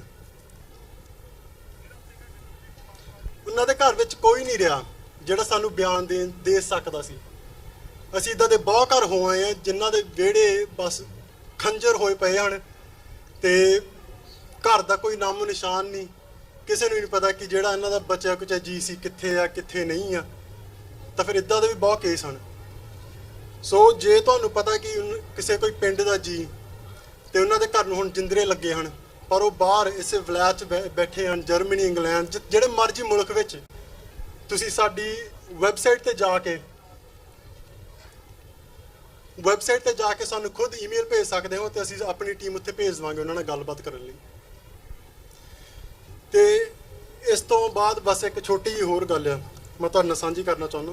ਤੇ ਇਹ ਇੱਕ ਪਰਿਵਾਰ ਦਾ ਬਿਆਨ ਆ। ਜਦੋਂ ਅਸੀਂ ਇੱਕ ਪਰਿਵਾਰ ਨੂੰ ਮਿਲਣ ਗਏ ਸਾਂ ਤੇ ਉਹ ਪਰਿਵਾਰ ਦੇ ਜਿਹੜਾ ਵੱਡਾ ਵੀਰ ਸੀ ਉਹ ਸ਼ਹੀਦ ਸੀ ਤੇ ਜਿਹੜਾ ਛੋਟਾ ਭਰਾ ਸੀ ਉਹਨੂੰ ਤੇ ਉਹਦੇ ਵੱਡੇ ਵੀਰ ਨੂੰ ਦੋ ਪੁਲਿਸ ਅਫਸਰਾਂ ਨੇ ਦੋਵਾਂ ਨੂੰ ਇਕੱਠਿਆਂ ਨੂੰ ਅਰੈਸਟ ਕਰਕੇ ਉਹਨਾਂ ਨੂੰ ਕੈਦਖਾਨੇ ਵਿੱਚ ਰੱਖਿਆ ਸੀ ਨਾਲੋਂ ਨਾਲ। ਤੇ ਅਸੀਂ ਜਦੋਂ ਉਹਦੇ ਭਰਾ ਨਾਲ ਗੱਲ ਕੀਤੀ, ਕਿਉਂਕਿ ਉਹ ਜਿਹੜਾ ਭਰਾ ਸੀ ਸਾਨੂੰ ਬਿਆਨ ਦੇਣ ਲਈ ਰਾਜ਼ੀ ਸੀ, ਤੇ ਅਸੀਂ ਜਦੋਂ ਉਹਨਾਂ ਦੇ ਭਰਾ ਦੇ ਨਾਲ ਗੱਲ ਕੀਤੀ ਸੀ ਉਹਨਾਂ ਨੂੰ ਪੁੱਛਿਆ ਕਿ ਤੁਸੀਂ ਦੱਸੋ ਕਿ ਇਹ ਘਟਨਾ ਕਿੱਦਾਂ ਵਾਪਰੀ।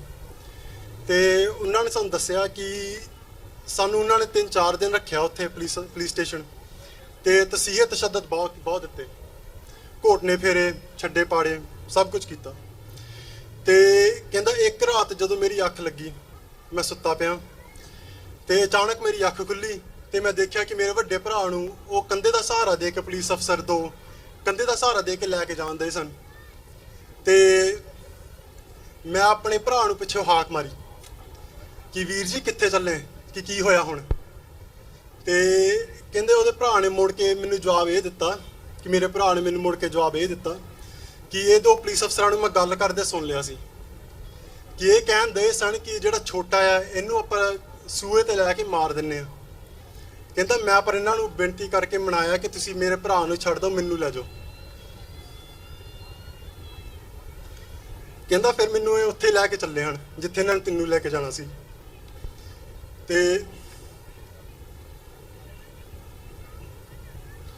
ਤੇ ਉਹਦੇ ਛੋਟੇ ਵੀਰ ਨੇ ਫਿਰ ਸਾਨੂੰ ਦੱਸਿਆ ਕਿ ਜਿਵੇਂ ਜਿਵੇਂ ਮੇਰਾ ਭਰਾ ਜਾਣ ਦਿਆ ਸੀ, ਮੈਂ ਪਿੱਛੇ ਆਪਣੇ ਵੀਰ ਨੂੰ ਦੁਬਾਰਾ ਫਿਰ ਹਾਕ ਮਾਰੀ ਕਿ ਵੀਰ ਜੀ ਸਾਨੂੰ ਕੋਈ ਨਿਸ਼ਾਨੀ ਦੇ ਜਾਓ ਆਪਣੀ, ਕਿ ਮੈਨੂੰ ਆਪਣੀ ਪੱਗ ਦੇ ਜਾਓ।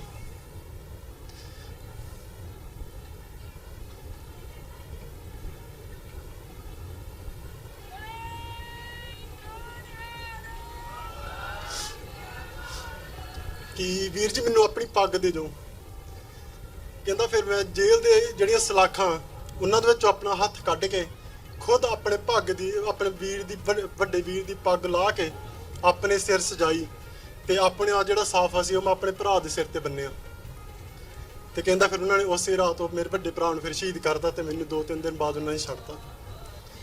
ਤੇ ਗੱਲ ਇਹ ਕਿ ਆਪਾਂ ਜਦੋਂ ਇਹਨਾਂ ਨੂੰ ਦੇਖਦੇ ਆ ਆਪਾਂ ਨੂੰ ਸਿਰਫ ਤਸਵੀਰਾਂ ਦਿਖਦੀਆਂ, ਪਰ ਆਪਾਂ ਇਹ ਭੁੱਲ ਜਾਂਦੇ ਆ ਕਿ ਇਹ ਕਿਸੇ ਦੇ ਭਰਾ ਸਨ, ਭੈਣਾਂ ਸਨ, ਪੁੱਤ ਧੀ, ਮਾਂ ਪਿਓ, ਬਜ਼ੁਰਗ, ਹਨਾ। ਆਪਾਂ ਇਹ ਅਸਲੀਅਤ ਭੁੱਲ ਜਾਂਦੇ ਆ।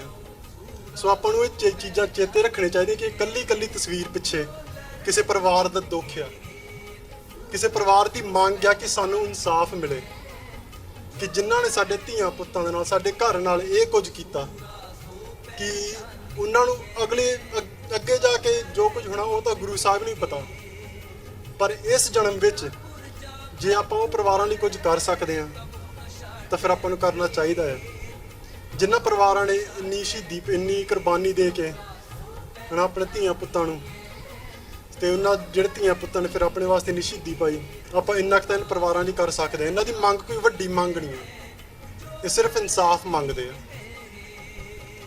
ਤੇ ਇਹ ਫਿਰ ਆਪਾਂ ਆਪਣੀ ਮਰਜ਼ੀ ਆ ਕਿ ਆਪਾਂ ਉਹਨਾਂ ਨੂੰ ਇਨਸਾਫ ਦਿਲਾਉਣਾ ਕਿ ਨਹੀਂ ਦਿਲਾਉਣਾ। ਤੇ ਸਾਡੀ ਸੰਸਥਾ ਦਾ ਇਹੀ ਮਕਸਦ ਆ ਕਿ ਅਸੀਂ ਜੋ ਪੁਲਿਸ ਅਫਸਰ ਕੱਲਾ ਸਰਕਾਰੀ ਬੰਦਾ ਜਿਹਦਾ ਨਾਂ ਆਉਂਦਾ ਆ, ਅਸੀਂ ਉਹ ਕੱਲਾ ਨਾਂ ਦਰਜ ਕੀਤਾ। ਜਿੱਥੇ ਕੇਸ ਬਣਦੇ ਆ ਅਸੀਂ ਕੇਸ ਬਣਾਉਂਦੇ ਆ। ਅਸੀਂ UN ਦੇ ਨਾਲ ਕੰਮ ਕਰਦੇ ਆ, Amnesty international, human rights watch, ਕੱਲੀ ਜਿਹੜੀ UN ਦੀ ਸੰਸਥਾ ਸੀ ਉਹਨਾਂ ਕੱਲੀ ਸੰਸਥਾਵਾਂ ਨਾਲ ਕੰਮ ਕਰਦੇ ਆ। ਤੇ ਜੇ ਫਿਰ ਤੁਹਾਡੇ ਕੋਲ ਕੋਈ ਹੋਰ ਸਵਾਲ ਹੋਵੇ ਮੇਰੇ ਤੋਂ, ਬਸ ਇੰਨੀ ਕੀ ਗੱਲ ਹੈ ਮੇਰੇ ਵੱਲੋਂ, ਤੇ ਫਿਰ ਤੁਸੀਂ ਮੈਨੂੰ ਖੁਦ ਬਾਅਦ ਵਿੱਚ ਆਣ ਕੇ ਮਿਲ ਸਕਦੇ ਹੋ, ਜਾਂ ਫਿਰ ਤੁਸੀਂ ਜੇ ਈਮੇਲ ਨਾ ਲਿਖਿਆ ਹੋਵੇ, ਮੈਂ ਬੇਨਤੀ ਕਰਦਾ ਕਿ ਉਹ ਪਾਵਰਪੁਆਇੰਟ ਫਿਰ ਦੁਬਾਰਾ ਸਕਰੀਨ ਤੇ ਕੀਤੀ ਜਾਵੇ। ਇਨਸਾਫ ਜਥੇਬੰਦੀ ਵੱਲੋਂ ਸਤਿਕਾਰਯੋਗ ਵੀਰ ਬਚਿੱਤਰ ਸਿੰਘ ਹੋਣਾ ਨੇ ਆਪਣੇ ਵਿਚਾਰ ਸਾਂਝੇ ਕੀਤੇ ਨੇ। ਉਹਨਾਂ ਦੀ ਜਥੇਬੰਦੀ ਜੋ ਕਾਰਜ ਕਰ ਰਹੀ ਏ, ਜੋ ਉਹਨਾਂ ਨੇ ਕੀਤਾ ਏ ਅਤੇ ਉਹਨਾਂ ਪੀੜਤ ਪਰਿਵਾਰਾਂ ਦੀ ਦਾਸਤਾਨ ਤੁਹਾਡੇ ਨਾਲ ਸਾਂਝੀ ਕੀਤੀ ਏ, ਜਿਹੜੇ ਕਿ ਇੰਨਾ ਲੰਮਾ ਸਮਾਂ ਬੀਤ ਜਾਣ ਤੋਂ ਬਾਅਦ ਵੀ ਇੱਕ ਡਰ ਅਤੇ ਸਹਿਮ ਦੇ ਮਾਹੌਲ ਦੇ ਵਿੱਚ ਆਪਣੀ ਜ਼ਿੰਦਗੀ ਜੀ ਰਹੇ ਹਨ। ਉਹਨਾਂ ਦੀ ਦਾਸਤਾਨ ਬਿਆਨ ਕਰਦਿਆਂ ਹੋਇਆਂ ਵੀ ਦਿਲ ਭਰਦਾ ਏ ਤੇ ਜਵਾਨ ਰੁਕਦੀ ਏ। ਸੋ ਇਹਨਾਂ ਵੀਰਾਂ ਦਾ ਬਹੁਤ ਬਹੁਤ ਧੰਨਵਾਦ। ਇੱਕ ਬੱਚੀ ਆ ਅਨਮੋਲ ਪ੍ਰੀਤ ਕੌਰ, ਉਹਨੇ 1 ਮਿੰਟ ਦੇ ਵਿੱਚ 2-4 ਬੋਲ ਸਾਂਝੇ ਕਰਨੇ ਹਨ। ਇਸ ਦੇ ਨਾਲ ਉਹਨਾਂ ਤੋਂ ਉਪਰੰਤ ਬੇਨਤੀ ਕਰਾਂਗਾ ਸਰ ਰੇਸ਼ਮ ਸਿੰਘ ਜੀ ਹੁਣੀ 5 ਮਿੰਟ ਵਾਸਤੇ ਆਪ ਜੀ ਨਾਲ ਵਿਚਾਰ ਸਾਂਝੇ ਕਰਨਗੇ ਤੇ ਉਸ ਦੇ ਨਾਲ ਹੀ ਸਰ ਪ੍ਰਭਜੋਤ ਸਿੰਘ ਜੀ ਤੇ 2 ਸਾਡੇ ਪਾਸ ਵਿਸ਼ੇਸ਼ ਤੌਰ ਤੇ ਜੋ ਸੰਦੇਸ਼ ਆਏ ਹਨ। ਇੱਕ ਉਹ ਸੰਦੇਸ਼ ਹੈ ਜਿਹੜੇ ਕਿ ਪਿਛਲੇ ਲੰਮੇ ਸਮੇਂ ਤੋਂ ਜਲਾਵਤਨ ਕੱਟ ਰਹੇ ਹਨ। ਦਲ ਖਾਲਸਾ ਦੇ ਫਾਊਂਡਰ ਮੈਂਬਰ ਭਾਈ ਸਾਹਿਬ ਭਾਈ ਗਜਿੰਦਰ ਸਿੰਘ ਜੀ ਹੁਣੀ, ਉਹਨਾਂ ਵੱਲੋਂ ਵਿਸ਼ੇਸ਼ ਤੌਰ ਦੇ ਉੱਤੇ ਉੱਥੋਂ ਇੱਕ ਪੈਗਾਮ ਆਇਆ ਹੈ ਤੇ ਉਹਨਾਂ ਦੇ ਨਾਲ ਹੀ ਸਿੰਘ ਸਾਹਿਬ ਗਿਆਨੀ ਰਾਮ ਸਿੰਘ ਜੀ ਮੁਖੀ ਦਮਦਮੀ ਟਕਸਾਲ, ਉਹਨਾਂ ਵੱਲੋਂ ਵੀ ਵਿਸ਼ੇਸ਼ ਤੌਰ ਤੇ ਸਨੇਹ ਭੇਜਣ, ਉਹ ਵੀ ਆਪ ਸੰਗਤਾਂ ਦੇ ਦਰਮਿਆਨ ਪੜ੍ਹੇ ਜਾਣਗੇ। ਸੋ ਮੈਂ ਪਹਿਲਾਂ ਬੇਨਤੀ ਕਰਾਂਗਾ ਬੱਚੀ ਅਨਮੋਲ ਪ੍ਰੀਤ ਕੌਰ ਉਹ 1 ਮਿੰਟ ਵਾਸਤੇ ਆਪਣੇ ਵਿੱਚ ਕਵਿਤਾ ਹੈ ਜੋ 2-4 ਬੋਲ ਹਨ ਉਹ ਸਾਂਝੇ ਕਰੇਗੀ। ਅਨਮੋਲ ਪ੍ਰੀਤ ਕੌਰ।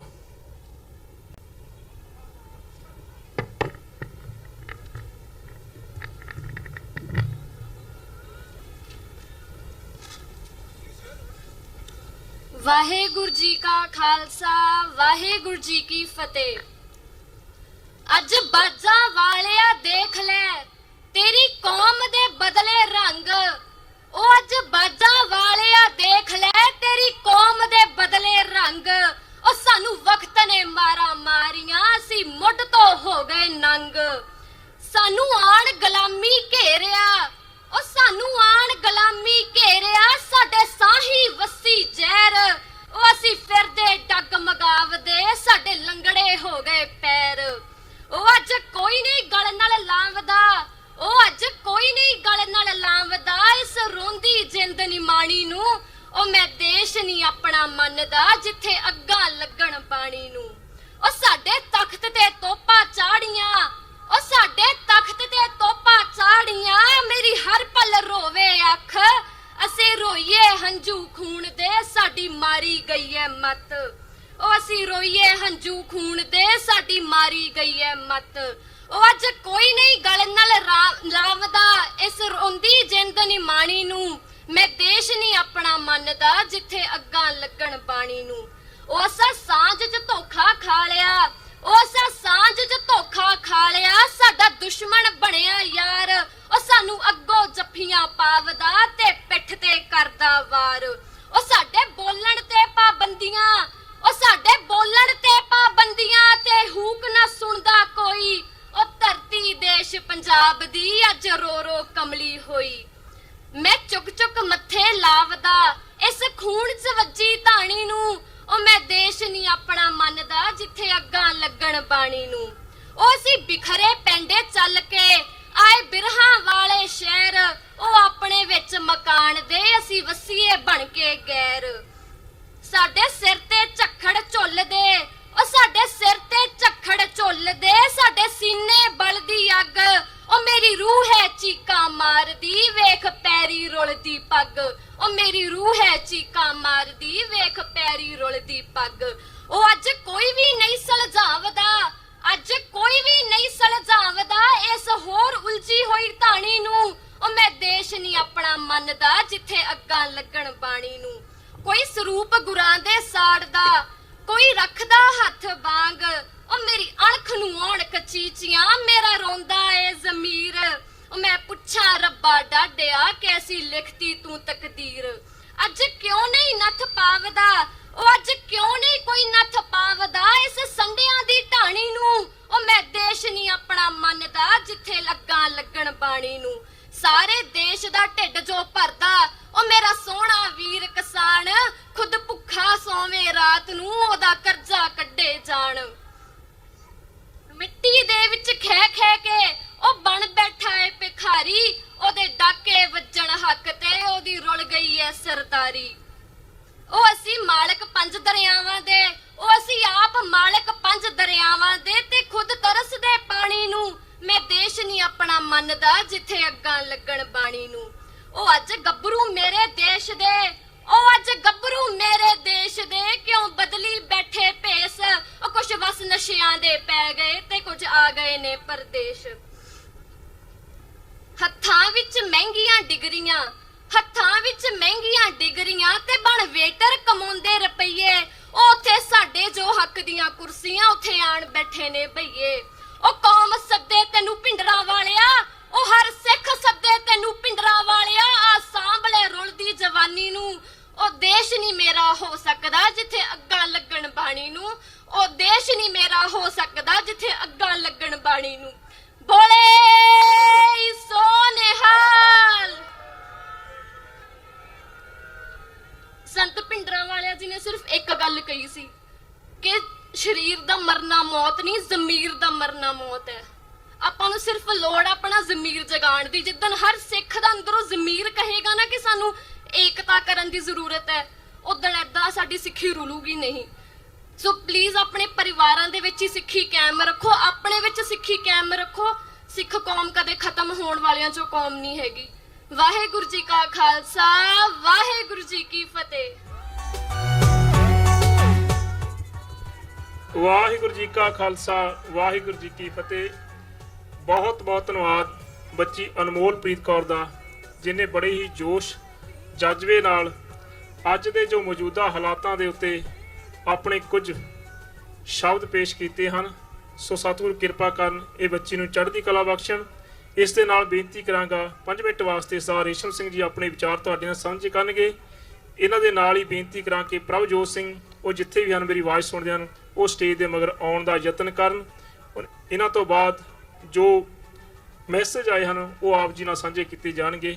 ਵਾਹਿਗੁਰੂ ਜੀ ਕਾ ਖਾਲਸਾ, ਵਾਹਿਗੁਰੂ ਜੀ ਕੀ ਫਤਿਹ।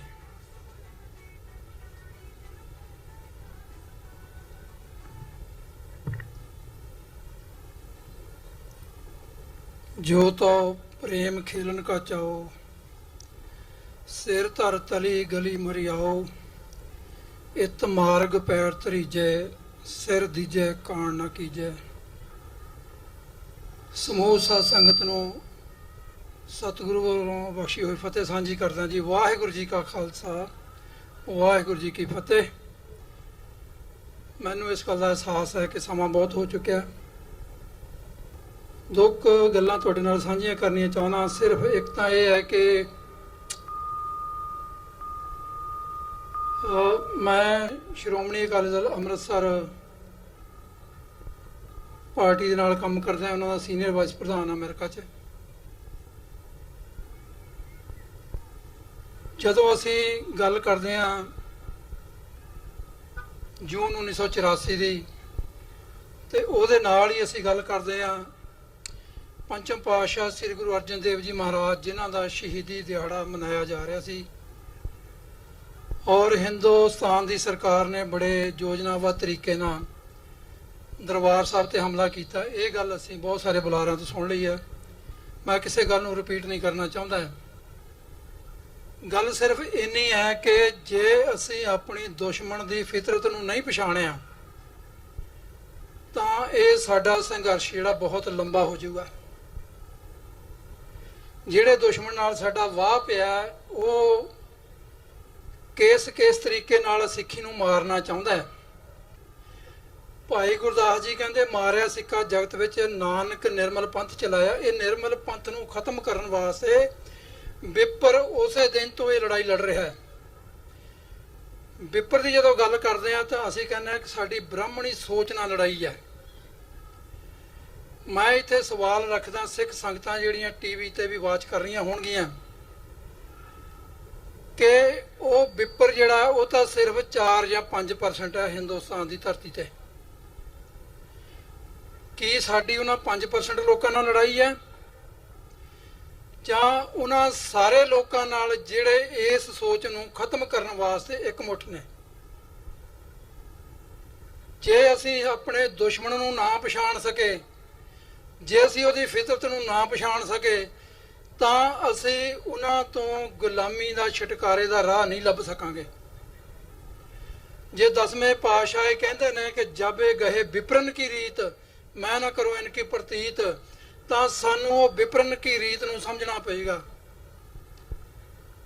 ਪਰ ਬਦਕਿਸਮਤੀ ਇਹ ਆ ਕਿ ਅੱਜ ਕੌਮ ਨੇ ਗੁਲਾਮੀ ਨੂੰ ਖਿੜੇ ਮੱਥੇ ਕਬੂਲ ਕਰ ਲਿਆ। ਮੈਂ ਕੋਈ ਨਿਰਾਸ਼ਾ ਦੇ ਆਲਮ ਚੋਂ ਨਹੀਂ ਬੋਲ ਰਿਹਾ। ਬੜੇ ਲੰਮੇ ਸਮੇਂ ਤੋਂ ਇਸ ਸੰਘਰਸ਼ ਦੇ ਵਿੱਚ ਜਿੰਨੀ ਕੁ ਮਹਾਰਾਜ ਨੇ ਸਮਰੱਥਾ ਦਿੱਤੀ ਹੈ ਕੰਮ ਕਰ ਰਹੇ ਹਾਂ। ਪਰ ਇਹ ਗੱਲ ਜਿਹੜੀ ਹੈ ਬਹੁਤ ਚੰਗੀ ਤਰ੍ਹਾਂ ਕਲੀਅਰ ਹੋ ਗਈ ਹੈ, ਸਮਝ ਆ ਗਈ ਹੈ ਕਿ ਜਦੋਂ ਤੱਕ ਅਸੀਂ ਦੁਸ਼ਮਣ ਨੂੰ ਪਛਾਣ ਕੇ ਉਹਨੂੰ ਆਪਣਾ ਦੁਸ਼ਮਣ ਨਹੀਂ ਮਿਥਿਆ, ਉਦੋਂ ਤੱਕ ਸਾਡੀ ਲੜਾਈ ਅੱਗੇ ਨਹੀਂ ਤੁਰਨੀ। ਅੱਜ ਰੋਜ਼ ਹਿੰਦੁਸਤਾਨ ਦੀ ਧਰਤੀ ਦੇ ਕਈ ਮੇਰੇ ਵੀਰ ਕਹਿੰਦੇ ਬਹੁਤੀ ਵਿਦਵਤਾ 'ਚ ਜਾ ਕੇ ਇਹਨੂੰ ਹਿੰਦੁਸਤਾਨ ਨਾ ਕਿਹਾ ਕਰੋ ਜੀ। ਮੈਂ ਕਿਹਾ ਜੀ ਗੁਰੂ ਨਾਨਕ ਸਾਹਿਬ ਨੇ ਕਿਹਾ, ਗੁਰੂ ਨਾਨਕ ਸਾਹਿਬ ਦੀ ਬਾਣੀ ਪੜ੍ਹ ਕੇ ਦੇਖ ਲਓ, ਉਹਦੇ 'ਚ ਹਿੰਦੁਸਤਾਨ ਨਾ ਆਇਆ।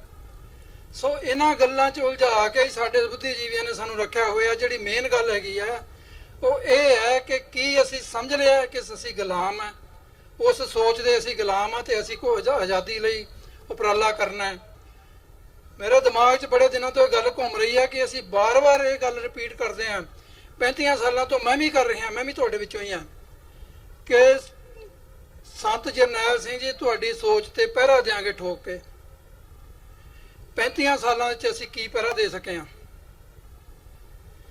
ਕਿਹੜੀ ਸੋਚ ਆ ਸੰਤਾਂ ਦੀ ਜਿਹੜੀ ਉਹ ਇਸ ਧਰਤੀ ਦੇ ਉੱਤੇ, ਪੰਜਾਬ ਦੀ ਧਰਤੀ ਉੱਤੇ ਖਾਸ ਕਰ ਜਿੱਥੇ ਸਿੱਖਾਂ ਦੀ ਬਹੁਤ ਸੰਮਤੀ ਹੈ, ਉਹ ਕਿਹੜੀ ਸੋਚ ਜਿਹੜੀ ਆ ਉਹਨੂੰ ਉਜਾਗਰ ਕਰਨਾ ਚਾਹੁੰਦੇ ਆ? ਉਹ ਗੁਰੂ ਦੀ ਸੋਚ ਹੈ।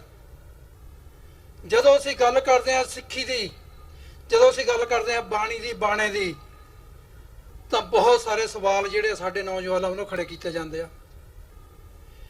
ਮੈਂ ਪੁੱਛਣਾ ਚਾਹਨਾ ਕਿ ਜੇ ਸਾਡੇ ਗੁਰੂ ਦੀ ਵੀ ਇਹੀ ਮੰਗ ਹੈ, ਜੇ ਅੱਜ 20ਵੀਂ ਸਦੀ ਦੇ ਉਹ ਮਹਾਨ ਸੰਤ, ਮਹਾਨ ਸਿੱਖ ਦੀ ਵੀ ਇਹੀ ਮੰਗ ਹੈ ਕਿ ਮੇਰੀ ਕੌਮ ਜਿਹੜੀ ਆ ਉਹ ਬਾਣੀ ਧਾਰਨ ਕਰੇ, ਬਾਣਾ ਧਾਰਨ ਕਰੇ, ਤਾਂ ਫਿਰ ਅਸੀਂ ਕਿਹੜੀ ਲੜਾਈ ਨੂੰ ਲੈ ਕੇ ਅੱਗੇ ਚੱਲ ਰਹੇ ਹਾਂ?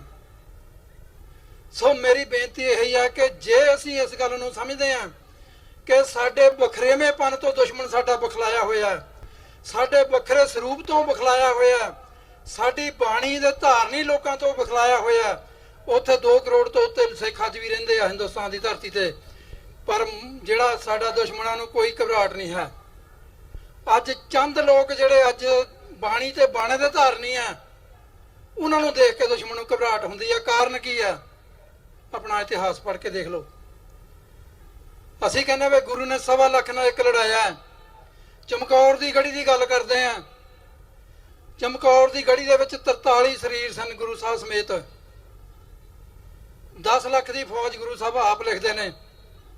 ਤੇ ਅੱਜ ਦੇ ਸਾਡੇ ਬੁੱਧੀਜੀਵੀ, ਮੈਂ ਜਦੋਂ ਉਹਨਾਂ ਨਾਲ ਗੱਲ ਕਰਦਾ ਉਹ ਮੈਨੂੰ ਕਹਿੰਦੇ ਕਿਉਂ ਰੇਸ਼ਮ ਸਿੰਘ ਸੈਮੀ ਕਹਿੰਦਾ ਸਿਰ ਮਰੀ ਜਾਂਦੇ ਹੋ। ਜਦੋਂ ਆਜ਼ਾਦੀ ਦੀ ਗੱਲ ਕਰਦੇ ਆ, ਖਾਲਿਸਤਾਨ ਦੀ ਗੱਲ ਕਰਦੇ, ਕਹਿੰਦੇ ਕਿਉਂ ਕਹਿੰਦਾ ਸਿਰ ਮਰੀ ਜਾਂਦੇ ਤੁਸੀਂ। ਮੈਂ ਕਿਹਾ ਜੀ ਤੁਸੀਂ ਗੁਰੂ ਇਤਿਹਾਸ ਪੜ੍ਹਿਆ ਹੋਇਆ, ਇਹ ਨਹੀਂ ਤੁਸੀਂ ਨਹੀਂ ਪੜ੍ਹਿਆ ਹੋਇਆ, ਪਰ ਤੁਸੀਂ ਉਹਨੂੰ ਪਿੱਠ ਕੀਤੀ ਹੋਈ ਆ। ਜੇ ਮੇਰੇ ਗੁਰੂ ਨੂੰ ਪਤਾ ਹੈ ਵੀ ਮੈਂ ਅਸੀਂ 43 ਸਰੀਰ ਇੱਥੇ 10 ਲੱਖ ਦੀ ਫੌਜ ਨਾਲ ਨਹੀਂ ਲੜ ਸਕਦੇ, ਤਾਂ ਅੱਜ ਤਾਂ ਅਸੀਂ ਗਿਣਤੀ 'ਚ ਬਹੁਤ ਜ਼ਿਆਦਾ ਆ। ਅਸੀਂ ਦੁਸ਼ਮਣ ਦੀ ਫਿਤਰਤ ਨੂੰ ਵੀ ਸਮਝਦੇ ਹਾਂ। ਅਸੀਂ 500 ਸਾਲਾਂ ਦੇ ਵਿੱਚ ਉਹਦੇ ਇੱਕ ਮੂਵ ਨੂੰ ਦੇਖਿਆ ਹੋਇਆ ਕਿ ਉਹ ਕਿਵੇਂ ਮੂਵ ਕਰਦਾ ਹੈ। ਇਹ ਸਾਡੀ ਲੜਾਈ ਜਿਹੜੀ ਹੈ ਬਹੁਤ ਜਲਦੀ ਜਿਹੜੀ ਆ ਨੇਪਰੇ ਚੜ ਸਕਦੀ ਹੈ। 1 ਮਿੰਟ ਹੋਰ ਲਵਾਂਗਾ ਤੁਹਾਡਾ ਕਿ ਸਾਡੀ ਜਿਹੜੀ ਆਪਸੀ ਫੁੱਟ ਹੈ ਇੱਕ ਬਹੁਤ ਵੱਡਾ ਕਾਰਨ ਬਣਿਆ ਹੋਇਆ।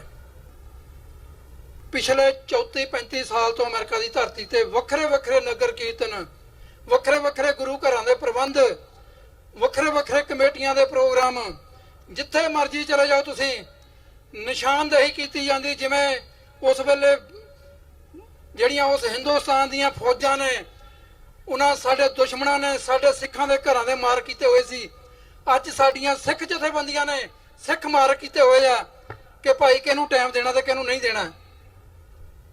ਅੱਜ ਗੁਰੂ ਘਰਾਂ ਦੇ ਵਿੱਚ ਇਹ ਗੱਲ ਜਿਹੜੀ ਐਲਾਨੀਆਂ ਤੌਰ ਤੇ ਕਹੀ ਜਾਂਦੀ ਹੈ ਕਿ ਅਸੀਂ ਇੱਥੇ ਰਾਜਨੀਤੀ ਦੀ ਗੱਲ ਨਹੀਂ ਕਰਨ ਦੇਣੀ।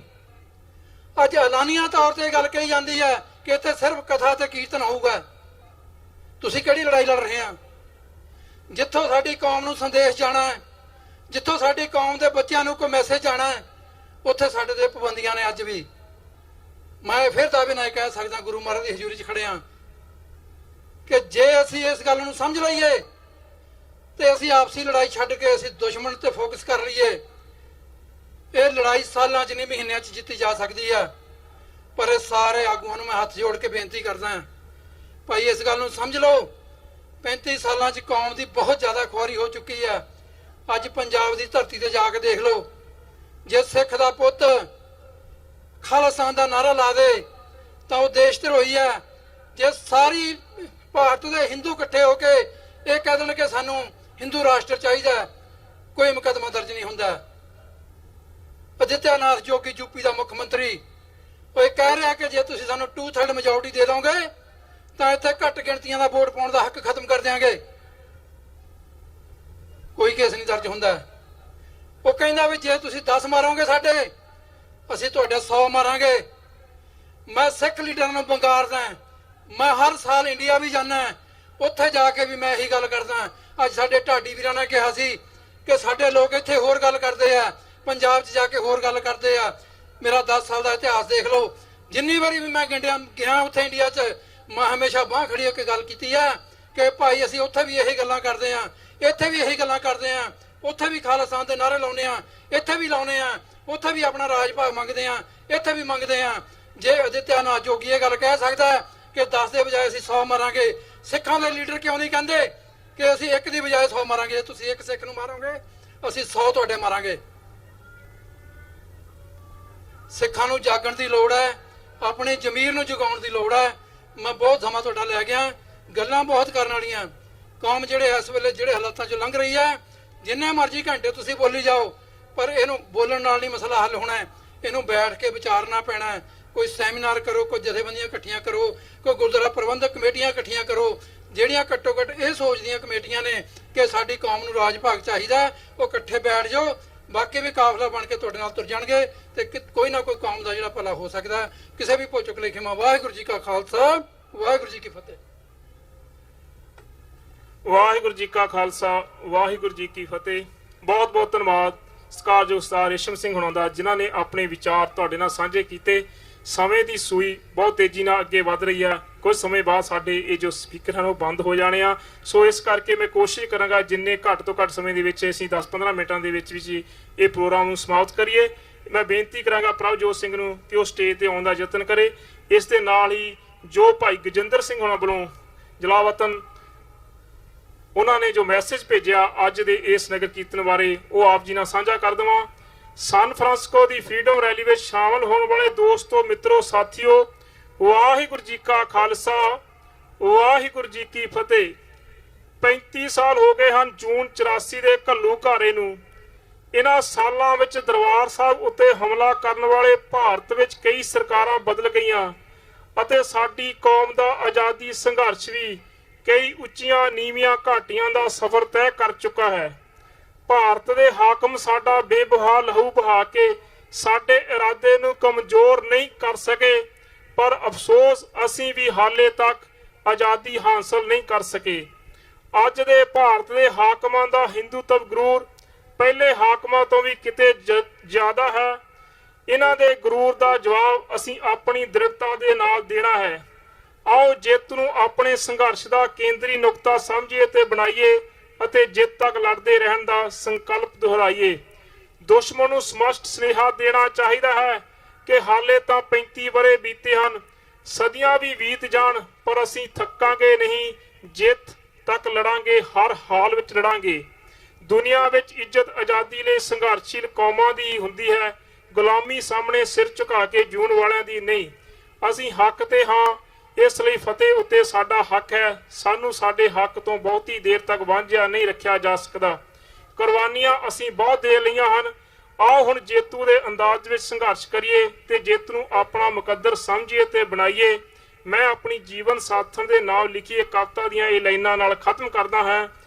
ਤੂੰ ਰਹੀ ਬਣ ਕੇ ਮੇਰੀ ਸ਼ਕਤੀ ਸਦਾ, ਜੰਗ ਮੇਰੀ ਹੈ ਉਮਰਾਂ ਦੇ ਹਾਣ ਦੀ, ਹਾਰ ਨਾਲ ਮੇਰਾ ਕੋਈ ਨਾਤਾ ਨਹੀਂ, ਜਿੱਤ ਪੁਸ਼ਤਾਂ ਤੋਂ ਹੈ ਮੈਨੂੰ ਜਾਣਦੀ। ਇਹ ਉਹਨਾਂ ਨੇ ਵਿਸ਼ੇਸ਼ ਤੌਰ ਤੇ ਪੈਗਾਮ ਇੱਥੋਂ ਦੀ ਸੰਗਤ ਨੂੰ ਭੇਜਾ। ਉਹਨਾਂ ਦਾ ਬਹੁਤ ਬਹੁਤ ਧੰਨਵਾਦ ਕਰਦਾ ਹਾਂ। ਬੇਨਤੀ ਕਰਾਂਗਾ ਪ੍ਰਭਜੋਤ ਸਿੰਘ ਨੂੰ ਕਿ ਉਹ 2-4 ਮਿੰਟਾਂ ਵਾਸਤੇ ਆਪਣੇ ਵਿਚਾਰ ਸੰਗਤ ਨਾਲ ਸਾਂਝੇ ਕਰਨ। ਪ੍ਰਭਜੋਤ ਸਿੰਘ। ਵਾਹਿਗੁਰੂ ਜੀ ਕਾ ਖਾਲਸਾ, ਵਾਹਿਗੁਰੂ ਜੀ ਕੀ ਫਤਿਹ।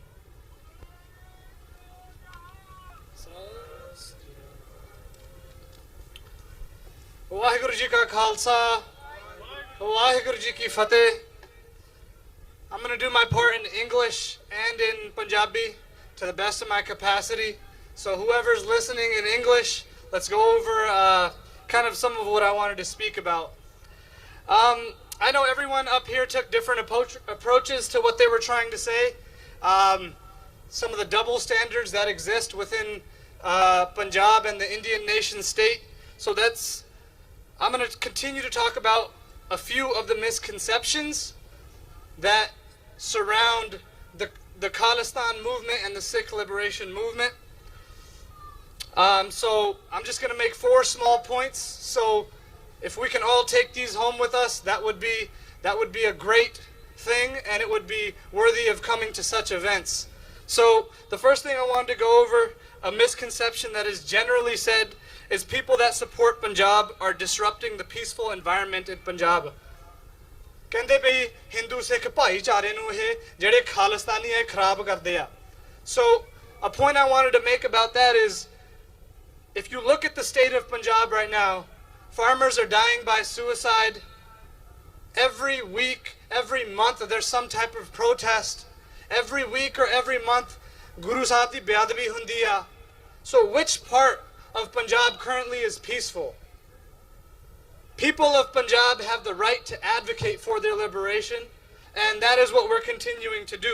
So the fact that people say that Khalistanis are disrupting a peaceful environment, they are in fact disrupting nothing. All they're disrupting is the dialogue and what the Indian nation state is trying to pass within the media. That is all that Sikh liberation supporters are disrupting. Second thing, the Khalistani is supported only by a few people. By and large, most people are against it. If you look at the Ikat Haranju, Hayaran Jathe Ikat Hunda, in the East Coast, in Canada, in Toronto, in Surrey, in England, Hayaran Ikat Hunda. So what I want to know is the logic which what they say that there's only a few people that support the Sikh liberation. That is in fact a fallacy. There are thousands, hundreds of thousands of people that support Sikh liberation around the world, and that's something that we need to recognize for ourselves. Third point, which is what a lot of people say, Khalistan is not practical. There would be too many logistical issues. So some of the narrative that the Indian nation state is trying to pass is that Punjab is landlocked. They won't have access to lots of resources.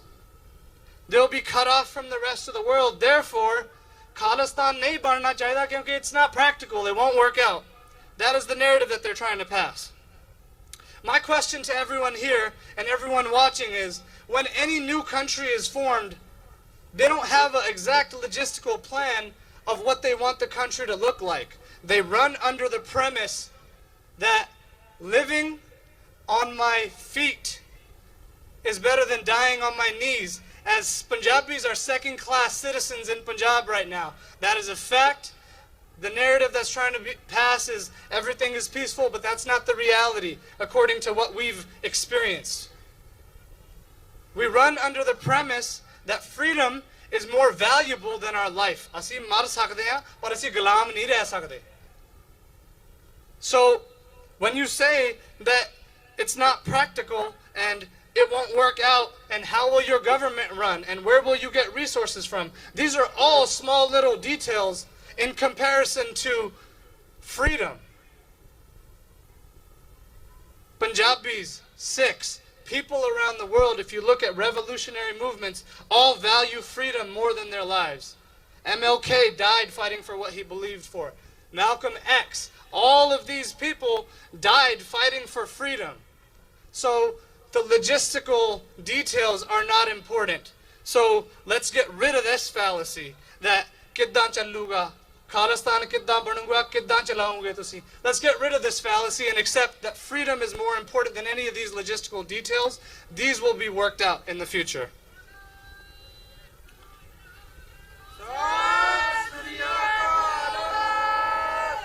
Fourth point that I want to make really briefly before we head off is ਬਹੁਤ ਜਾਣੇ ਕਹਿੰਦੇ ਆ ਵੀ ਸਾਡੇ ਤੋਂ ਤਾਂ ਆਪਣੇ ਗੁਰਦੁਆਰੇ ਨਹੀਂ ਚੱਲਦੇ, ਤੁਸੀਂ ਇਹ ਦੇਸ਼ ਕਿੱਦਾਂ ਚਲਾਓਗੇ?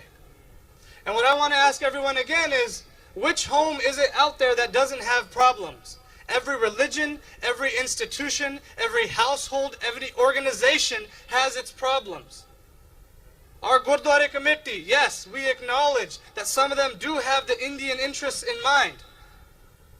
But that doesn't delegitimize the massacre, the genocide that is occurring within Punjab.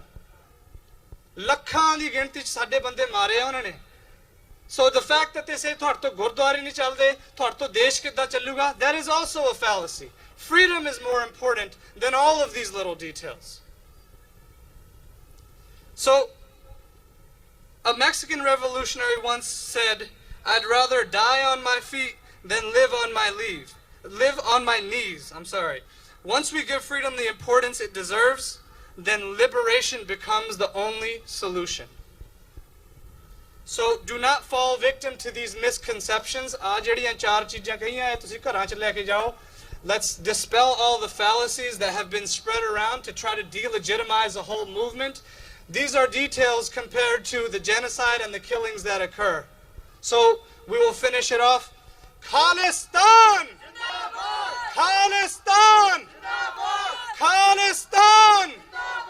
Akal Takht to aayi awaaz! Akal Takht to aayi awaaz! Phindran wale sant sipahi! Phindran wale sant sipahi! Bole so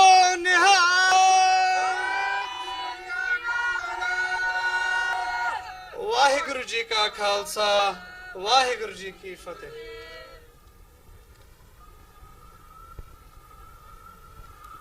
Waheguru ji ਕਾ ਖਾਲਸਾ ਵਾਹਿਗੁਰੂ ਜੀ ਕੀ ਫਤਿਹ। ਬਹੁਤ ਬਹੁਤ ਧੰਨਵਾਦ ਪ੍ਰਭਜੋਤ ਸਿੰਘ ਅਤੇ ਉਹਦੇ ਸਾਥੀਆਂ ਦਾ, ਜਿਨ੍ਹਾਂ ਨੇ ਬਹੁਤ ਥੋੜੇ ਸਮੇਂ ਦੇ ਵਿੱਚ ਬੜੇ ਹੀ ਸੁਚੱਜੇ ਢੰਗ ਦੇ ਨਾਲ ਆਪਣੇ ਵਿਚਾਰ ਤੁਹਾਡੇ ਨਾਲ ਸਰਵਣ ਕਰਾਏ।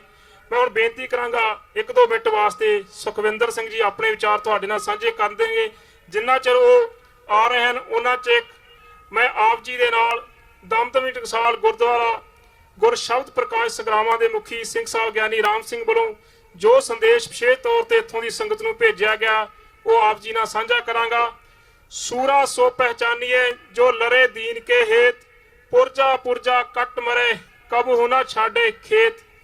ਹਿੰਦੁਸਤਾਨ ਦੀ ਜ਼ਾਲਮ ਹਕੂਮਤ ਅਤੇ ਫੌਜ ਵੱਲੋਂ ਜੂਨ 1984 ਵਿੱਚ ਸ੍ਰੀ ਦਰਬਾਰ ਸਾਹਿਬ ਸ੍ਰੀ ਅਕਾਲ ਤਖਤ ਸਾਹਿਬ ਸਮੇਤ ਬੇਅੰਤ ਗੁਰਧਾਮਾਂ ਤੇ ਕੀਤੇ ਹਮਲੇ ਦੌਰਾਨ ਸ਼ਹਾਦਤਾਂ ਦੇ ਜਾਮ ਪੀਣ ਵਾਲੇ ਸਮੂਹ ਮਰਜੀਵੜਿਆਂ ਦੀ 35ਵੀਂ ਵਰ੍ਹੇਗੰਢ ਨੂੰ ਪੰਜਾਬ ਤੋਂ ਹਜ਼ਾਰਾਂ ਮੀਲ ਦੂਰ ਵਿਦੇਸ਼ਾਂ 'ਚ ਬੈਠੇ ਬੜੇ ਹੀ ਬੈਰਾਗ ਤੇ ਸ਼ਰਧਾ ਨਾਲ ਮਨਾ ਰਹੇ ਗੁਰੂ ਪਿਆਰੇ ਖਾਲਸਾ ਜੀ। ਵਾਹਿਗੁਰੂ ਜੀ ਕਾ ਖਾਲਸਾ ਵਾਹਿਗੁਰੂ ਜੀ ਕੀ ਫਤਿਹ। ਖਾਲਸਾ ਜੀ, ਅੱਜ ਤੋਂ 35 ਵਰ੍ਹੇ ਪਹਿਲਾਂ ਹਿੰਦੁਸਤਾਨ ਦੀ ਜ਼ਾਲਮ ਫੌਜ ਨੇ ਦੇਸ਼ ਦੇ ਜ਼ਾਲਮ ਹੁਕਮਰਾਨ ਦੇ ਹੁਕਮਾਂ ਤੇ ਕੌਮ ਦੇ ਮਹਾਨ ਪਵਿੱਤਰ ਸਥਾਨ ਜਿਸ ਦੇ ਦਰਸ਼ਨਾਂ ਦੀ ਚਾਹਨਾ ਕਰਦੇ ਹੋਏ ਸਿੱਖ ਹਰ ਸਮੇਂ ਅਰਦਾਸ ਕਰਦਾ ਹੈ ਤੇ ਉਹ ਪਾਵਨ ਪਵਿੱਤਰ ਕੌਮੀ ਤਖਤ ਜਿਸ ਦੇ ਅੱਗੇ ਹਰੇਕ ਦਾ ਸਿਰ ਝੁਕਦਾ ਹੈ, ਸਿੱਖਾਂ ਦੇ ਜਾਨਾਂ ਤੋਂ ਵੱਧ ਪਿਆਰੇ ਗੁਰਧਾਮਾਂ ਨੂੰ ਢਹਿ ਢੇਰੀ ਕਰਨ ਵਾਸਤੇ ਅਤੇ ਘੱਟ ਗਿਣਤੀ ਸਿੱਖਾਂ ਨੂੰ ਕੁਚਲਣ ਵਾਸਤੇ ਗਿਣੀ ਮਿੱਥੀ ਸਾਜ਼ਿਸ਼ ਦੇ ਅਧੀਨ ਇਹ ਕਹਿਰੀ ਹਮਲਾ ਕੀਤਾ ਗਿਆ। ਜਿਸ ਸਿੱਖ ਕੌਮ ਨੇ ਘੱਟ ਗਿਣਤੀ ਵਿੱਚ ਹੁੰਦਿਆਂ ਵੀ ਭਾਰਤ ਦੀ ਆਜ਼ਾਦੀ ਲਈ ਬਹੁਤ ਵੱਡੀਆਂ ਕੁਰਬਾਨੀਆਂ ਕੀਤੀਆਂ ਸਨ, ਲੇਕਿਨ ਜਦੋਂ ਹਿੰਦੁਸਤਾਨ ਆਜ਼ਾਦ ਹੋਇਆ ਤਾਂ ਸਾਡੇ ਸਿੱਖ ਆਗੂਆਂ ਨੇ ਇਹ ਕਹਿ ਕੇ ਭਰਮਾਇਆ ਗਿਆ ਕਿ ਤੁਸੀਂ ਸਾਡਾ ਸਾਥ ਦਿਓ ਤਾਂ ਜੇ ਅਸੀਂ ਤੁਹਾਨੂੰ ਇੱਕ ਅਜਿਹਾ ਖਿੱਤਾ ਦਿਆਂਗੇ ਜਿੱਥੇ ਸਿੱਖ ਆਜ਼ਾਦੀ ਦਾ ਨਿੱਘ ਮਾਣ ਸਕਣਗੇ। ਉਸ ਕੀਤੇ ਹੋਏ ਵਾਅਦੇ ਮੁਤਾਬਕ ਜਦੋਂ ਵੀ ਅਸੀਂ ਆਪਣੇ ਹੱਕ ਮੰਗੇ ਤਾਂ ਉਸ ਸਮੇਂ ਸਿੱਖਾਂ ਨੂੰ ਗੋਲੀਆਂ ਦਾ ਨਿਸ਼ਾਨਾ ਬਣਾ ਕੇ ਜੇਲ੍ਹਾਂ ਦੀਆਂ ਕਾਲ ਕੋਠੀਆਂ ਵਿੱਚ ਨਜ਼ਰਬੰਦ ਕਰਤਾ ਗਿਆ। ਸਿੱਖ ਕੌਮ ਨੂੰ ਇੱਕ ਜਰਾਮ ਪੇਸ਼ਾ ਕੌਮ ਗਰਦਾਨਿਆ ਗਿਆ। ਪਿਛਲੇ ਸਮੇਂ ਵਿੱਚ ਵੀ ਇਹੀ ਕਾਰਨ ਬਣਿਆ। ਜਦ 1978 ਦੀ ਵਿਸਾਖੀ ਦੌਰਾਨ ਨਕਲੀ ਨਿਰੰਕਾਰੀ ਸਾਧ ਨੂੰ ਸਿੱਖਾਂ ਦੀ ਪਾਵਨ ਧਰਤੀ ਸ੍ਰੀ ਅੰਮ੍ਰਿਤਸਰ ਵਿਖੇ ਸਰਕਾਰ ਦੀ ਸ਼ਹਿ ਤੇ ਭੇਜਿਆ ਅਤੇ ਸ੍ਰੀ ਗੁਰੂ ਗ੍ਰੰਥ ਸਾਹਿਬ ਦਾ ਉਪਾਨ ਕਰਾਇਆ ਗਿਆ, ਜੋ ਸਿੱਖਾਂ ਲਈ ਅਸਹਿ ਸੀ। ਜਦ ਅਜੌਤੀ ਨਿਰੰਕਾਰੀਆਂ ਦੇ ਕਰੂਰ ਪ੍ਰਚਾਰ ਨੂੰ ਸ਼ਾਂਤਮਈ ਤਰੀਕੇ ਨਾਲ ਸਿੰਘ ਰੋਕਣ ਲੱਗੇ ਤਾਂ ਨਿਹੱਥੇ ਸਿੰਘਾਂ ਉੱਪਰ ਉਹਨਾਂ ਵੱਲੋਂ ਗੋਲੀਆਂ ਦਾ ਮੀਂਹ ਵਰਾਇਆ ਗਿਆ, ਜਿਸ ਤਹਿਤ 13 ਸਿੰਘ ਸ਼ਹੀਦ ਹੋ ਗਏ, ਅਨੇਕਾਂ ਫੱਟੜ ਕੀਤੇ ਗਏ। ਉਪਰੰਤ ਦੇਸ਼ ਦੀਆਂ ਕੋਰਟਾਂ ਵਿੱਚ ਕੇਸ ਚੱਲੇ, ਪਰ ਹਰ ਵਾਰ ਦੀ ਤਰ੍ਹਾਂ ਸਿੱਖਾਂ ਨੂੰ ਇਨਸਾਫ ਨਾ ਮਿਲਿਆ। ਉਸ ਨਕਲੀ ਨਿਰੰਕਾਰੀ ਸਾਧ ਨੂੰ ਇਸ ਕੇਸ ਵਿੱਚੋਂ ਬਰੀ ਕਰਤਾ ਗਿਆ। ਸਿੱਖਾਂ ਤੇ ਜ਼ੁਲਮ ਦੀ ਸ਼ੁਰੂਆਤ ਹੋ ਗਈ, ਜਿਸ ਤਹਿਤ ਭਾਈ ਸਾਹਿਬ ਭਾਈ ਅਮਰੀਕ ਸਿੰਘ ਜੀ ਪ੍ਰਧਾਨ ਆਲ ਇੰਡੀਆ ਸਿੱਖ ਸਟੂਡੈਂਟ ਫੈਡਰੇਸ਼ਨ ਬਾਬਾ ਠਾਰਾ ਸਿੰਘ ਜੀ ਨੂੰ ਗ੍ਰਿਫਤਾਰ ਕਰਕੇ ਕੀਤਾ ਗਿਆ। ਸ਼੍ਰੀਮਾਨ ਸੰਤ ਜਰਨੈਲ ਸਿੰਘ ਜੀ ਖਾਲਸਾ ਭਿੰਡਰਾਂ ਵਾਲੇ ਨੇ ਇਹ ਮਹਿਸੂਸ ਕੀਤਾ ਕਿ ਦੇਸ਼ ਵਿੱਚ ਸਾਡੀ ਦਲੀਲ ਤੇ ਅਪੀਲ ਦੀ ਕੋਈ ਕੀਮਤ ਨਹੀਂ। ਉਹਨਾਂ ਮਹਿਤੇ ਤੋਂ ਚੱਲ ਕੇ ਸ੍ਰੀ ਅਕਾਲ ਤਖਤ ਸਾਹਿਬ ਪਹੁੰਚ ਕੇ ਸ਼ਾਂਤਮਈ ਗ੍ਰਿਫਤਾਰੀ ਦਾ ਮੋਰਚਾ ਆਰੰਭ ਕਰਤਾ, ਜਿਸ ਨੂੰ ਬਾਅਦ ਵਿੱਚ ਸ਼੍ਰੋਮਣੀ ਅਕਾਲੀਆਂ ਨੇ ਅਪਣਾ ਲਿਆ। ਸੰਤਾਂ ਦਾ ਕੌਮ ਪ੍ਰਤੀ ਪਿਆਰ ਤੇ ਦਰਦ ਨੂੰ ਦੇਖਦਿਆਂ ਹੋਇਆਂ ਹਜ਼ਾਰਾਂ ਦੀ ਤਾਦਾਦ ਵਿੱਚ ਨੌਜਵਾਨ ਗੁਰੂ ਕੇ ਖਾਲਸੇ ਬਣਨੇ ਸ਼ੁਰੂ ਹੋ ਗਏ। ਪਖੰਡੀ ਦੇਹਧਾਰੀ ਗੁਰੂ ਡੰਮ ਦਾ ਬੋਲਬਾਲਾ ਦਿਨੋਂ ਦਿਨ ਵੱਧ ਖਤਮ ਹੁੰਦਾ ਗਿਆ, ਲੇਕਿਨ ਦਿੱਲੀ ਬੈਠੇ ਹਾਕਮ ਨੂੰ ਇਹ ਗੱਲਾਂ ਬਰਦਾਸ਼ਤ ਨਹੀਂ ਸਨ। ਉਹਨਾਂ ਮਹਾਂਪੁਰਖਾਂ ਦੀ ਵੱਧਦੀ ਤਾਕਤ ਨੂੰ ਰੋਕਣ ਲਈ ਪੰਜਾਬ ਵਿੱਚ ਫੌਜੀ ਕਾਰਵਾਈ ਆਰੰਭ ਕਰਤੀ ਗਈ, ਜਿਸ ਦਾ ਸਿੱਟਾ ਇਹ ਨਿਕਲਿਆ ਕਿ ਸ੍ਰੀ ਅਕਾਲ ਤਖਤ ਤੇ ਸ੍ਰੀ ਹਰਿਮੰਦਰ ਸਾਹਿਬ ਦੀ ਅਜ਼ਮਤ ਵਾਸਤੇ ਸੰਤ ਗਿਆਨੀ ਜਰਨੈਲ ਸਿੰਘ ਜੀ ਖਾਲਸਾ ਨੇ ਮੁੱਠੀ ਭਰ ਜੁਝਾਰੂਆਂ ਨੂੰ ਨਾਲ ਲੈ ਕੇ ਹਿੰਦੁਸਤਾਨ ਦੀ ਜ਼ਾਲਮ ਫੌਜ ਨੂੰ ਲੋਹੇ ਦੇ ਚਨੇ ਚਵਾਏ। ਸੰਤਾਂ ਨੇ ਜਬ ਆਗ ਕੀ ਔਦ ਨਿਧਾਨ ਬਨੇ ਅਤ ਹੀ ਰਨ ਮੈਂ ਤਬ ਜੂਝ ਮਰੋ ਦੇ ਪਿੱਤਰ ਬਾਕਾਂ ਨੂੰ ਸੱਚ ਕਰ ਵਿਖਾਇਆ। ਹਿੰਦੁਸਤਾਨ ਦੀਆਂ ਫੌਜਾਂ ਅੱਗੇ ਹਿਕੜਾ ਕੇ ਬੇਅੰਤ ਮਰਜੀਵੜਿਆਂ ਨੇ ਮਹਾਂਪੁਰਖਾਂ ਦੀ ਸੱਚੀ ਅਤੇ ਯੋਗ ਅਗਵਾਈ ਹੇਠ ਸ਼ਹਾਦਤਾਂ ਦੇ ਜਾਮ ਪੀਤੇ। ਅਮਰੀਕਾ ਦੀਆਂ ਸਮੂਹ ਸਿੱਖ ਸੰਗਤਾਂ ਪ੍ਰਬੰਧਕ ਵੀਰਾਂ ਦਾ ਦਮਦਮੀ ਟਕਸਾਲ ਸੰਗਰਾਮਾਂ ਵੱਲੋਂ ਦਾਸ ਰੋਮ ਕਰਕੇ ਧੰਨਵਾਦ ਕਰਦਾ ਹੈ, ਜਿਨ੍ਹਾਂ ਨੇ ਮਹਾਨ ਸ਼ਹੀਦਾਂ ਦੀ ਯਾਦ ਵਿੱਚ ਉਹਨਾਂ ਦੇ 35ਵੇਂ ਬਰੇ ਤੇ ਵਿਸ਼ਾਲ ਨਗਰ ਕੀਰਤਨ ਸਜਾਇਆ ਹੈ। ਗੁਰੂ ਅੱਗੇ ਅਰਦਾਸ ਕਰਦੇ ਹਾਂ ਕਿ ਆਪ ਸਭ ਸਹਿਯੋਗੀ ਮਿਲ ਕੇ ਭਵਿੱਖ ਵਿੱਚ ਵੀ ਆਪਣੀ ਕੌਮ ਦੇ ਮਹਾਨ ਸ਼ਹੀਦਾਂ ਨੂੰ ਇਸੇ ਤਰ੍ਹਾਂ ਪਿਆਰ ਸਤਿਕਾਰ ਤੇ ਸ਼ਰਧਾ ਭੇਟ ਕਰਦੇ ਰਹੋਗੇ। ਵਾਹਿਗੁਰੂ ਜੀ ਕਾ ਖਾਲਸਾ, ਵਾਹਿਗੁਰੂ ਜੀ ਕੀ ਫਤਿਹ। ਇਹ ਸੀ ਪੈਗਾਮ ਜੋ ਕਿ ਸਿੰਘ ਸਾਹਿਬ ਗਿਆਨੀ ਰਾਮ ਸਿੰਘ ਹੁਣੀ ਆਪ ਜੀ ਨੂੰ ਭੇਜਿਆ ਸੀ। ਸੋ ਮੈਂ ਇੱਕ ਗੱਲ ਦੀ ਸਾਰੀ ਹੀ ਸੰਗਤ ਕੋਲੋਂ ਗੁਸਤਾਖੀ ਚਾਹਾਂਗਾ, ਖਾਸ ਕਰਕੇ ਟੀਵੀ ਏਸ਼ੀਆ ਲਾਈਵ ਵਾਲਿਆਂ ਪਾਸੋਂ, ਕਿ ਉਹਨਾਂ ਦਾ ਪਹਿਲਾਂ ਮੈਂ ਅਨਾਉਂਸ ਨਹੀਂ ਕਰ ਸਕਿਆ, ਮੀਡੀਆ ਦਾ ਅਨਾਉਂਸ ਨਹੀਂ ਕਰ ਸਕਿਆ। ਟੀਵੀ ਏਸ਼ੀਆ ਵਾਲੇ ਨੇ ਜੋ ਇਸ ਦਾ ਪ੍ਰੋਗਰਾਮ ਸੀ ਉਹ ਲਾਈਵ ਇੱਥੋਂ ਦਿੱਤਾ ਹੈ। ਅਗਰ ਆਪ ਜੀ ਨੇ ਕੋਈ ਵੀ ਇਹਨਾਂ ਦਾ ਪ੍ਰੋਗਰਾਮ ਦੇਖਿਆ, ਇਹਨਾਂ ਦੀ ਟੀਵੀ 84 ਤੇ ਲਾਈਵ ਤੁਸੀਂ ਐਪ ਵੀ ਹੈ ਉਹ ਵੀ ਦੇਖ ਸਕਦੇ ਹੋ। ਮਾਫੀ ਚਾਹਾਂਗਾ ਕਿ ਟੀਵੀ ABT4 ਵਾਲਿਆਂ ਨੇ ਜਿਹੜਾ ਪ੍ਰੋਗਰਾਮ ਸੀਗਾ ਸਾਰਾ ਲਾਈਵ ਦਿੱਤਾ। ਸਮੁੱਚੇ ਮੀਡੀਆ ਦਾ, ਸਮੁੱਚੇ ਰੇਡੀਓ ਵਾਲਿਆਂ ਦਾ, ਸਮੁੱਚਿਆਂ ਅਖਬਾਰਾਂ ਦਾ ਬਹੁਤ ਬਹੁਤ ਧੰਨਵਾਦ ਕਰਦਾ ਹਾਂ। ਅਕਸਰਕਾਰ ਜਦੋਂ ਇਹੋ ਜਿਹੇ ਪ੍ਰੋਗਰਾਮ ਹੁੰਦੇ ਹਨ, ਬਹੁਤਾਤ ਬੁਲਾਰਿਆਂ ਨੂੰ ਸਮੇਂ ਦੀ ਘਾਟ ਕਾਰਨ, ਕਿਉਂਕਿ ਇੱਥੇ ਇੱਕ ਬਹੁਤ ਹੀ ਲਿਮਟਿਡ ਤੇ ਬੱਝਵਾਂ ਸਮਾਂ ਹੈ, ਬਹੁਤ ਸਮਾਂ ਨਹੀਂ ਦੇ ਸਕੇ, ਉਸ ਲਈ ਖਿਮਾ ਦਾ ਜਾਚਕ ਹੈ। ਸਮੁੱਚੇ ਰੂਪ ਦੇ ਵਿੱਚ ਅੰਤ ਦੇ ਵਿੱਚ ਸਮੁੱਚੇ ਪ੍ਰਬੰਧਕ ਸੱਜਣਾਂ ਦਾ, ਸਮੁੱਚੀਆਂ ਗੁਰਦੁਆਰਾ ਪ੍ਰਬੰਧਕ ਕਮੇਟੀਆਂ ਦਾ, ਸਮੁੱਚੀਆਂ ਪੰਥਕ ਜਥੇਬੰਦੀਆਂ ਦਾ ਤਹਿ ਦਿਲੋਂ ਧੰਨਵਾਦ ਕਰਦਾ ਹੋਇਆਂ ਧੰਨ ਧੰਨ ਸਾਹਿਬ ਸ੍ਰੀ ਗੁਰੂ ਗ੍ਰੰਥ ਸਾਹਿਬ ਮਹਾਰਾਜ ਦਾ ਕੋਟਾਨ ਕੋਟ ਧੰਨਵਾਦ, ਜਿਹੜਾ ਦੀ ਛਤਰ ਛਾਇਆ ਹੇਠ ਅੱਜ ਦਾ ਇਹ ਤੁਹਾਡੇ ਸਹਿਯੋਗ ਦੇ ਨਾਲ ਇਹ ਨਗਰ ਕੀਰਤਨ ਉਪਰੰਤ ਜੋ ਇਹ ਰੈਲੀ ਸੀ ਸੰਪੂਰਨ ਹੋਈ ਆ। ਹੋਰ ਮੈਂ ਕਿਸੇ ਨੂੰ ਜੇ ਸਮਾਂ ਨਾ ਦੇ ਸਕਿਆ ਹੋਇਆ, ਉਹਨਾਂ ਕੋਲੋਂ ਖਿਮਾ ਦਾ ਜਾਚਕ ਹਾਂ। ਇਸ ਦੇ ਨਾਲ ਹੀ ਆਪ ਜੀ ਚਰਨਾਂ 'ਚ ਬੇਨਤੀ ਕਰਾਂ ਕਿ ਜੋ ਟ੍ਰੇਸੀ ਵਾਲਿਆਂ ਦੀ ਬੱਸ ਹੈ ਉਹ ਰੈਡੀ ਹੈ, ਉਹਨਾਂ ਦੀ ਇੱਕ ਸਵਾਰੀ ਦੀ ਵੇਟ ਕਰ ਰਹੇ ਆ। ਉਹ ਕਿਰਪਾ ਕਰਕੇ ਵੀ ਜਿੱਥੇ ਹੀ ਹੋਵੇ ਉਹ ਜ਼ਰੂਰ ਬੱਸ ਵਿੱਚ ਪਹੁੰਚਣ ਦਾ ਯਤਨ ਕਰਿਓ। ਬਹੁਤ ਲੰਮੇ ਸਮੇਂ ਤੋਂ ਅੱਤ ਦੀ ਗਰਮੀ 'ਚ ਤੁਸੀਂ ਬੈਠੇ ਹੋ, ਤੁਹਾਡਾ ਸਾਰਿਆਂ ਦਾ ਦਿਲ ਦੀਆਂ ਗਹਿਰਾਈਆਂ ਵਿੱਚੋਂ ਤਹਿ ਦਿਲ ਤੋਂ ਸ਼ੁਕਰਗੁਜ਼ਾਰ ਹਾਂ, ਧੰਨਵਾਦ ਬੋਲਦੇ ਹਾਂ। ਇਹ ਸੇਵਾ ਨਿਭਾਉਂਦੇ ਹਾਂ ਸਮੁੱਚੇ ਪ੍ਰਬੰਧਕਾਂ ਕੋਲੋਂ ਇੱਕ ਨਹੀਂ ਬਹੁਤ ਸਾਰੀਆਂ ਅਨੇਕਾਂ ਕਮੀਆਂ ਪੇਸ਼ੀਆਂ ਗਲਤੀਆਂ ਹੋ ਗਈਆਂ, ਉਹਦੇ ਲਈ ਖਿਮਾ ਦਾ ਜਾਚਕ ਹਾਂ। ਅੱਜ ਦੇ ਇਸ ਸਮਾਗਮ ਦੀ ਇੱਥੇ ਹੀ ਸਮਾਪਤੀ ਕਰਦਾ ਹੋਇਆ ਫਤਿਹ ਅਰਜ਼ ਕਰਦਾ ਹਾਂ। ਵਾਹਿਗੁਰੂ ਜੀ ਕਾ ਖਾਲਸਾ, ਵਾਹਿਗੁਰੂ ਜੀ ਕੀ ਫਤਿਹ।